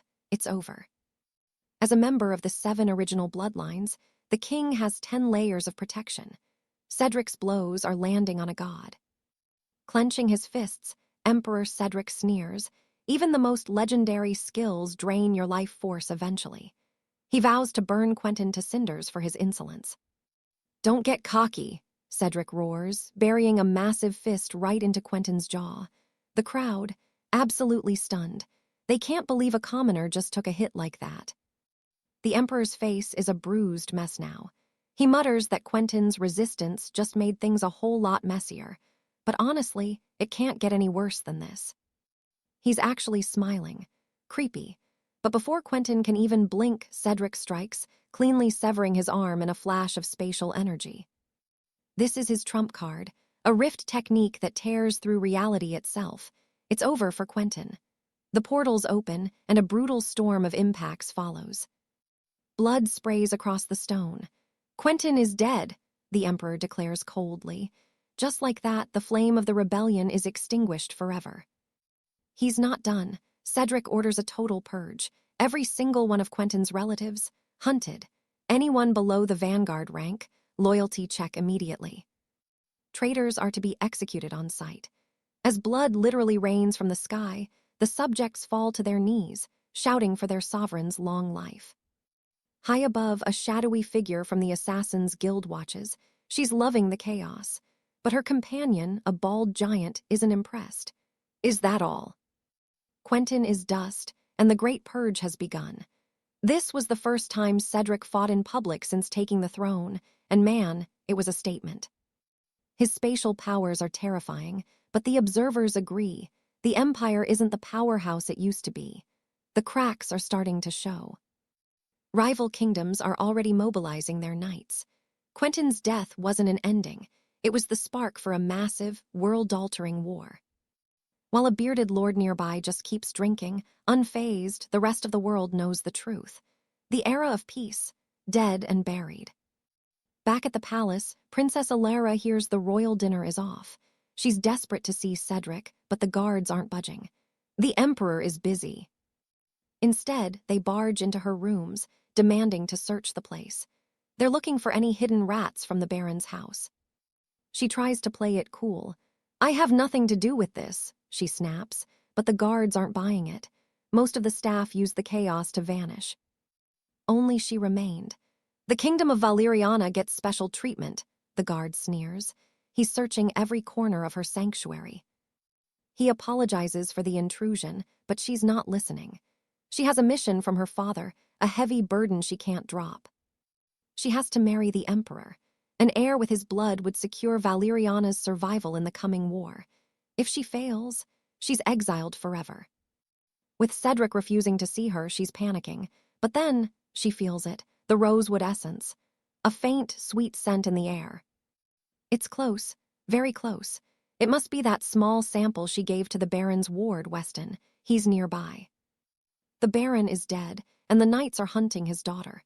If they're still in the palace, they are dead meat. She's torn. Should she sell them out? Handing them over might finally get her that private audience with the Emperor. It's her ticket to success. She's about to speak, but the guards are already heading for the door. She freezes. The words just won't come out. Then comes the blow. The Emperor has ordered her to leave the kingdom by sunset tomorrow. Her attendant is fuming. It's a total insult. She's quiet, thinking fast. "Prepare my bath," she whispers. She needs one last night to figure out her next move. When she gets to the bathhouse, she sends everyone away. The attendants think she's acting weird, but she needs to be alone. She slips into the warm water following that scent. It's getting stronger. It's coming from a shell. Suddenly, red tentacles erupt from the water. They wrap around her, pinning her arms.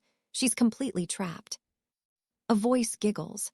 It's Lady Lenora emerging from the steam. She thought it was a guard, but finding the princess instead. Much better. Weston is there too, hiding in the shadows. Lenora asks if she followed the scent, and she did. "Aren't you afraid I'll turn you in?" the princess gasps. Lenora just smiles. "You're too sweet for that. Besides, if the guards come, you make a perfect hostage." Talk about a terrifying realization. The princess is shaking. She just wants them to leave safely, nothing more. But Lenora has a mischievous look in her eyes. "My young Weston here. He's never had a girl," Lenora teases. "And if he wants you, well, I can't really stop him, can I?" She starts describing all the naughty things they could do.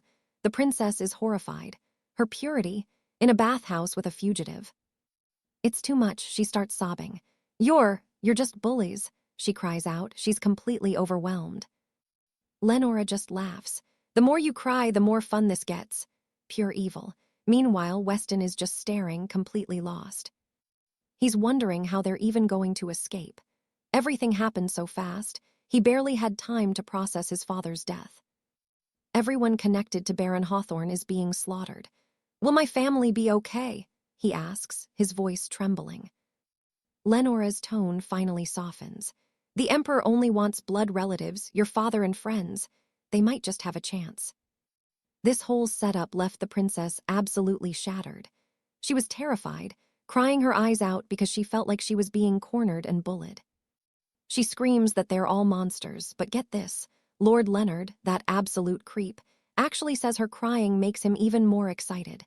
Disgusting, right? Meanwhile, our boy Julian is reeling. Was this really an escape? Everything happened in such a blur that he barely had a second to process the chaos. Now, anyone tied to Baron Harrison is a marked man. Julian is spiraling, worried sick about whether his father and his best friend are going to make it out alive. Leonard tries to play it cool, though. He tells him to relax. The crown is only going after the blood relatives for now. Small comfort, if you ask me. Alastair knew his allies weren't the immediate targets for revenge. He trusted Sir Alaric could protect them. His father and William were strong enough to handle themselves, but the one truly in danger. That was him. They needed a clean getaway now. He looked over and saw Princess Alara still couldn't stop crying. He asked Luna why she wasn't mourning the king's passing. She just shrugged. She'd seen the tragedy coming a mile away. Alara was all alone now. No family, just Alastair and their shared bloodline. Suddenly, Luna's tone turned disturbingly playful. She wanted to get even closer to Alastair, and even offered to share the princess for some twisted fun. Alastair was completely petrified. The princess finally left the palace grounds with her caravan. People were whispering. Why did the emperor let her go so easily? Rumors were already spreading that the traitor Cain had secret ties to the royals of the Mercia kingdom. But before they could clear the gates, a guard barked a command. "Halt! Nobody moves." The servants groaned. Not another inspection, surely. But this wasn't a search, it was something else. A parting gift from the emperor. A final farewell that the princess had to accept with her own 2 hands. Inside the carriage, Alara hesitated for a heartbeat. Then she slowly lifted her veil and took the present. She thanked His Majesty, and the caravan rolled on. Tucked in her lap was a tiny Luna, disguised as a servant child. The guards watched them like hawks the whole time. That box sat right there, inches from the princess. Finally, they passed through the massive palace walls. Everyone felt like they'd just escaped the jaws of death. One servant breathed a sigh of relief, thinking they were lucky, but Luna cut him off. They didn't just look, they checked. That box, it was a blood detector. It likely had a sample of Alistair's own blood hidden inside. If it sensed a genetic match, it would have triggered instantly. Alistair was baffled. How did they bypass it? Luna just gave him a mysterious smile. "That's a secret." She explained it was her spirit's intuition guiding her. Since Alistair is her master, and they share a soul trace, Luna could rewrite her own energy to stay hidden. But this only worked because Alistair is so incredibly powerful. He started wondering just what his true rank really was. They were finally nearing the border. Alara hoped everyone would keep their word, but Luna sensed something dark. "Heads up," she warned. "The real spotlight is about to hit." There was a battle waiting for them just down the road. The princess didn't get it. Luna just sighed. The poor girl had no idea she was the actual target. To keep the war going, the high-ups needed a royal corpse. And right on cue, the assassins arrived. 2 masters against a whole caravan. The killers thought this would be easy money. They knew the princess had the fighting skills of a toddler. They moved in like shadows, silent and deadly.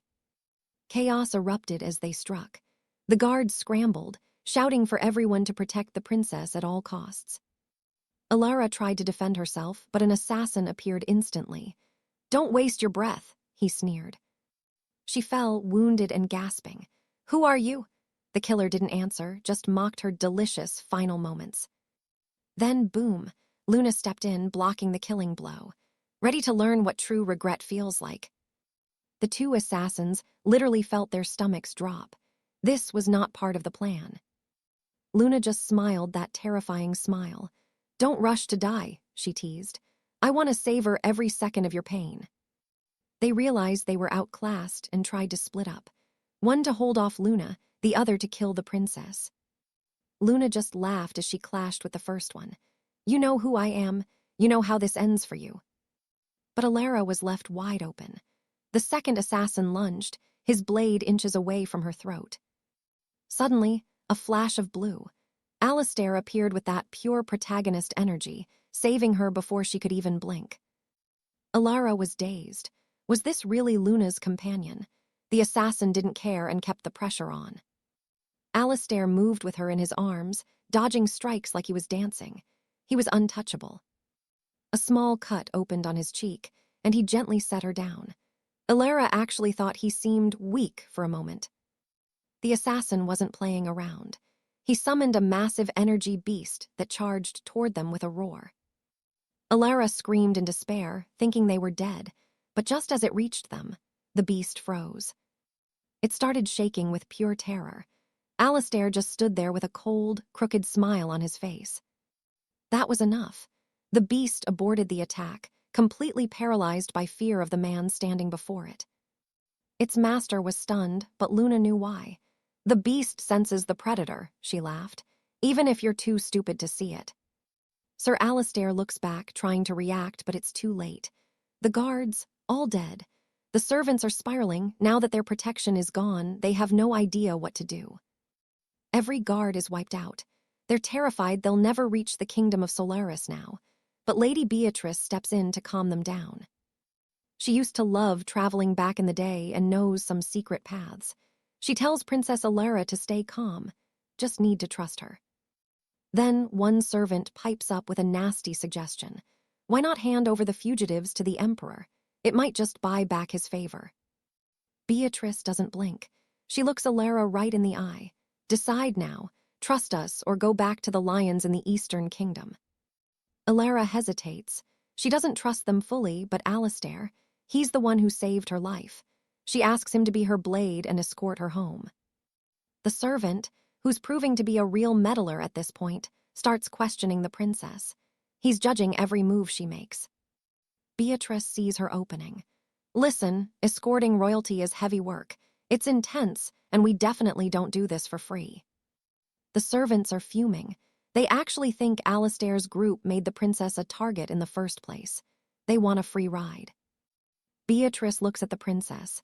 Is that what you think too? But Elaira is just done. She's distressed, exhausted, and just wants to go home. They agree to take her, but Beatrice has a condition. Those annoying, loud-mouthed servants, they're out. They can leave right now. At least the princess can pay. Unlike those two, who were already planning to ditch her, Beatrice just warns them not to breathe a word about her location. But Elaira's heart is too big. She says she'll pay for them too, thinking more people means better security. Talk about being too kind for her own good. That kindness actually embarrasses them. These two had served her since she was a child, and she genuinely cares for them both. They feel the guilt and agree to leave, offering to act as decoys. They'll draw the pursuers away while she makes her escape. Elaira is terrified for them. It's too dangerous. But they insist. They're just servants. The enemies won't care about them while they lay false trails. Reluctantly, she says her goodbyes, begging them to stay safe. Beatrice just rolls her eyes. Honestly, this is the most dramatic relative she's ever seen. Elaira tells her to shut it. Beatrice turns to Alistair to see what he thinks, but the hero is already scanning the horizon. Something is off. It all feels way too suspicious. Even Alistair's attendant is nodding. This whole setup stinks to high heaven. Out in the desert, the servants are finally alone. They think they're safe, so they pull out a red scrying crystal to contact their true master. They press their hands to the artifact. A sinister red light pulses until a projection of a man flickers into the air. It's Lord Blackwood. He's cold as ice. This is a one-time use artifact. It's expensive and untraceable. If this isn't an emergency, I'll kill you both. He demands a report. They wrap up the summary, explaining how the initial plan completely failed. Blackwood's next order is brutal: kill the princess at all costs. She cannot return to the palace alive. Period. Why? Because only her death will give the King's War plans the spark they need. The two servants bow and accept Blackwood's orders. The projection vanishes. Hurry, he told them. Now they're panicking. Using a signal flare would be way too risky out here. They decide to head back. If she isn't dead yet, they'll finish her off themselves. They're ready to destroy everything they once protected. One servant reaches for a signal tool, but slash, he's cut down instantly. Beatrice appears from the shadows. Setting off fireworks, are we? She mocks them, joking about them trying to have a secret romantic tryst. If she'd known, she would have joined the party. But behind her stands Elaira. She heard it all. She's crying with genuine heartbreak. They literally grew up together. They don't care. They're loyal to the king and Lord Blackwood now. It's for the kingdom, they sneer. You should know your responsibility. In the most twisted way possible, they ask her to just die right there. Then, Alistair steps forward into the light. The princess has rights too, he growls. This whole dying for your country thing, that's for the brainwashed and those with no future. He suggests they kill themselves instead. Maybe she'll follow, but the servants aren't falling for his bluff. Alistair scoffs. Even if she dies, there's no guarantee the kingdom of Solaris has a promising future anyway.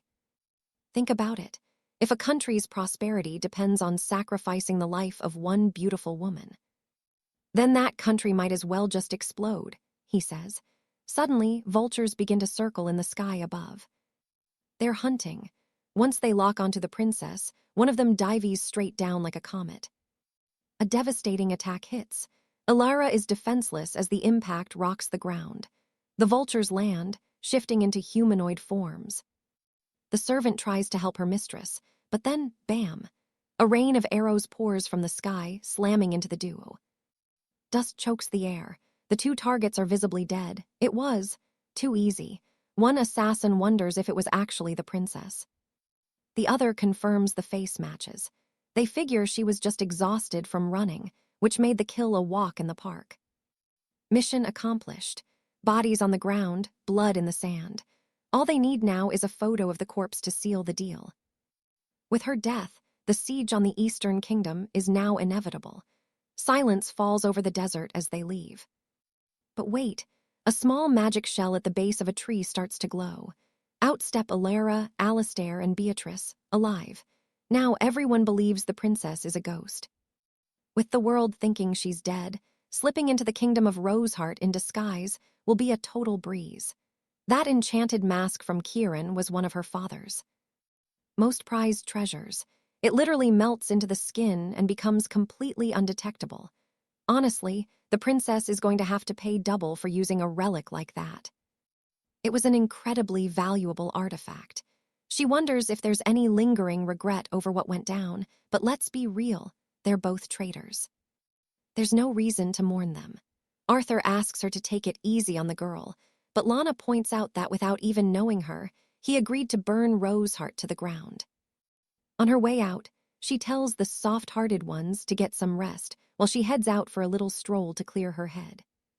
Looking at the princess, Arthur tells her to just ignore Lana's sharp words, even though he isn't quite sure how to comfort her himself. He wants to thank her for the Roseheart essence, but Lady Catherine just feels weak. She can't even protect herself, feeling awkward being so close to him. She tells him she needs to rest alone for a bit. He moves further away and falls into a deep sleep almost the second his head hits the ground. The princess takes one more look at her weak companion. Even so, he's the only one who makes her feel safe. She knows she needs to thank him in some way. As Arthur sleeps, he's wrapped in a strange, warm comfort.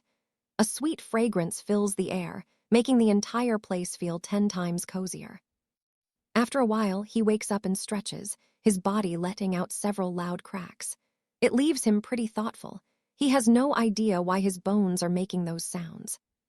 Not to mention, he feels way stronger and absolutely famished.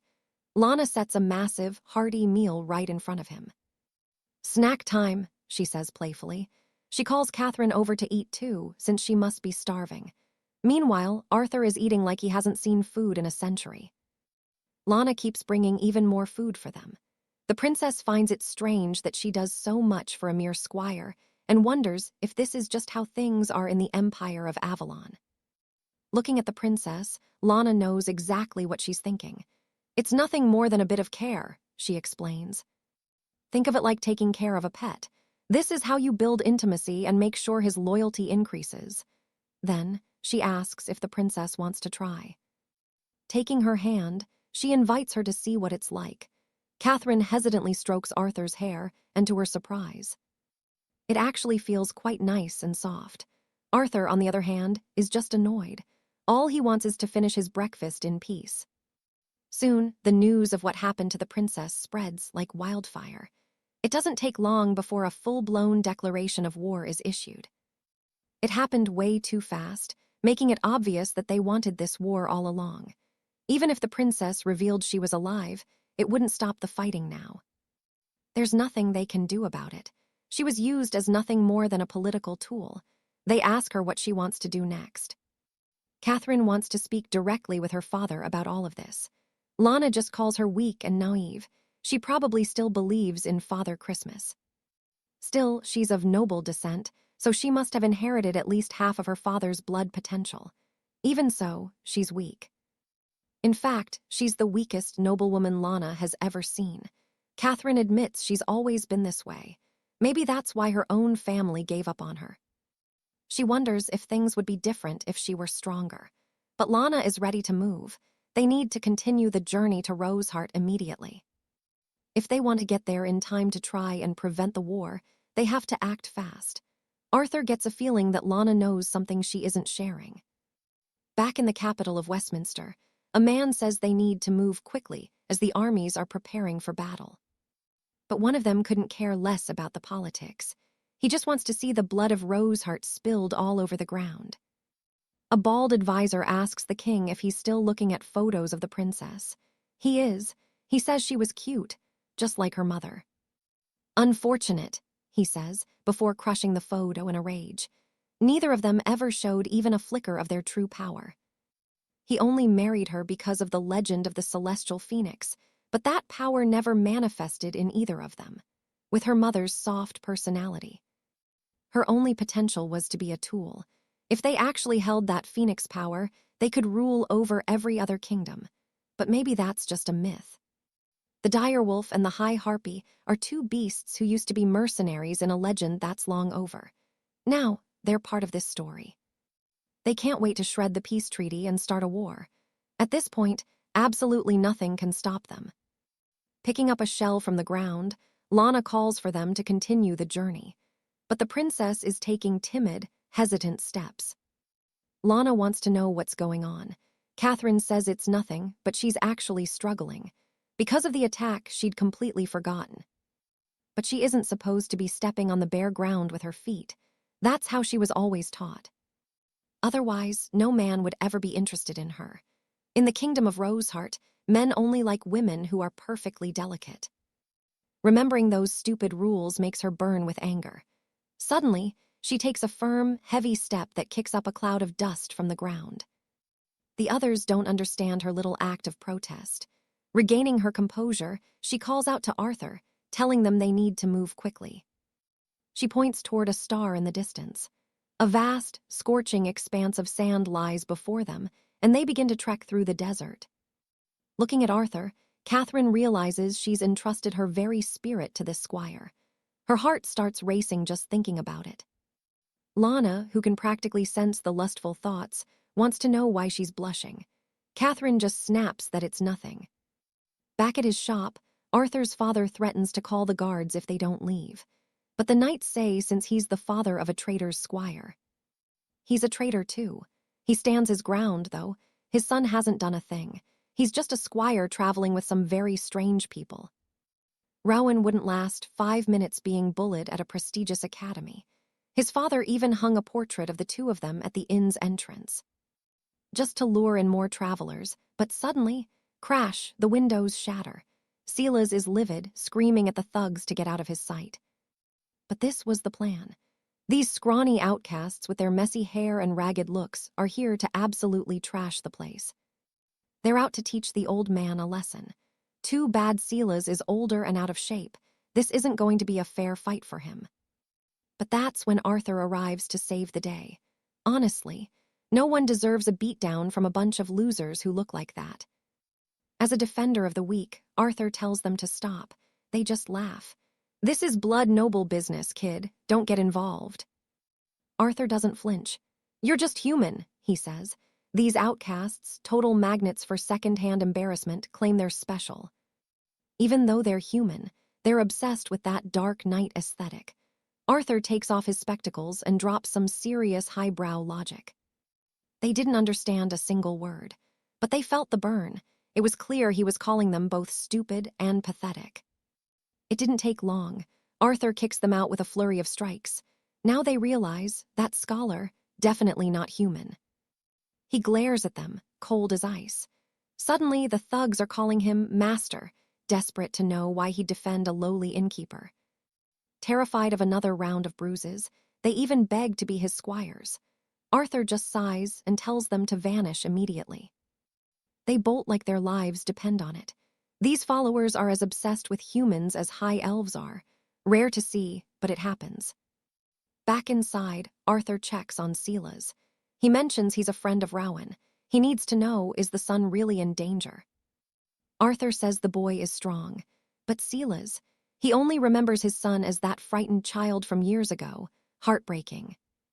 As Arthur leaves, he wonders where the boy could be. But look up, high on the rooftops, they're being watched. Someone is guarding Rowan's father. The spies realize it's a high-ranking noble, but they've got a plan to strike. Capturing the old man will lead them straight to the princess. After all, she only has Rowan as her sworn protector. Arthur senses them closing in. The ugliest spy sneers, saying Arthur smells like a new squire. freshly turned and weak. "Eat more or get eaten," he taunts. The others lunge for Sela's. Arthur panics, but then everything changes. The long-haired brute laughs, saying numbers win wars. Right on cue, the royal guard appears. "We couldn't agree more." They arrive in force, perfectly synchronized strikes, and just like that, the thugs are absolutely obliterated in seconds. A scarred knight tells Sela's he can't stay here. It's too dangerous. Arthur tells him it's okay. These knights are allies. Sela's reaches down to grab his gear. Arthur helps him. He's already packed, ready to leave his home behind forever. To everyone's surprise, the old man isn't looking for a fight. He just wants peace with his hard-earned savings. Elsewhere, Seraphina asks Rowan why he's so miserable so early. He's just emotional. This world, it's completely bizarre. Now he's a fugitive, no clue what's coming next. Then he hears a melody, soft, haunting, a song of home. It's Lady Alara singing a song of homesickness. He calls her Your Highness, but she stops him. "Just Alara, please." Suddenly, Seraphina smirks. She says the tension between them is thick enough to cut. She'd love to just watch. Anyway, after a long trek, the kingdom of Rosethorn finally appears. With these noble disguises, they'll slip right in. Rowan wants to rush the gate, but his guard stops him. They need to prepare. He asks how they could possibly do that. An hour later, they're in the market. A vendor is hawking enchanted charms, little paper wives for the lonely traveler. Rowan declines. He's masked now. The ladies, their outfits are stunning, pure elegance. They look like true nobility. Even the pastry vendor is starstruck, hoping to catch some gold from them. The food smells incredible. They can't resist. They give in. Seraphina offers Alara a bite of her pastry. The crowd is whispering. One man with two beauties, lucky guy. Rowan asks about the disguise. Alara explains. In this capital, single women can't even walk the streets without a husband. They can't risk drawing eyes here. Local customs are law. This is just the edge of the citadel, after all. Alara tells them to slow down, take a look around. Rosethorn is smaller than Rowan imagined, the tiniest of the 7 realms. But he points to a massive structure. "What's that?"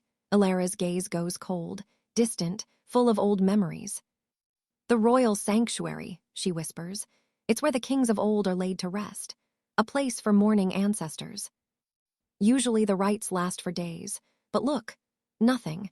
Despite the death of the princess, there's no ceremony happening. Her supposed passing was just a pretext for war. But the total absence of mourning tells the real story." Rowan tries to find the words to comfort her, but the prince just pushes them forward. Keep moving, no stopping. While they're walking, they hear a massive commotion nearby. A man is screaming, absolutely furious about the fake mourning. They turn to see a citizen outraged. He's been forced to mourn for a lie, and the tension is about to explode. "Our princess is gone, but the court is doing nothing. An old man is being shoved out of the royal sanctuary, the very place where they should be invoking her spirit. See, her body was never found. But when the old man begs for a ritual, the guards just tell him to quit causing a scene. Catherine hears it all. He mutters that the princess was just a pawn, used and discarded exactly like her mother, Lady Margaret. Then, crash, his bags go flying as he's shoved to the dirt. "Keep it up and you're a dead man," the guard snarls. The poor guy just trembles, crawling to pick up his scattered things while his heart burns with pure indignation. He's just a man in mourning, clutching old sketches of the princess and her mother. It's heartbreaking, seeing those precious memories now covered in nothing but dust and neglect. Catherine moves to help, but Lady Guinevere holds her back. She knows this man, it's old Barnaby, but in this kingdom you have to be smart. Guinevere whispers that they need to watch and wait, so they tail him through the shadows, all the way back to his crumbling little cottage.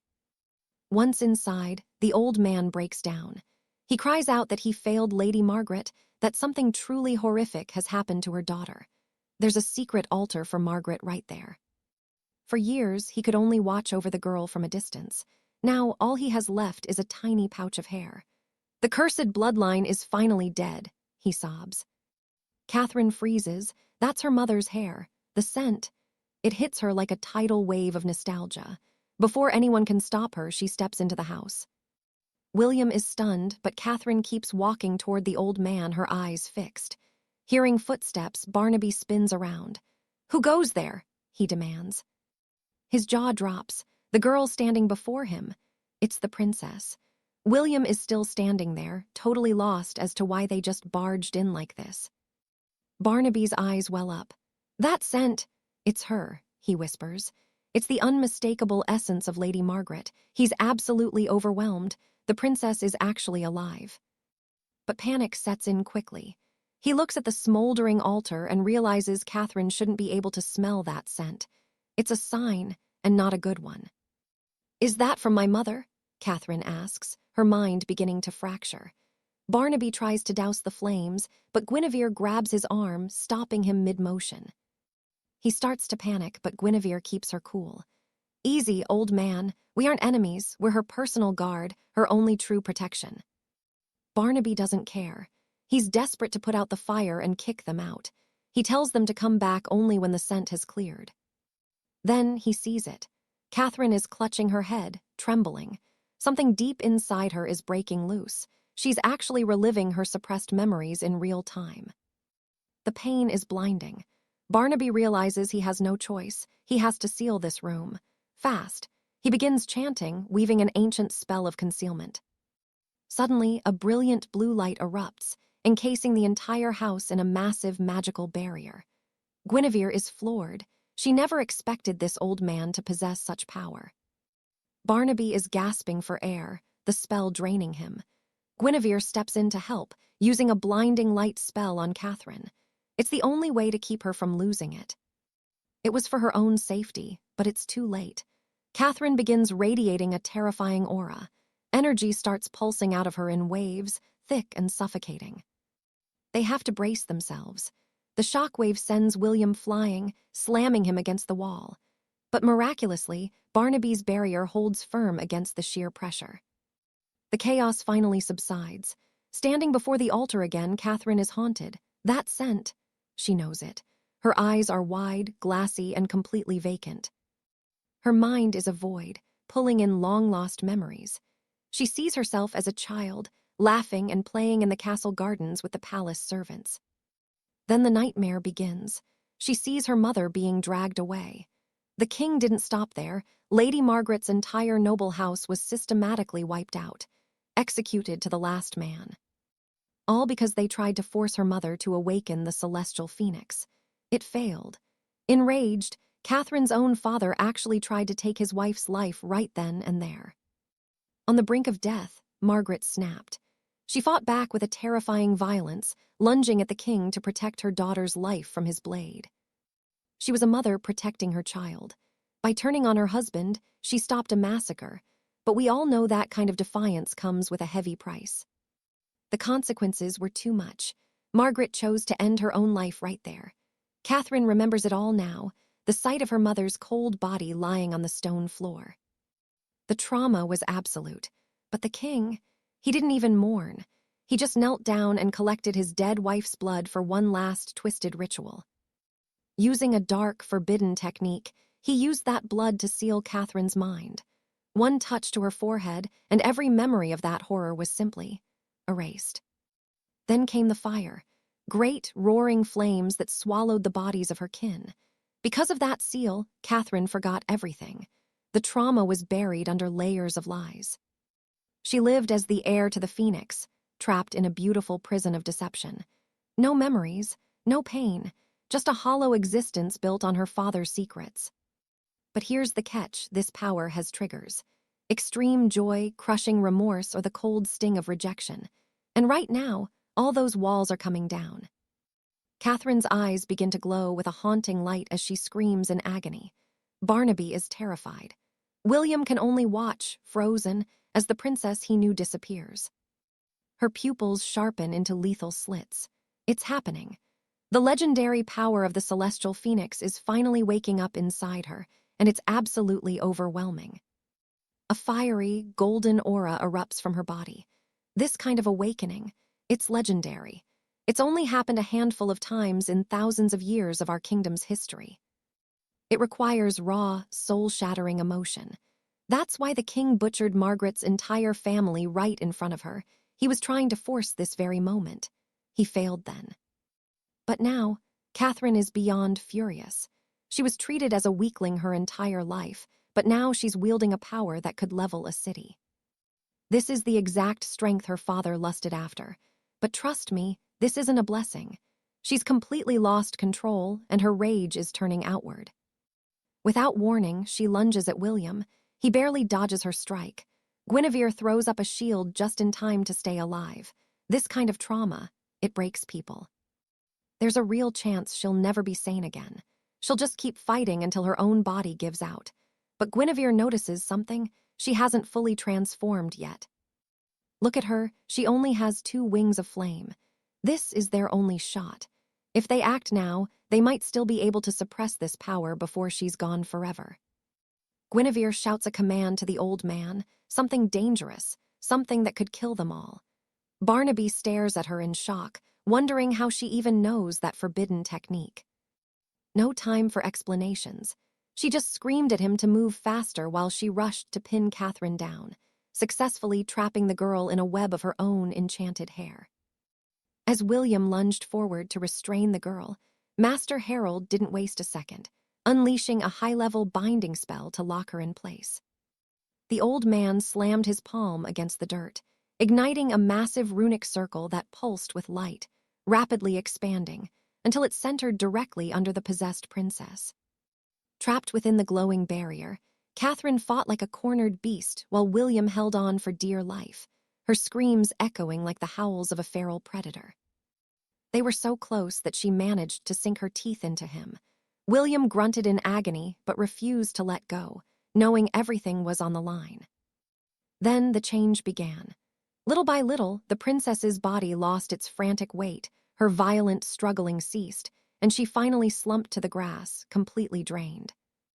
The life-or-death struggle was over, but Lady Lyra's expression remained grim as she warned that their troubles were only just beginning. A powerful seal still sat on the princess's mind, and though the master who placed it was currently unaware of their interference, things had already spiraled out of control. Master Harold nodded solemnly, realizing the girl's latent power was far too massive to keep hidden through peaceful means any longer. With no cards left to play, Lyra declared they had to sacrifice the old man to save the girl, a cold reality that left Harold speechless. Outside the estate, the king's hounds were already closing in. Sir Thorne knew this house belonged to a former advisor who was nothing but a pawn kept alive by royal mercy. The old man had been allowed occasional visits with the princess, but it was clear now that he'd been hiding something beneath that submissive exterior all along. Suddenly, a suffocating blue aura erupted from Harold. Thorne had always suspected the innocent, old man was a secret master, and it turns out he was right. Thorne scoffed, wondering if this desperate show of power was triggered by the princess's supposed death, mocking the old man for thinking he could hide from the crown. Harold stood his ground, demanding the princess be given a proper noble burial. He was old, tired, and finally had absolutely nothing left to lose.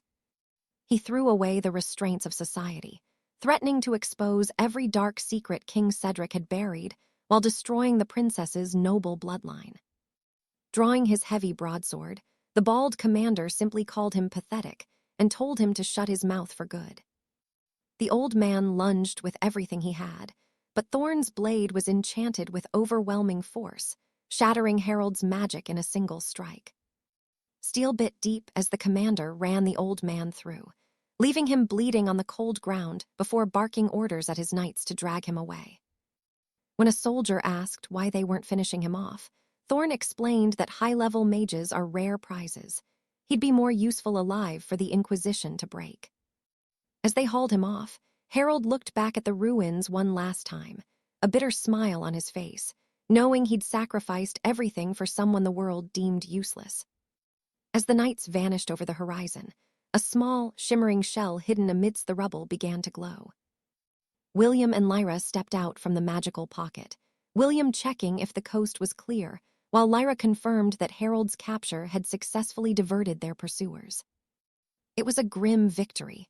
The royal family's arrogance had blinded them, and for now, the group was finally off the radar. Meanwhile, Catherine remained in a deep, unconscious trance until she bolted upright, screaming for her mother as if waking from a living nightmare. Gasping for air and shaking with cold sweat, she looked around the unfamiliar room, her mind a blurred mess of fear and confusion.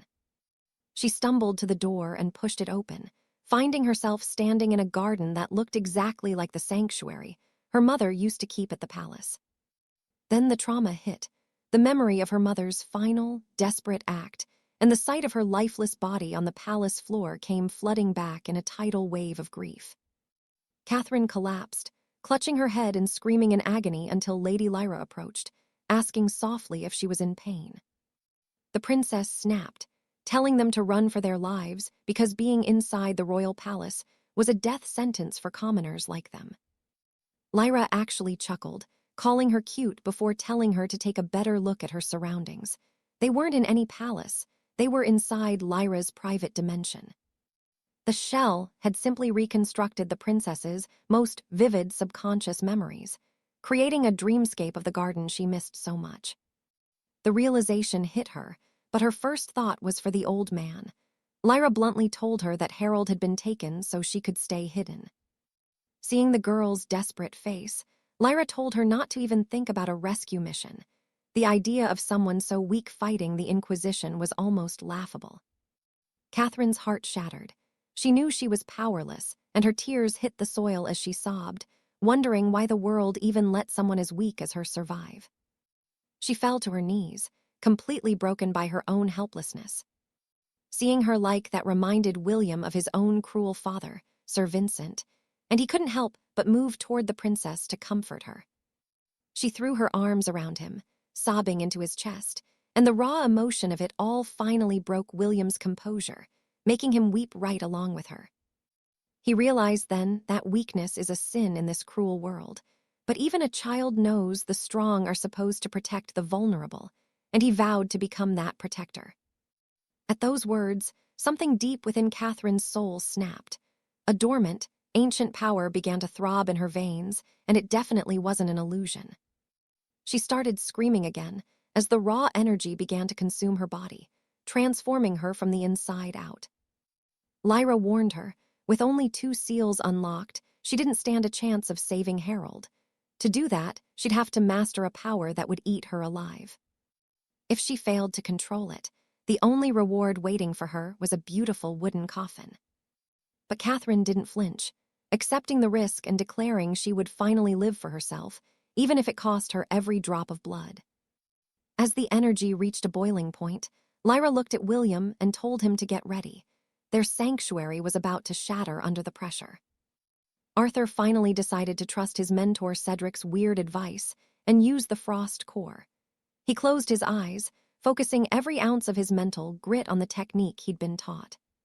His mind and muscles locked into perfect sync, pushing his concentration to the absolute limit until the core finally manifested.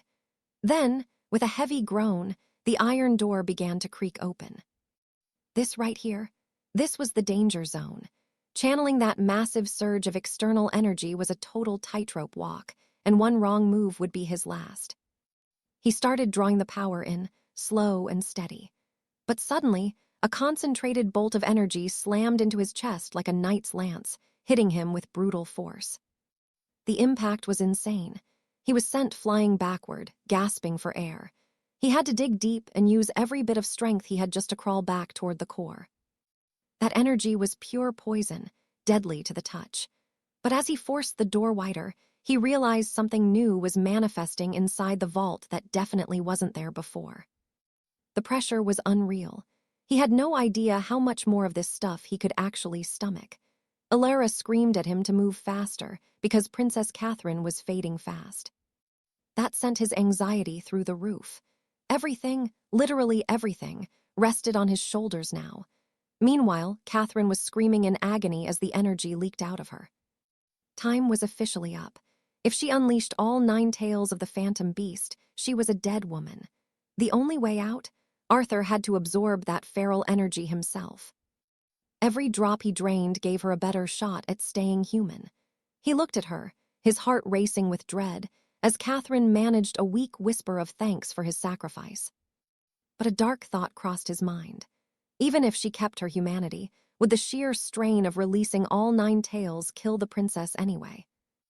𝒉𝒅𝒄𝒕𝒆𝒅 couldn't give him a straight answer. So Arthur just gritted his teeth and reached out, ready to swallow as much of that chaotic power as it took to save her. The internal damage was immediate. He coughed up a spray of blood, his body screaming in protest as the energy level inside the frost core began to skyrocket. Finally, he kicked the door shut. Outside, the energy didn't stop, it erupted in a deafening roar. Catherine was crawling across the stone floor, completely losing herself to the dark power. The floor was shredded, marked deep by her new claws. Then, she let out a sound that wasn't human, a raw, predatory roar that echoed through the halls. She glared at Arthur with pure, animalistic malice. He stood his ground, gasping for breath but determined to drag even more of that curse into his own soul. Inside his mind, the frost core was practically exploding. The door was fighting him, trying to slam shut under the pressure, while the energy outside was still overflowing. Panic set in. He threw his weight against the door, trying to hold the gateway open.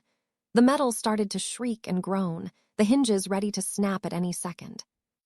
It was draining every last drop of his stamina. His muscles were tearing, his vision blurring, and despite all his effort, the heavy door kept inching closed.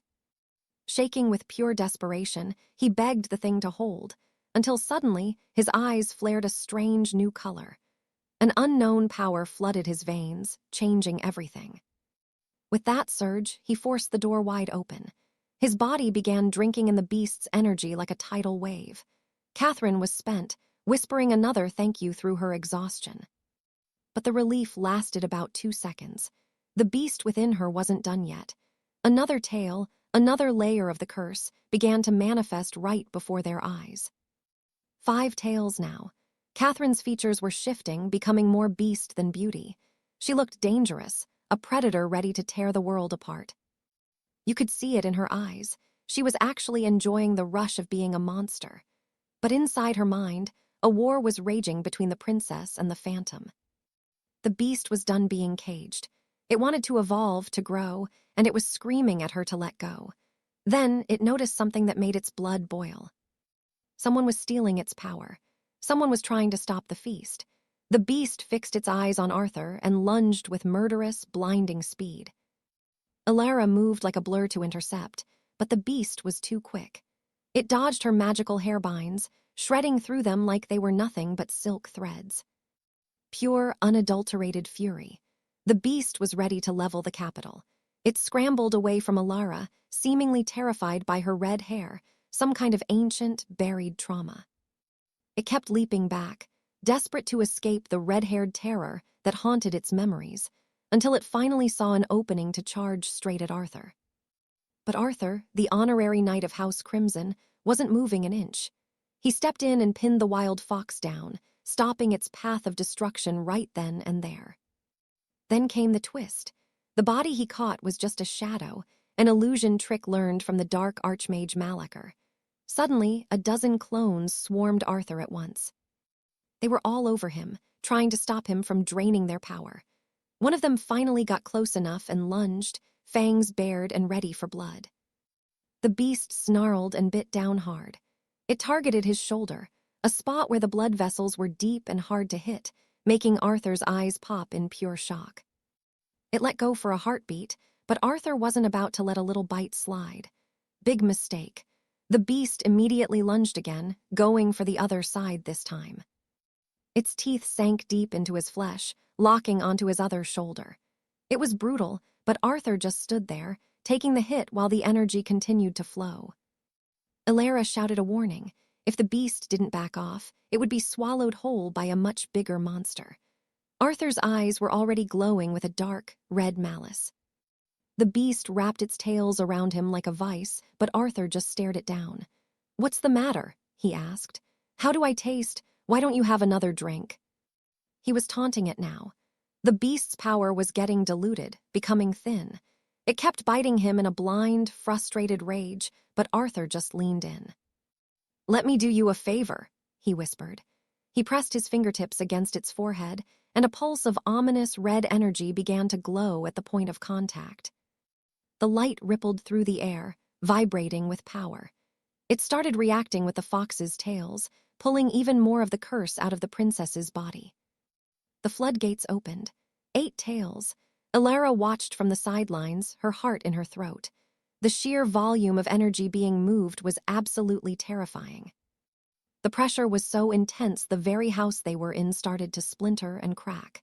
But then, strangely, the rift forming in their reality began to stitch itself back together. The other version of Arthur couldn't help but praise the space artifact. Elaira smiled, proud of the national treasure her father had passed down to her. He even mentioned the camouflage mask she'd used, and she was thrilled he'd caught on to her clever little game.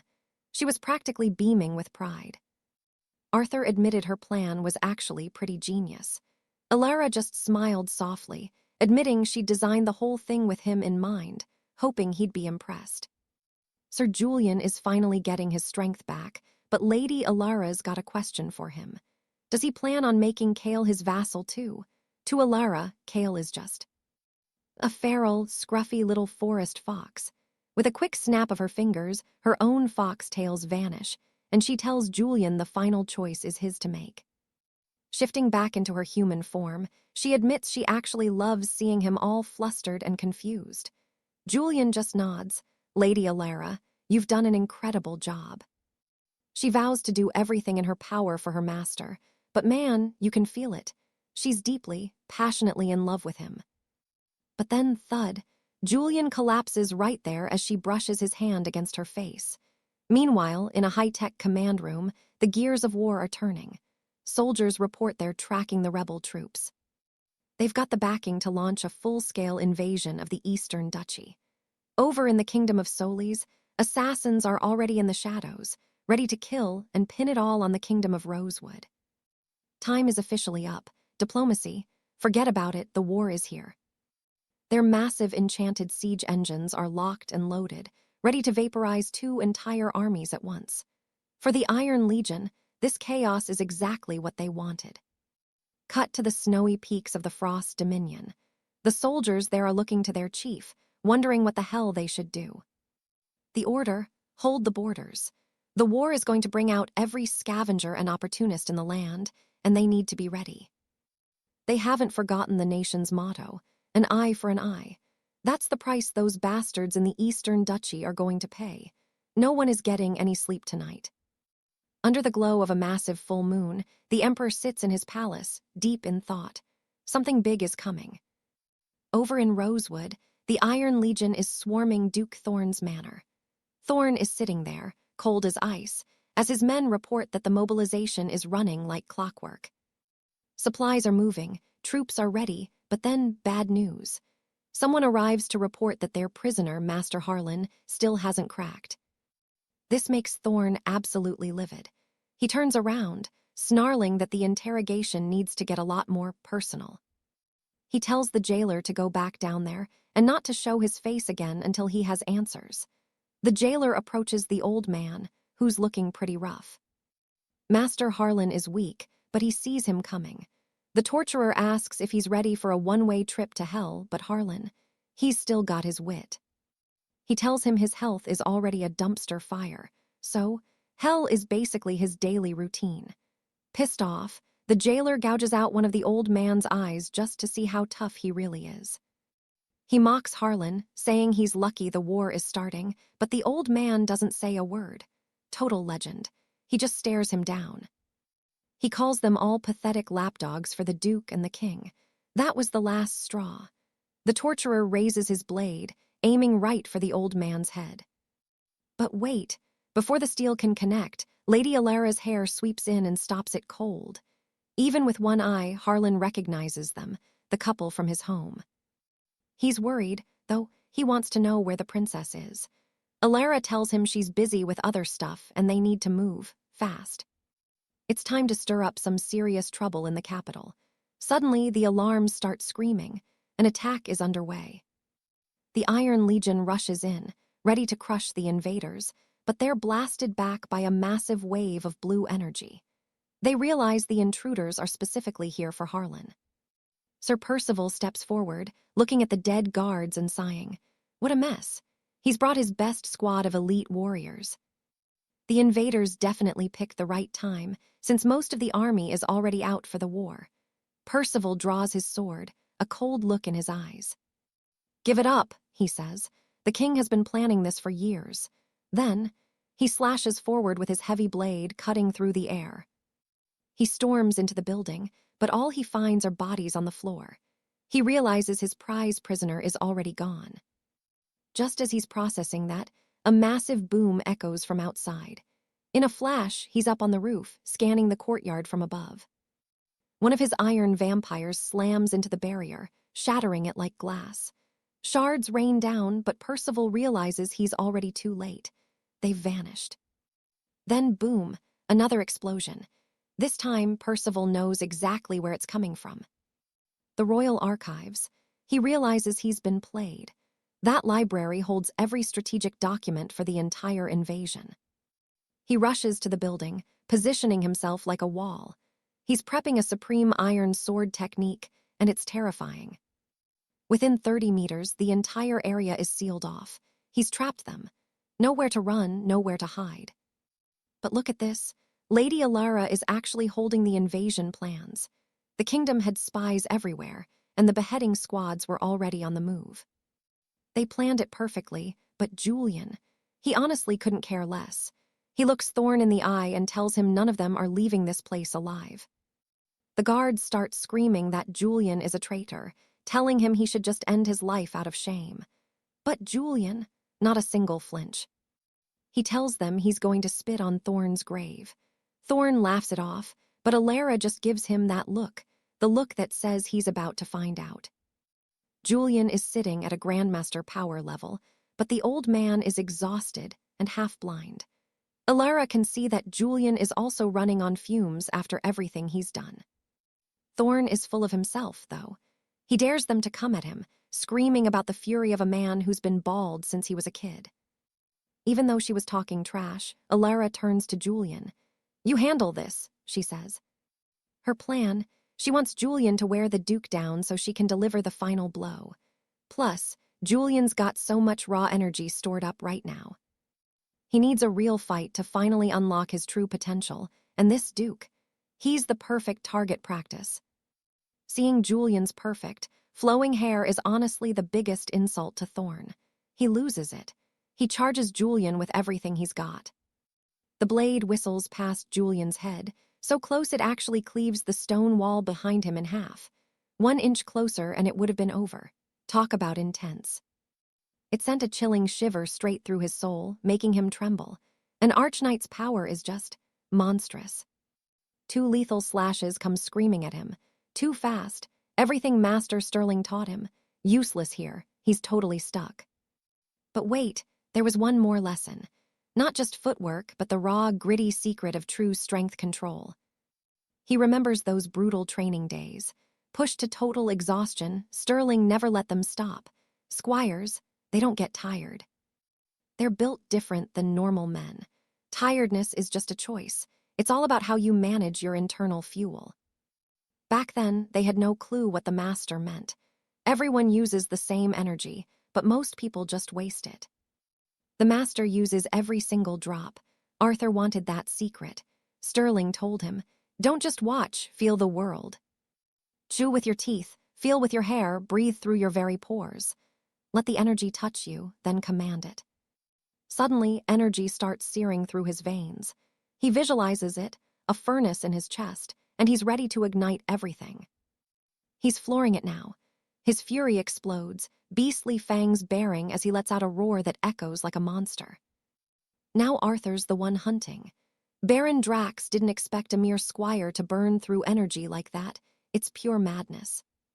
Boom, a heavy fist connects right with Drax's face, sending the high-end mighty noble flying backward. He's completely stunned. Drax is reeling. How? There's no way he should have been hit. But Arthur, he's literally overflowing with raw, golden power. His arms are trashed, but Drax finally sees it. He was aiming for the escape route, but Arthur didn't run. Arthur charged straight into the gap between the blades. He traded superficial arm wounds for a chance to strike back. Drax is fuming. This is humiliating, to be outplayed by a commoner. He launches back in, absolutely relentless and desperate. But Drax catches a fist. He twists it violently, like wringing out a wet rag. He won't let his noble pride be crushed. "You're going to suffer for that," he snarls. Holding Arthur's arm tight, he readies his blade for the final, killing stroke. Arthur barely lunges back. The blade bites, but it's shallow. He's still in the game, despite the searing pain.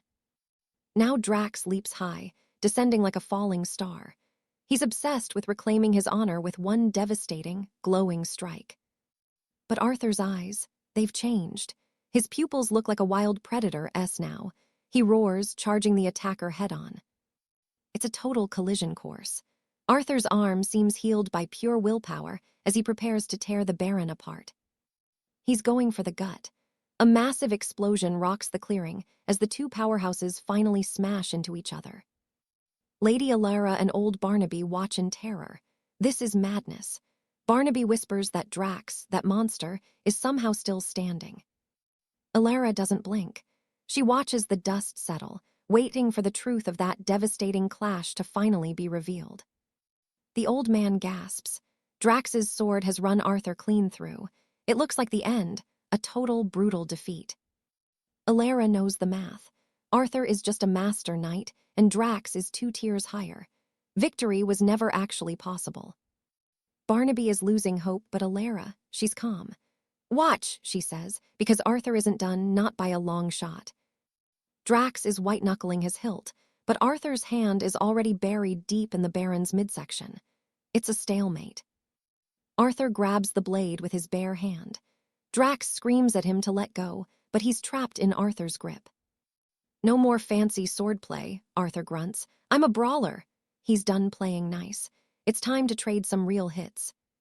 Arthur delivers a vicious, soul-crushing blow, right to the Baron's royal jewels. Yeah, that happened. Drax is in pure agony. It's brutal, it's unfair. Something very delicate definitely just snapped.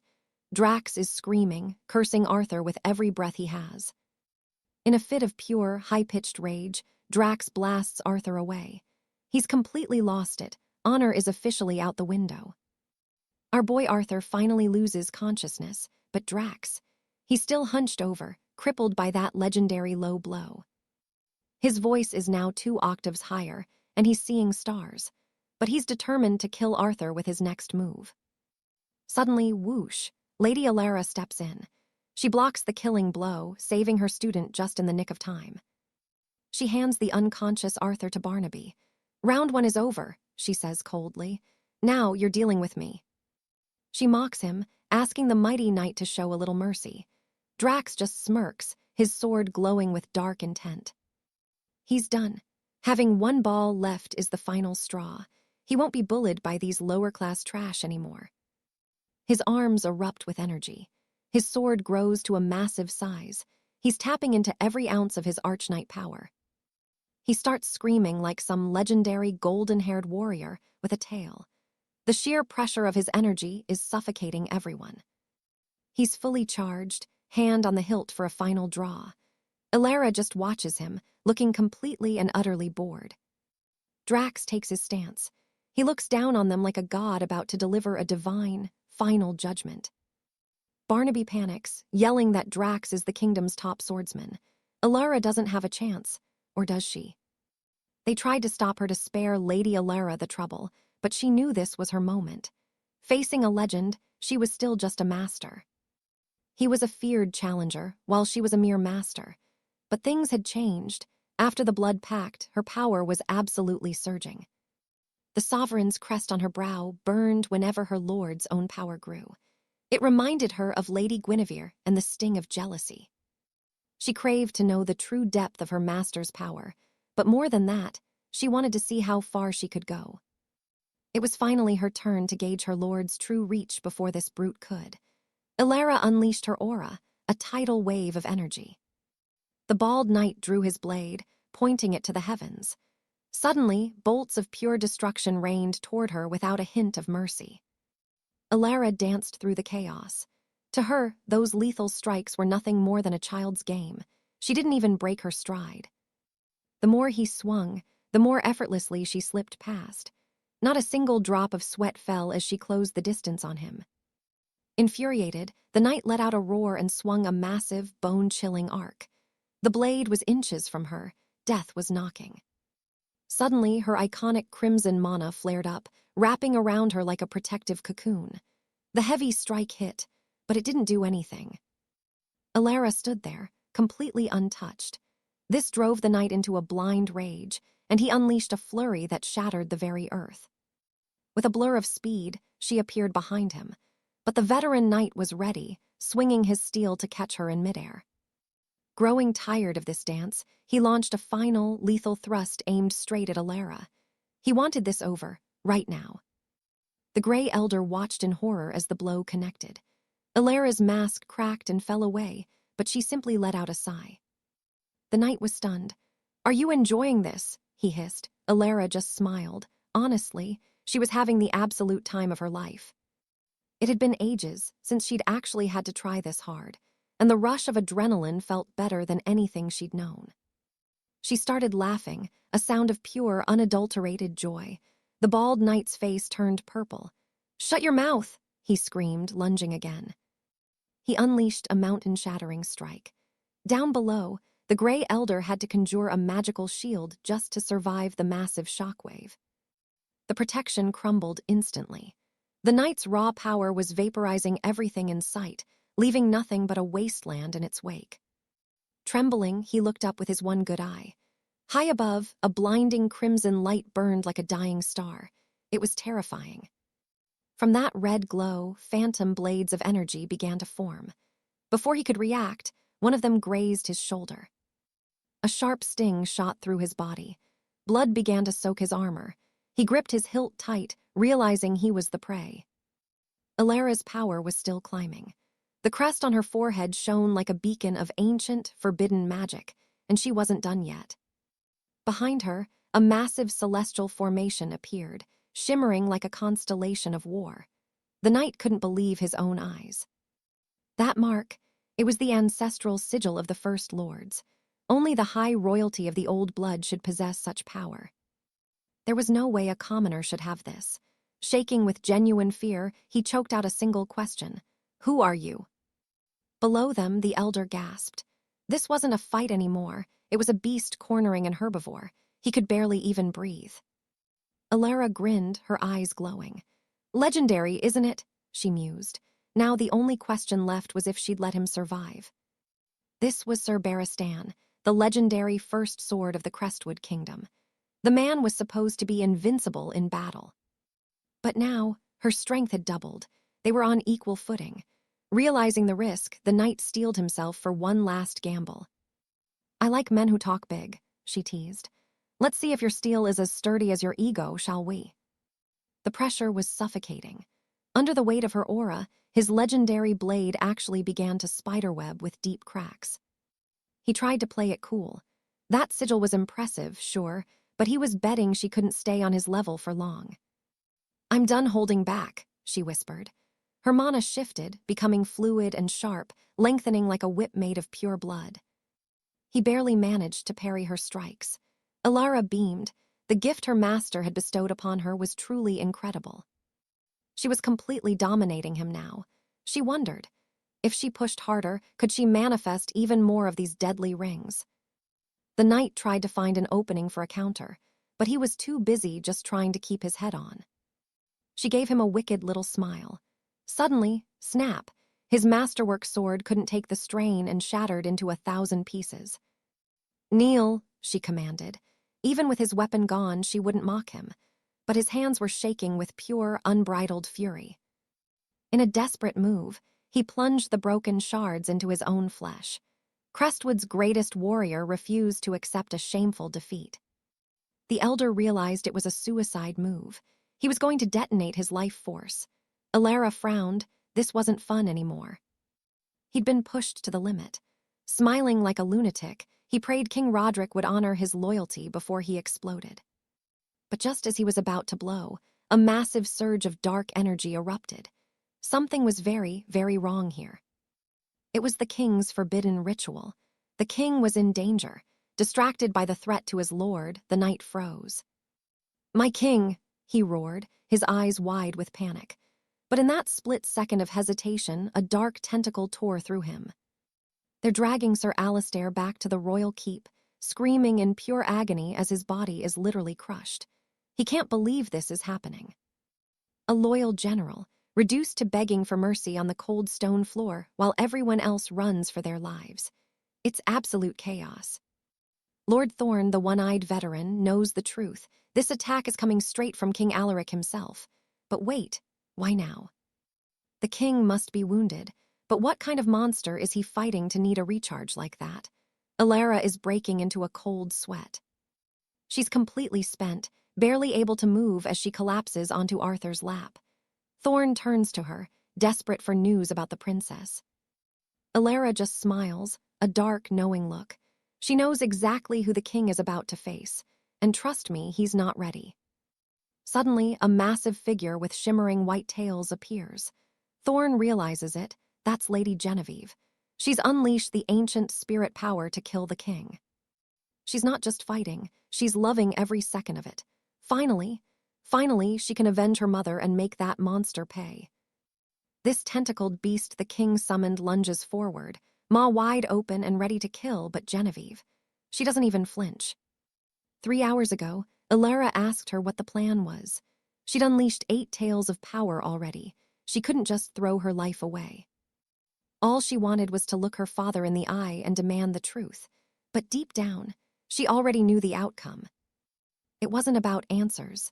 She wanted a confession. She wanted him to feel regret, to admit he actually loved her mother and still loved her. But Genevieve's heart is cold now, filled with nothing but pure, unadulterated hatred. Forgiveness, that was never an option after what he did. 𝒅𝒊𝒄𝒕𝒆𝒅 warns her that she's too kind, too easy to trick. But if she's hell-bent on this confrontation, she has to find her own truth. This is it, her final wish. Go meet him. But 𝒅𝒊𝒄𝒕𝒆𝒅 tells her if she falls today, she has to leave the past behind. Genevieve is confused, but 𝒅𝒊𝒄𝒕𝒆𝒅 just shakes her head. She'll understand soon enough. For now, they just need her to stall the king. Before she leaves, Genevieve asks 𝒅𝒊𝒄𝒕𝒆𝒅 to thank Arthur for everything. She feels terrible for hurting him during her accidental transformation. 𝒅𝒊𝒄𝒕𝒆𝒅 smiles, claiming she remembers nothing. And then, it was time. Genevieve walked right into the lion's den, her father's palace. She pushed the heavy doors open slowly. There he was, King Alaric, standing calmly beneath a great white rose tree. "I'm back," she announced. He turned, his face like stone. No warmth, just a cold, calculated stare as the two finally faced off. He starts talking about his late queen, how she loved these roses and how Genevieve was their final, beautiful blossom. Sounds touching, right? Wrong. He sensed the ancient spirit power waking up inside her and congratulated her like it was some kind of trophy. He walked closer, telling her to trust him just like she did when she was a little girl. She whispered that she missed him. He responded in kind, but then the mask dropped.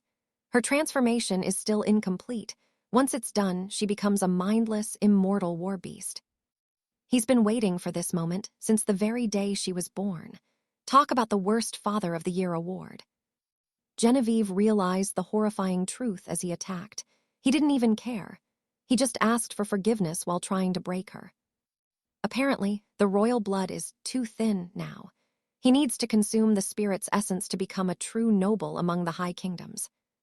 Genevieve spat back the truth. He slaughtered her mother's entire family for this. And now he's ready to sacrifice his own daughter. All of it was a lie. He just wanted to eat her soul or use her as a puppet to start a war. Power is all he ever wanted. He doesn't deserve to be her father. Genevieve let the spirit power explode, shattering the arcane snakes that were binding her. But the king, he actually cheered. He's convinced that consuming her now will make him a literal god. He's completely lost it. He unleashed his spirit wraiths to tear her apart. They charged with terrifying violence, but Genevieve's goal had changed. No more confessions, no more words. She's taking them both to the grave. The king's summoned beast let out an earth-shaking roar. Boom, her tails whipped out, blocking every single strike. Then, she pulled a legendary move, splitting herself into dozens of spirit reflections.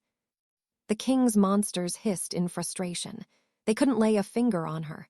That nine-tail energy, it's just on a completely different level. Alaric watched, fascinated by her raw power. But Genevieve was already closing in, ready to end this degenerate's life once and for all. The king stayed cocky, though. He had 3 wraiths, and he'd only shown her 2. He asked if she was curious about the 3rd. A shadow began to rise from the ground, something ancient and foul. Its face was a nightmare as it crawled out of the magic circle. Flames erupted from its mouth, scorching everything. Genevieve tried to shield herself, but the heat was absolutely overwhelming. Things just got a whole lot worse for our girl. She commanded her reflections to ignore everything else and go straight for the king. They lunged, but Alaric's eyes gleamed with malice as he focused solely on the princess. His body began to emerge from the darkness. With one precise, brutal strike, he caught her off guard. Genevieve let out a scream of pure agony. The impact was absolutely devastating. This massive beast, looking like some terrifying god of death, just kept the beatdown coming. It was relentless. Her reflections are gone. She's alone, and her father stands over her asking what her next move is. Any more tricks?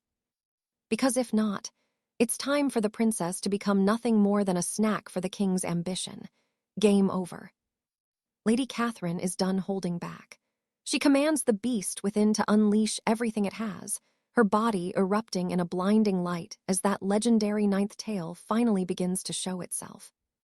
And there it is, the full transformation. This is the true hallowed fox. Her entire personality shifts instantly, and she admits she actually loves how messy and raw humans can be. She mocks the king, telling him his royal line lacks the one thing that matters, real humanity.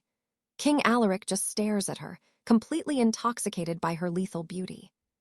She steps through the sky as if walking on air, while red petals drift down around them. But the king realizes way too late that those aren't flowers at all. It's blood raining from the heavens. The spectral guardian has been absolutely wrecked, and honestly, the king loves it. He's thrilled because the strongest warrior is his own daughter, and he's ready to feast. Catherine looks him dead in the eye. He's weak, yet he still has the nerve to try and devour her. Alaric just sneers, telling her not to get cocky just yet. He claims he was only testing the fox's power. But now he's going to show her what a real monster looks like. He unleashes this massive, oppressive energy. He tells her she's missing the one thing that truly makes a ruler. Catherine's eyes go wide as she sees it. It's the blood crest. That ancient heraldry only the direct royal family possesses. He mocks her, saying that fox power doesn't even belong to her. In his eyes, the sanguine seal is absolute. It's the power of total domination. He orders her to surrender and just become a snack for her dear old dad. To him, this is the only path to becoming invincible. He pours every ounce of power into that blood circle, and it is absolutely terrifying to witness. These grotesque tentacles surge out from the creature, trying to swallow the fox whole, but she just, poof, vanished into thin air. Just a shadow clone. Catherine realizes he's got raw power for days, but zero control. He's going to burn out soon, and she just needs to wait for the collapse. But here's the thing, time is running out for her too. The king realizes she's just playing for time, and he is absolutely losing his mind with rage. Pure, unhinged fury. He starts lashing out at everything, even attacking his own servants. But get this, he's intentionally devouring them to boost his own strength. Catherine calls him pathetic. For everything he's done to this kingdom, she decides he deserves to die right here, right now. She sends in more clones, determined to finish this nightmare before he gets any stronger. She starts using those tails like massive, crushing weapons. Every strike is fueled by the resentment of a child who never had a real father. The beast he's become actually feels the weight of those heavy blows. The archivist, watching from the sidelines, realizes she's hitting every single vital point. That's the true power of the hallowed fox. It's a breathtaking, terrifying sight. He wishes his old comrade could see this. But then, bam, Catherine gets hit, hard. The old man sees that ominous purple glow and knows it's bad news. Blood spills from Catherine's mouth. She's seriously injured. The king just grins. Weak points.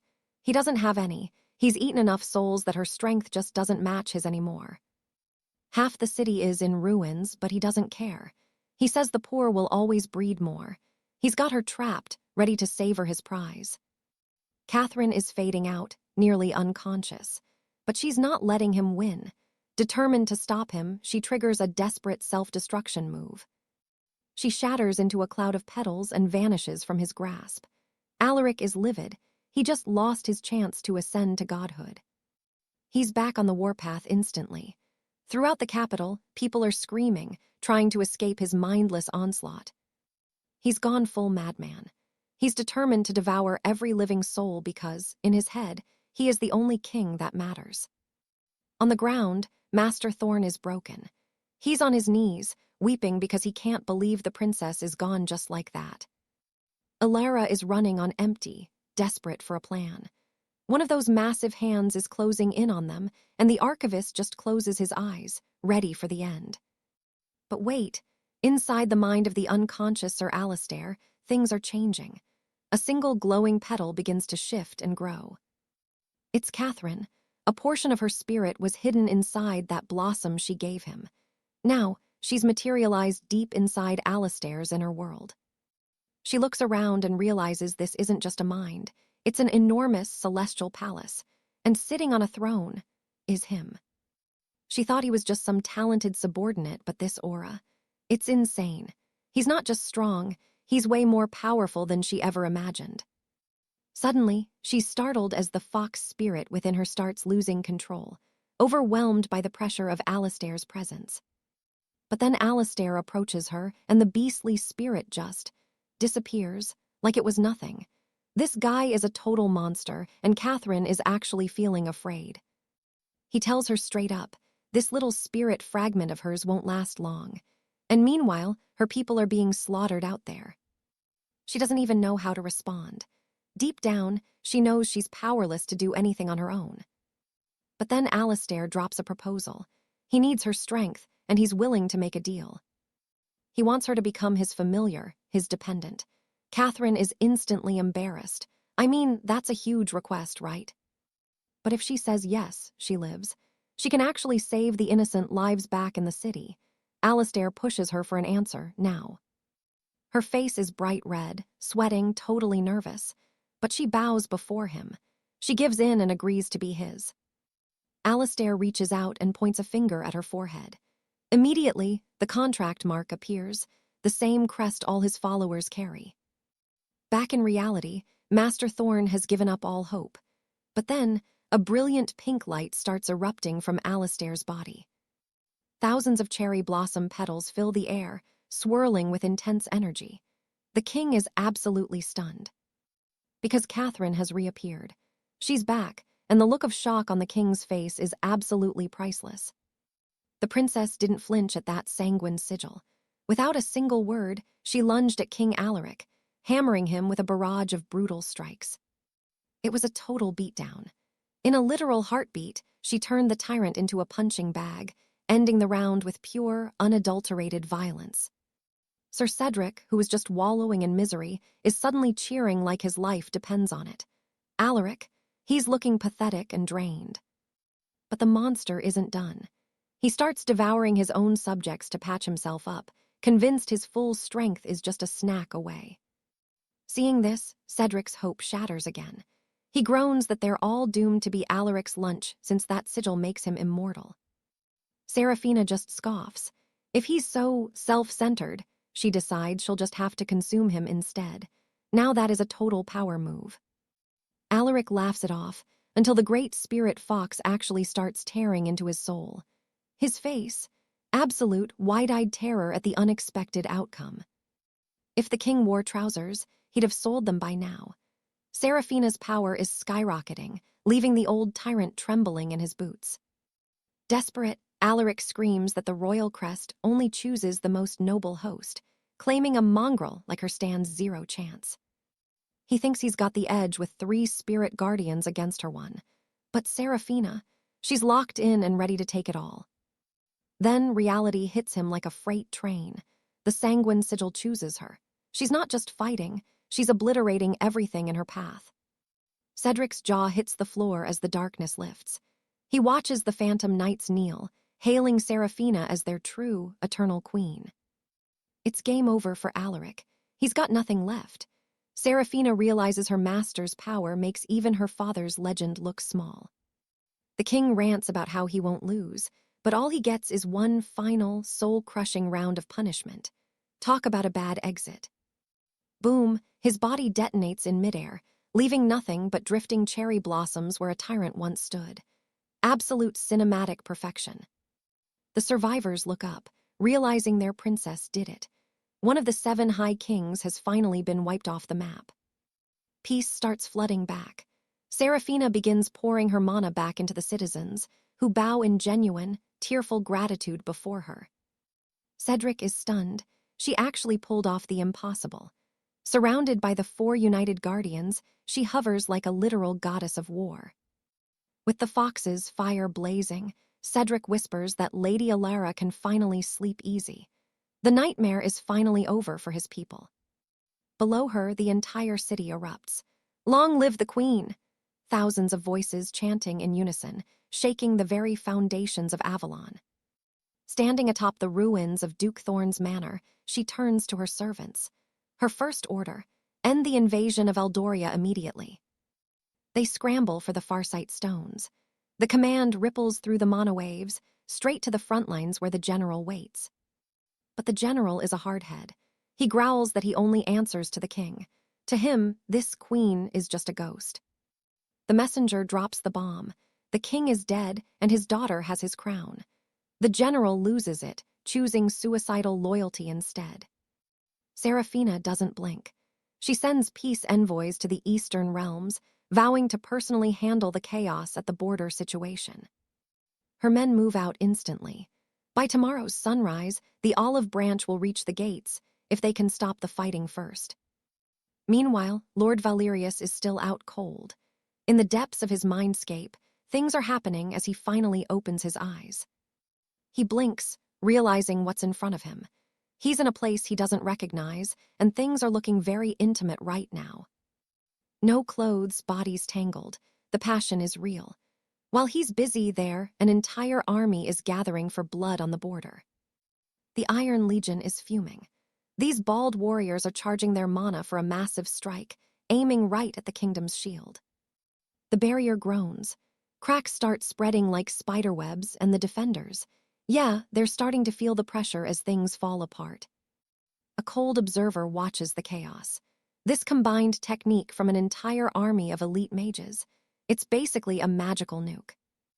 Avalon's opening act was just the start. 5 other kingdoms are circling like vultures, ready to carve up the map for themselves. It's a massive land grab. They're waiting for the shield to shatter so they can seize every inch of territory they can get. But Sir Cedric won't back down. He's ready to die right there on the wall to protect his emperor's legacy. Heroic stuff. On the sidelines, the high assassin just smiles.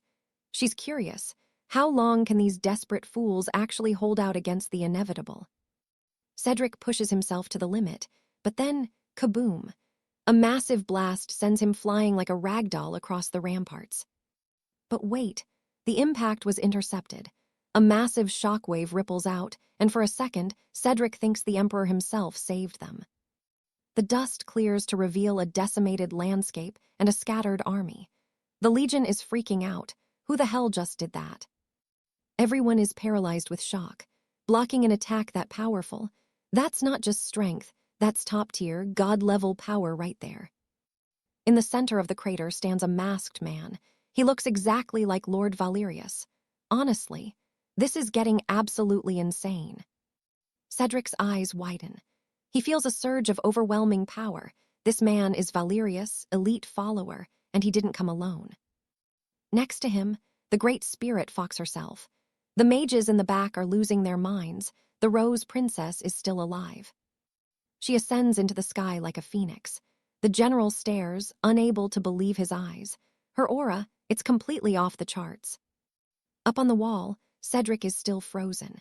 He can't wrap his head around the fact that a miracle just landed in their laps. No commoner should have this much power.